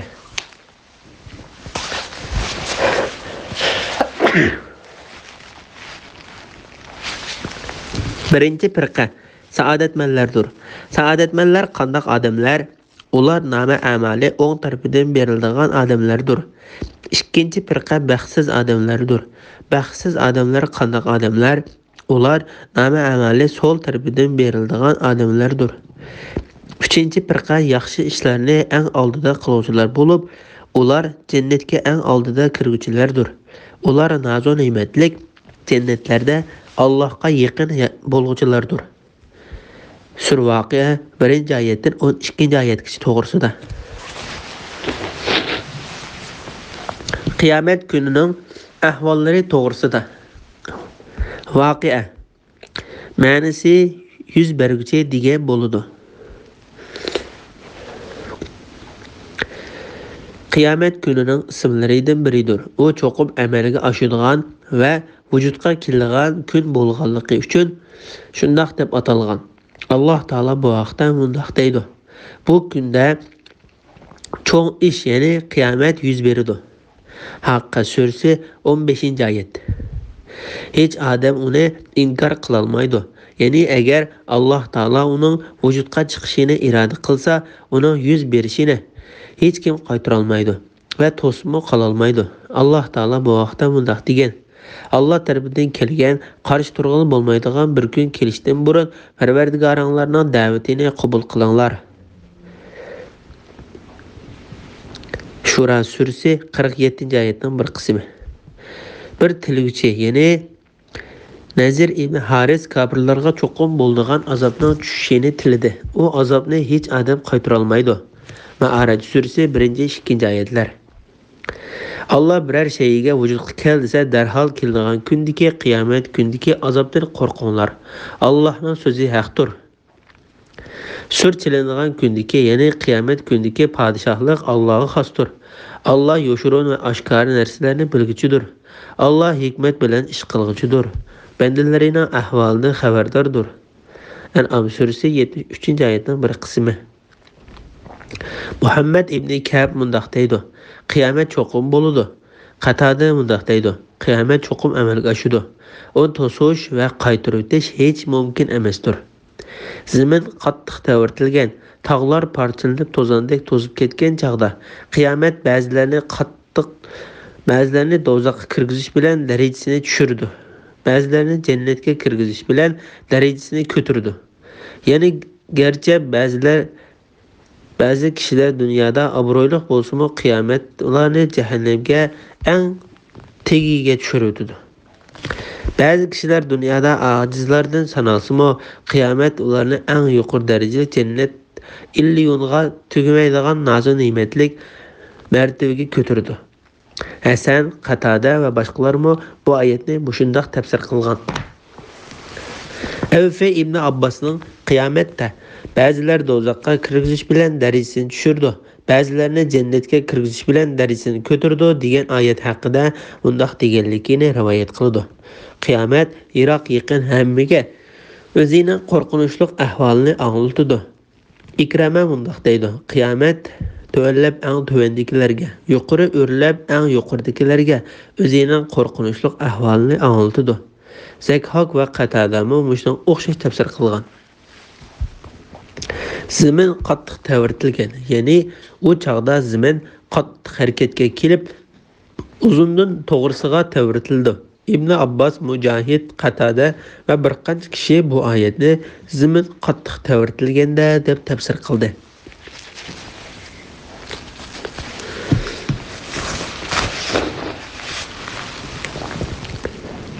Rabi ibn Anas mundaq deydi: zimin o'zidagi narsalar bilan xuddi g'alvir tasqigandek tasqiladi.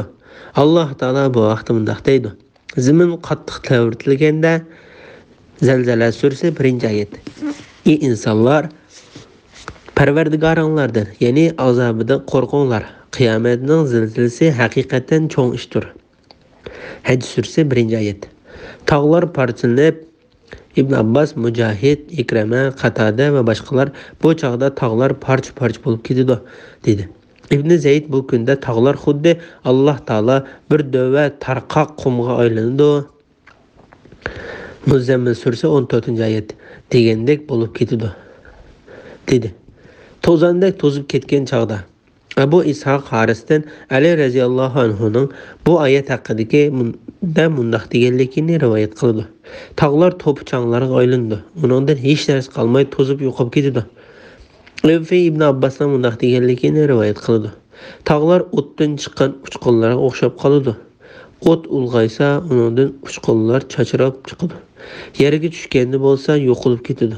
Ikrama mundaq deydi: tog'lar shamol so'rayotgan to'zandek bo'lib ketadi. Qatada mundaq deydi: tog'lar shamol so'rayotgan quruq chava chatqonlarga o'xshab qoladi.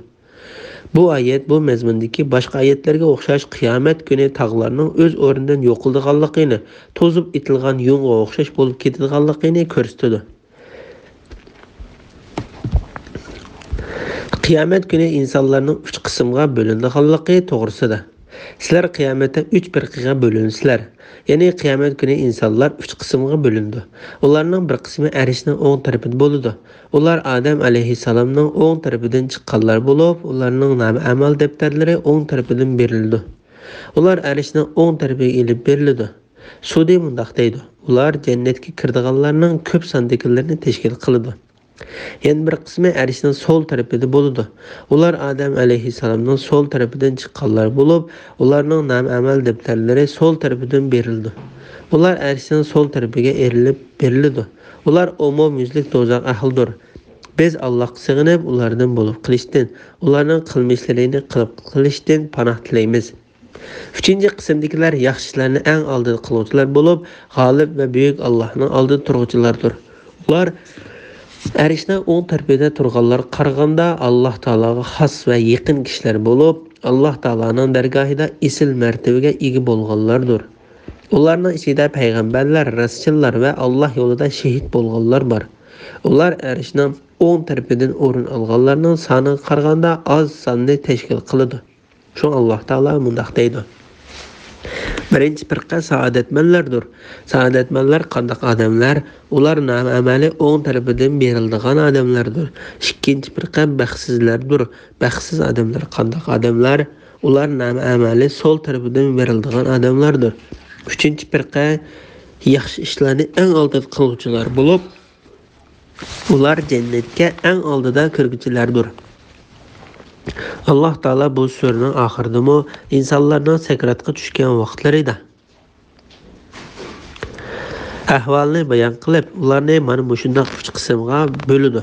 Alloh taolo ularni 3 qismga bo'ladiganligini bayon qilib, yana bunday deydi. Ondan biz kitob, ya'ni Qur'onni bandalarimizdan biz tanlagan kishilarga miros qilib berdik. Ularning ba'zi o'ziga zulm qiluvchilardir. Yana Qur'onni tilovat qilgan bilan amal qilmaydi. Ba'zi o'tir holdir. Ya'ni ko'p chog'larda Qur'onga amal qilib, qisman chog'larda amal qilmaydi. Va ba'zi Allohning izni bo'yicha yaxshi ishlarni qilishga oldiruvchidir. Ana shu katta marhamatdir. Fatir surasi 32-oyat. Muhammad ibn Kab va Abu Harza, Yaqub ibn Mujahid qatorliqlar 3-firqa yaxshi ishlarni eng oldin qiluvchilar bo'lib, ular jannatga eng oldinda kiruvchilardir degan oyat haqida ular payg'ambar alayhissalomlardir. Ular payg'ambar alayhissalomlardir dedi. Sudi ular illiyun deb atiladigan jannat ahlidir dedi. Bu oyatda buyurilgan yaxshi ishlarni qilishga oldirganlar ko'zda tutiladi. Chunki Alloh taolo bu vaqtda mundaq deydi: Parvardigoringlarning mag'firatiga va taqvodorlar uchun tayyorlangan kenglikka osmon zamin keladigan jannatga oldiranglar. Al-Imron surasi 133-oyat. Parvardigoringlarning mag'firatini, kenglikka osmon zamin keladigan jannatni qo'lga keltiringlar. Hadid surasi 21-oyatning bir qismi. Kimki bu dunyoda yaxshi ishni qilishga oldirsa va uni eng oldida qilsa, oxiratda eng oldida hurmatga sazovor bo'ladi. Chunki mukofot amalning o'z tipidan bo'ladi. Bu boshqalarga qaraganda muomala qilsang, boshqalarga qanday muomala qilsang, sen ham shunday muomalaga uchraganingga o'xshaydi. Shu Alloh taolo bunday deydi: Ular nazu ne'matlik jannatlarda Allohga yaqin bo'luvchilardir.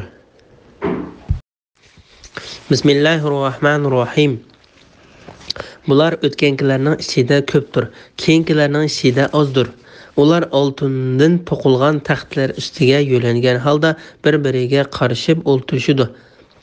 Qerimay hamisha bir xil turadigan g'ilmonlar, eqib turgan sharobdan to'ldirilgan piyola, chaynak, jamlarni ularga aylanib sunib turdi. U sharobni ichish bilan ularning beshi og'rimaydi, mas bo'lmaydi. Ularga ixtiyor qilgan mevalar va ko'ngillari tartgan qush go'shtlari beriladi. Ularga sadatning ichidagi go'harga o'xshaydigan shahla ko'zlik hurlar beriladi. Bu ularning qilgan yaxshi amallarining mukofotlash uchundir. Ular jannatda behuda va yolg'on so'zlarni anglamaydi, faqat salom so'zini anglaydi. Sura Voqea 13-oyatdan 26-oyatgacha to'g'risida. Yaxshi ishlarni eng oldin qiluvchilar va ularga beriladigan mukofot to'g'risida. Alloh taolo bu oyatda ana shu yaxshi ishlarni eng oldida qiluvchilar va Alloh taologa yaqin bo'luvchilardan mundaq xabar berdi. Bular o'tgankilarning ichida ko'pdir, keyinkilarning ichida ozdir. Tafsirshunoslar Alloh taolaning o'tgankilarning ichida va keyinkilarning ichida degan oyatining ma'nosi haqida ixtilof qilishib qoldi. İbn Abu Hatem, Mujahid ve Hasan Basri qatorliqlarning mundaq deganligini rivoyat qiladi. O'tgankilarning ichida degan so'zdan ilgariki o'tgan ummatlar, keyingilarning ichida degan so'zdan Muhammad alayhisalomning ummati ko'zda tutiladi. Ibn Jarirmi bu qarashda bo'ldi va payg'ambar alayhisalomning biz dunyoga eng oxirda keldik, qiyomat kuni eng oldiga o'tib ketamiz degan so'zi bilan qanoat hosil qildi. İbn Jarir bu qarashdan boshqani rivoyat qilmadi va bu qarashni hech kimga nisbat bermadi. İmam Muhammad ibn Abu Hatem bu qarashga Abu Hurayra rivoyat qilingan tuvandagi hadis bilan qanoat hosil qildi. Abu Hurayra mundaq deydi: Bular o'tgankilarning ichida ko'pdir, keyinkilarning ichida ozdir degan oyat nozil bo'lgan chaqda bu payg'ambar alayhisalomning sahobalariga ig'ir tuyuldi. Shuning bilan bular bo'lsa ilgirkilarning ichidan bir jamoadir, keyinkilarning ichidan bir jamoadir degan oyat nozil qilindi. Ondan payg'ambar alayhisalom shak shubsizki men jannat ahlining 4dan birining sizlardan bo'lishini, jannat ahlining 3dan birining sizlardan bo'lishini, balki jannat ahlining yarmining sizlardan bo'lishini orzu qilaman. Sizlar ularning ikkinchi yarmini tashkil qilasizlar dedi. Bu hadisni İmam Ahmad rivoyat qilgan. İmam İbn Jarirning bu qarashining asosi kuchli emas bo'lib, uni asosi aciz bo'lgan bir qarash deyishga bo'ladi. Chunki Muhammad alayhisalomning ummati Qur'onning ko'rsatmasi bo'yicha ummatlarning eng yaxshisidir. Alloh taologa yaqin bandalarning bu ummatga qaraganda boshqa ummatlarda ko'p bo'lishi aqlga uyg'un emas. Balki dalillarga asoslangandimi Alloh taologa yaqin bandalar boshqa ummatlarga qaraganda bu ummatdan ko'p bo'ladi. Ikkinchi qarash, Alloh taolaning bular o'tganlarning ichida ko'pdir degan oyatida Muhammad alayhisalomning ummatidan dastlabda o'tgan ummatlari keyingilarning ichida ozdir degan oyatidan Muhammad alayhisalomning dastlabki ummatidan keyin keladigan ummatlari ko'zda tutiladi. Mana bu kuchli qarashdir. İbn Abu Hatem Sari ibn Yahyaning mundaq deganligini rivoyat qildi. Hasan 3-firqa yaxshi ishlarni eng oldida qiluvchilar bo'lib, ular jannatga eng oldida kiruvchilardir. Ular noz-ne'matlik jannatlarda Allohga yaqin bo'luvchilardir. Bular o'tganlarning ichida ko'pdir, keyingilarning ichida ozdir degan oyatni o'qib, bularning ko'pinchisi Muhammad alayhisalomning dastlabki ummatlaridir dedi. Muhammad ibn Sirin bular o'tganlarning ichida ko'pdir, keyingilarning ichida ozdir degan bu oyat haqida sahobalar bularning hammasi bu ummatdan bo'ladi dedi. Yoki shundoq bo'lishni orzu qiladi dedi. Hasan bilan ibn Sirinning so'zlari bularning hammasining mushu ummatdan bo'lganligini ko'rsatib berdi. Har bir ummatdan dastlabda o'tganlarning oxirida o'tganlaridan yaxshi bo'lganligida hech shak yo'qdir. Bu oyat butun ummatlarni, har bir ummatni o'ziga yarasha umumiyuzlik o'z ichiga olgan bo'lishimi ehtimolga yaqindir. İmam Buxoriy har bir ummatning dastlabida o'tganlardan Alloh taologa yaqin bandalarning ko'p bo'lganligi haqida Payg'ambar alayhisalomning mundaq deganligini rivoyat qiladi. İnsanlarning eng yaxshisi mening zamonimda o'tganlardir. Andan ulardan keyin kelganlar, andan ulardan keyin kelganlarmi? Ulardanmi keyin kelganlardir. Payg'ambar alayhisalom mundaq deydi: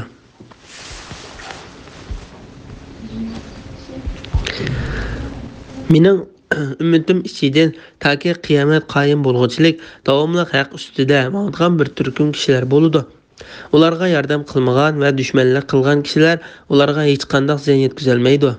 Yana bir rivoyatda ular toki qiyomatdan iborat Alloh taolaning amri yetib kelgunchilik shu haq ustida bo'ladi deyilgan.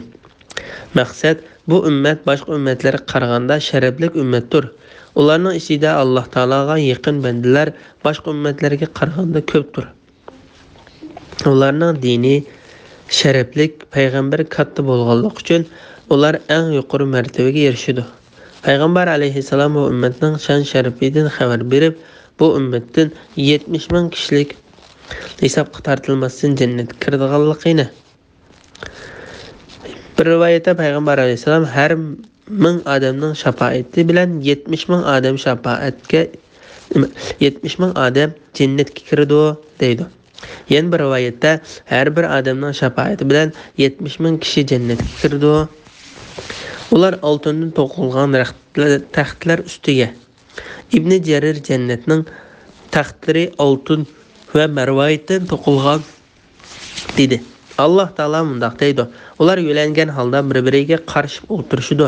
Ya'ni hech kimga orqasini qilib o'ltirib qolmaydi. Qirmay hamisha bir xil turadigan g'ilmonlar eqib turgan sharobdan to'ldirilgan piyola, chaynak, jamlarni ularga aylanib sunib turdi. Ya'ni jannatning xizmatchilari hamisha bir xil sifatda turdi. Onundan cho'ng bo'lib ketmaydi, chochlari oqarmaydi va o'zgarib ketmaydi. Piyola, chaynak, jam qatorli qachilar sharoblar tugab qoldigan sharoblardan emas. Ular bulduqlab eqib chiqib turadigan buloqlardan to'ldiriladi. Ular sharob bilan to'ldirilgan bu qachilarni jannat ahliga aylantirib sunib turadi. O sharob ichish bilan ularning beshi og'rimaydi, mast bo'lmaydi. Ya'ni bu sharob qattiq hayajonlantiradigan, ajoyib shirin lazzat bag'ishlaydigan bo'lsa-mu, ular xudini yo'qotib qo'ymaydi. Ularning beshi og'rimaydi va mast bo'lib qolmaydi. Zakhak ibn Abbosning mundaq deganligini rivoyat qildi. Aroqda 4 xil illat bor. Ular mast qilish, boshni og'ritish, qustirish, siydirish qatorliqdan iboratdir. Alloh taolo jannat sharoblarining bu illatlardan pok qildi.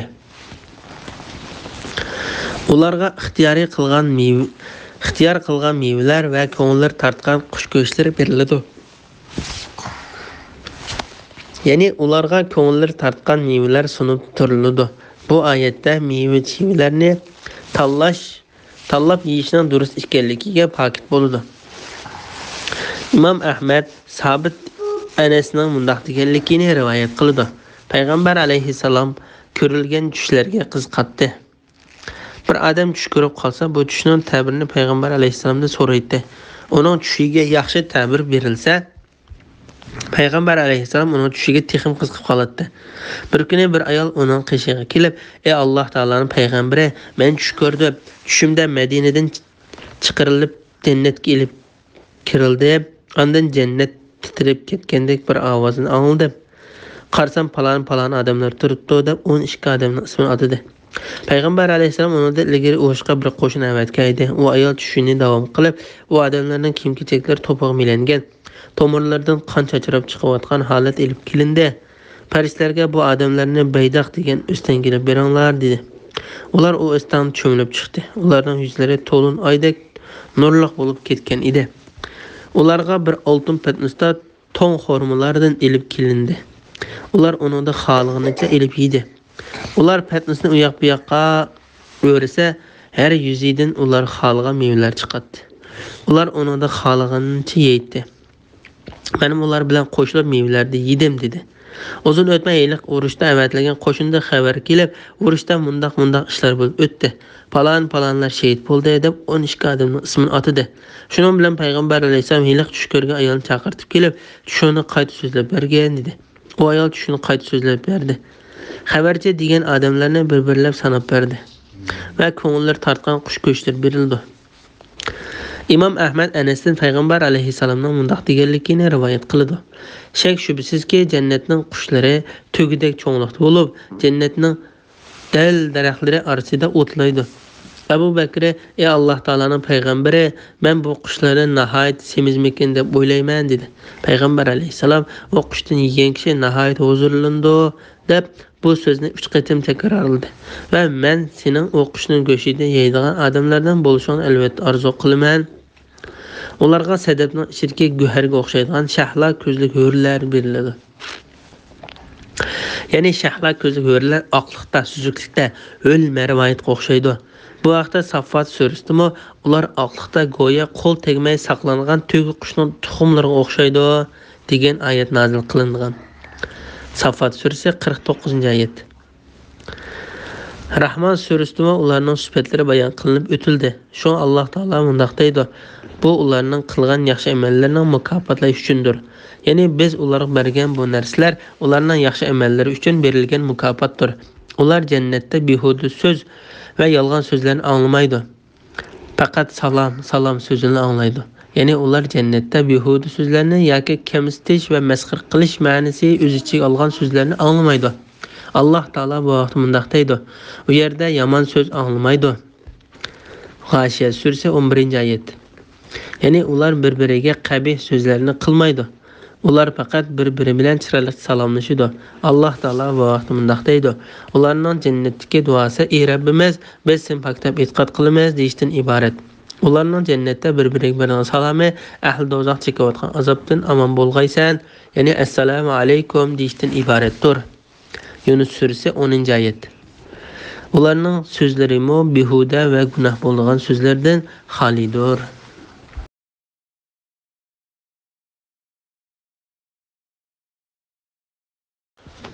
Bismillahirrohmanirrohim. Saodatmanlarning, ya'ni nam amali o'ng tarafidan berilganlarning ahvoli nihoyat yaxshi bo'ladi. Saodatmanlar qanday odamlar? Ular sidriy daraxtlaridan, sanjaq bo'lib ketgan mavz daraxtlaridan, hamisha turadigan saydan, yiqib turadigan sudan, tugmaydigan va cheklanmaydigan mevalardan, egiz yumshoq to'shaklardan bahramand bo'ladi. Shubsizki, biz hurlarni yangidan yaratdik. Ularni pokiz erlariga amroq tang tush qildik. Bu hurlar saodatmanlar uchundir. Bular bo'lsa ilgirkilarning ichidan bir jamoadir, keyingilarning ichidan bir jamoadir. Sura Voqea 27-oyatdan 40-oyatgacha to'g'risida. Saodatmanlar va ularga berilgan mukofotlar to'g'risida. Alloh taolo yaxshi ishlarni eng oldida qiladigan, Alloh taologa yaqin bandalarning yaxshi oqibatini bayon qilgandan keyin uningga bo'libla nama amallari o'ng tarafidan beriladigan yaxshi kishilarning ahvolini bayon qildi. Bu haqda Maymun ibn Mahron mundaq deydi: nama amallari o'ng tarafdan berilganlarning martabasi Alloh taologa yaqin bandalarning martabasidan bir daraja to'g'on bo'ladi. Alloh taolo mundaq deydi: saodatmanlarning, ya'ni nama amali o'ng tarafdan berilganlarning ahvoli nihoyat yaxshi bo'ladi. Saodatmanlar qanday odamlar? Ya'ni nama amallari o'ng tarafdan berilganlar kimlar? Ularning ahvoli qanday bo'ladi? Ularning oqibati-chi? Alloh taolo uni bayon qilib mundaq deydi: ular sidri daraxtlaridan. Ibn Abbas, Ikrama, Mujahid, Abul Ahwas, Qusama ibn Zuhayr, Safar ibn Nusayr, Hasan, Qatada, Abdullah ibn Kasir, Sudi, Abu Harza va boshqalar sidri daraxtlarining tikini bo'lmaydi dedi. Ondan Ibn Abbas, Ikrama va Mujahid qatorliqlarning o mevalari sanjaq bo'lganlikdan shoxlari egilib turadigan sidri daraxtlaridir deganligini rivoyat qilgan. Qatadamo biz uni mevasi bak bo'lgan, hech tikini bo'lmagan sidri daraxtlaridir deb so'zlashdik dedi.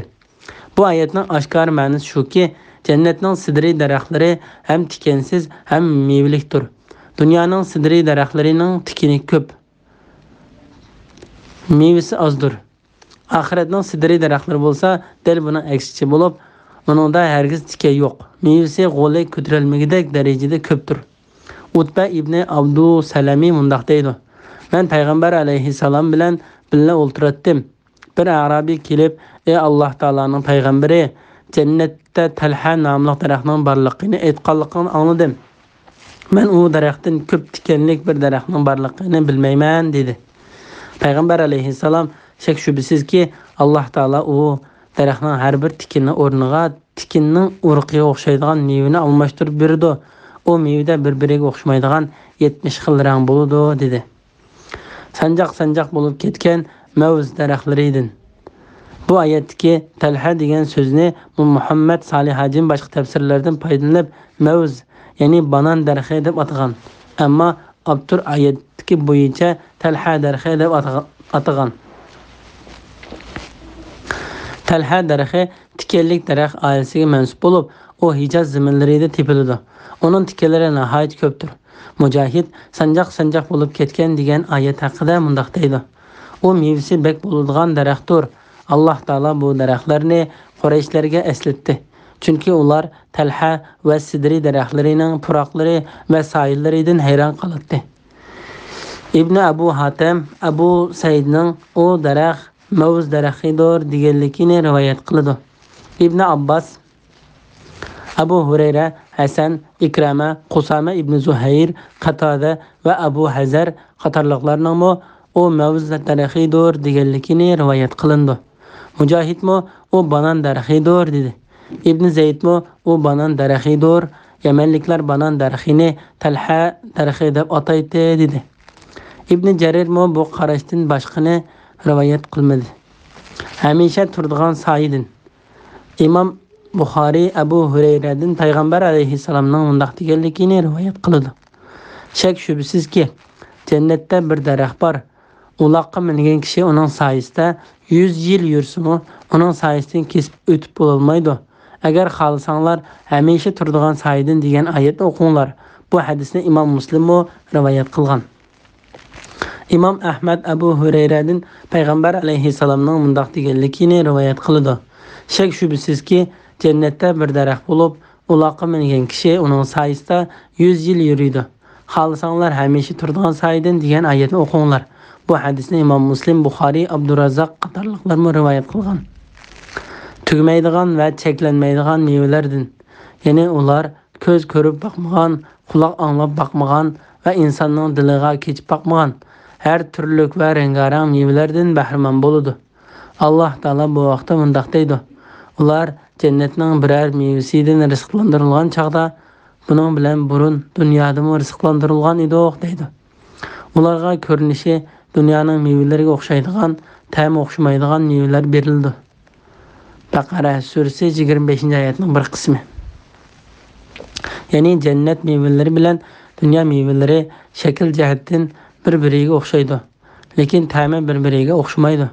İmam Buxoriy va Muslim Payg'ambar alayhissalomning Sidratul Muntaha haqida so'zlaganda mundaq deganligini rivoyat qiladi. Bu daraxtning yo'pirmoqlari pilning quloqlaridek, mevalari hajarning ko'zillaridek bor. Hajar Madina atrofidagi bir joyning ismi.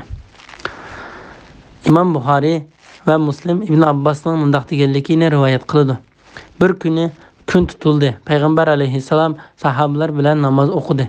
İbn Abbos Payg'ambar alayhissalomning bu namozni qanday o'qiganligini tafsiliy bayon qilib berdi. Namozdan keyin sahobalar: "Ey Allohning payg'ambari, biz sening namozda turib bir narsa olgandek qilganligingni, ondan orqangga yonganligingni ko'rdik" deganda Payg'ambar alayhissalom: "Shak shubsizki, men jannatni ko'rdim. Uningdan yana jannatdan bir sap meva olmoqchi bo'ldim. Agar uni olgan bo'lsam, uningdan albatta qiyomat bo'lguchi aytinglar" dedi. İmam Ahmad Utba ibn Abdu Salamaning mundaq deganligini rivoyat qildi. Bir Arabiy Payg'ambar alayhissalomning qishiga kelib, uningdan havzi ko'li to'g'riliq so'radi va jannatni tilga oldi. Ondan jannatda mevalar bormi dedi. Payg'ambar alayhissalom: "Ha, jannatda Tuba deb atalgan bir daraxt bor" dedi. U odam: "Bu daraxtning zaminning qaysi daraxtiga o'xshaydi?" dedi. Payg'ambar alayhissalom: "Zaminning daraxtlaridan unga o'xshaydigan daraxt yo'q" dedi. Ondan Payg'ambar alayhissalom: "Shamga bordingmi?" dedi. U odam: "Yo'q" dedi. Payg'ambar alayhissalom: "O Shamdagi javza deydigan daraxtga o'xshaydi. U daraxt bir g'olliq ustidan shoxlaydi" dedi. U odam: "Bu daraxtning cho'ngligi qanchalik?" dedi. Payg'ambar alayhissalom: "Agar sening 4 yillik bo'lgan to'gang o daraxtning g'olini aylanishga boshlasa, uni aylanib bo'lguncha to'gi qirib, bo'yni sunib o'ladi" dedi. U odam: "Jannat uzum bormi?" dedi. Payg'ambar alayhissalom: "Ha" dedi. U odam: "Uzumning sipining cho'ngligi qanchalik?" dedi. Payg'ambar alayhissalom: "To'xtamay uchadigan chipar qog' uchun bir oylik yo'ldir" dedi.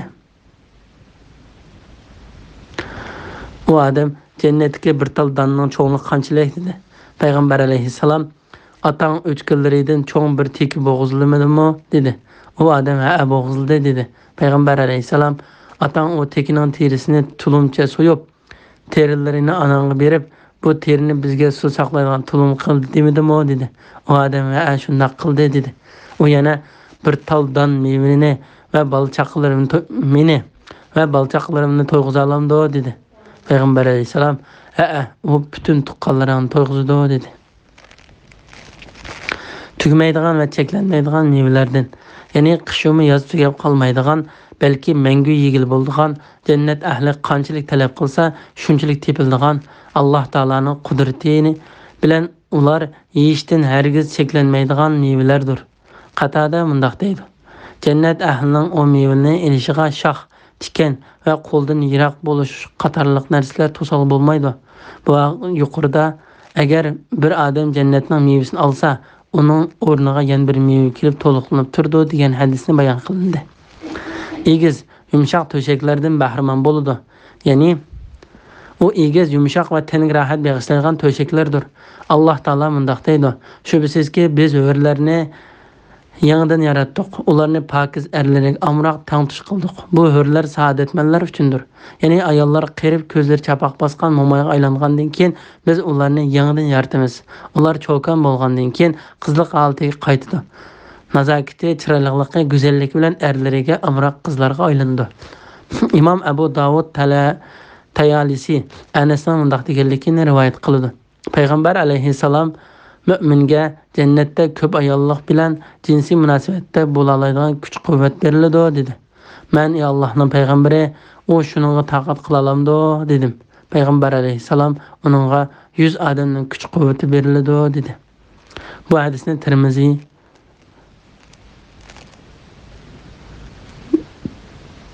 Tirmizi mo rivoyat qilgan.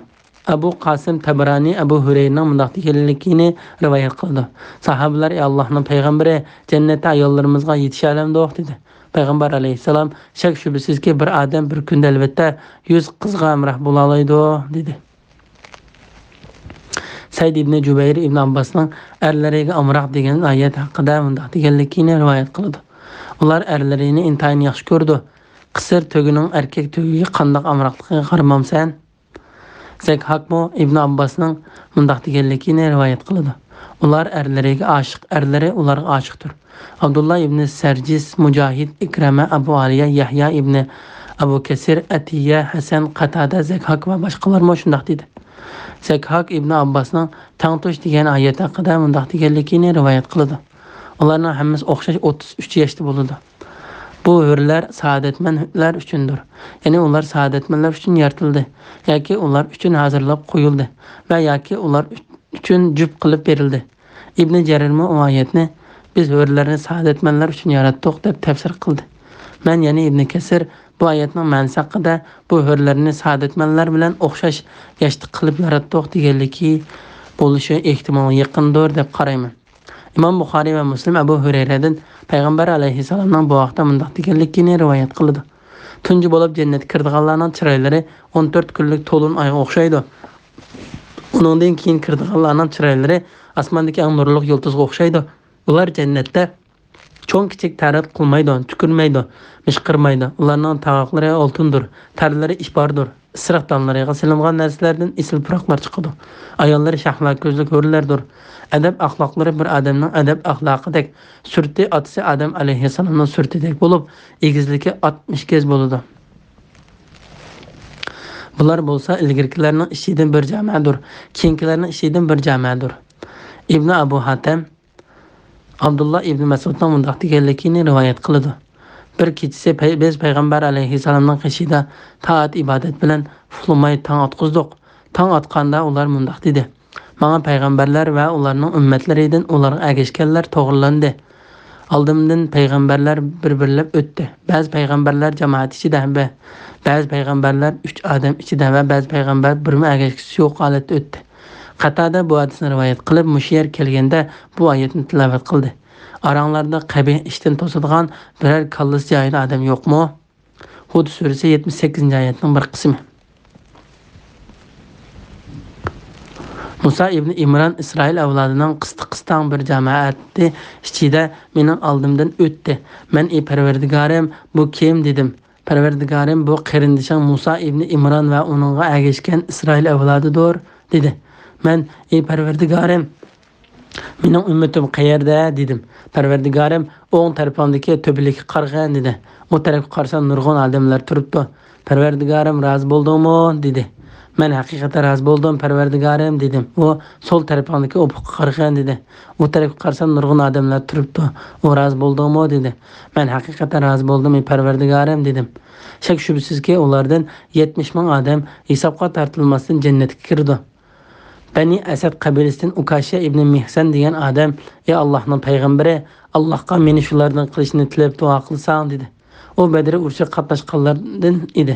Payg'ambar alayhissalom: "Ey Alloh, uni shulardan qilgan" deb duo qildi. Yana bir odam: "Ey Allohning payg'ambari, meni shulardan qilishni tilab Allohga duo qilsang" dedi. Payg'ambar alayhissalom unga: "Ukasha sendan chaqqan kelib qoldi" dedi. Ondan payg'ambar alayhissalom: "Ota-onam sizlarga fido bo'lsinki, agar ana shu 70 ming kishilardan bo'lishga qodir bo'la olsanglar, shundoq bo'lishga tirishinglar. Undaq qila olmasanglar, to'piliklardagi odamlardan bo'lishga tirishinglar. Unim qila olmasanglar, opuq tarafdagi odamlardan bo'lishga tirishinglar. Men haqiqatan opuq atrofida to'plangan nurg'un odamlarni ko'rdim. Men sizlarning jannat ahlining 4dan biri bo'lishinglarni umid qilaman" dedi. Biz hayajonlanib takbir aytdik. Ondan payg'ambar alayhissalom: "Biz yana men sizlarning jannat ahlining 3dan 1 bo'lishinglarni umid qilaman" dedi. Biz yana takbir aytdik. Payg'ambar alayhissalom: "Men sizlarning jannat ahlining yerim bo'lishinglarni umid qilaman" dedi. Biz yana takbir aytdik.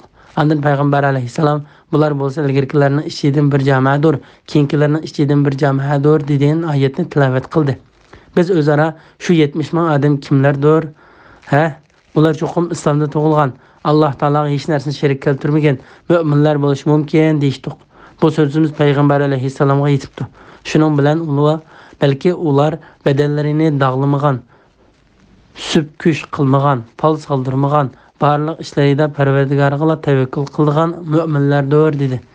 Bu hadisni Imom Buxoriy, Muslim, Tirmiziy va Ahmad qatorliqlar o'xshamagan rivoyatlardan rivoyat qilgan.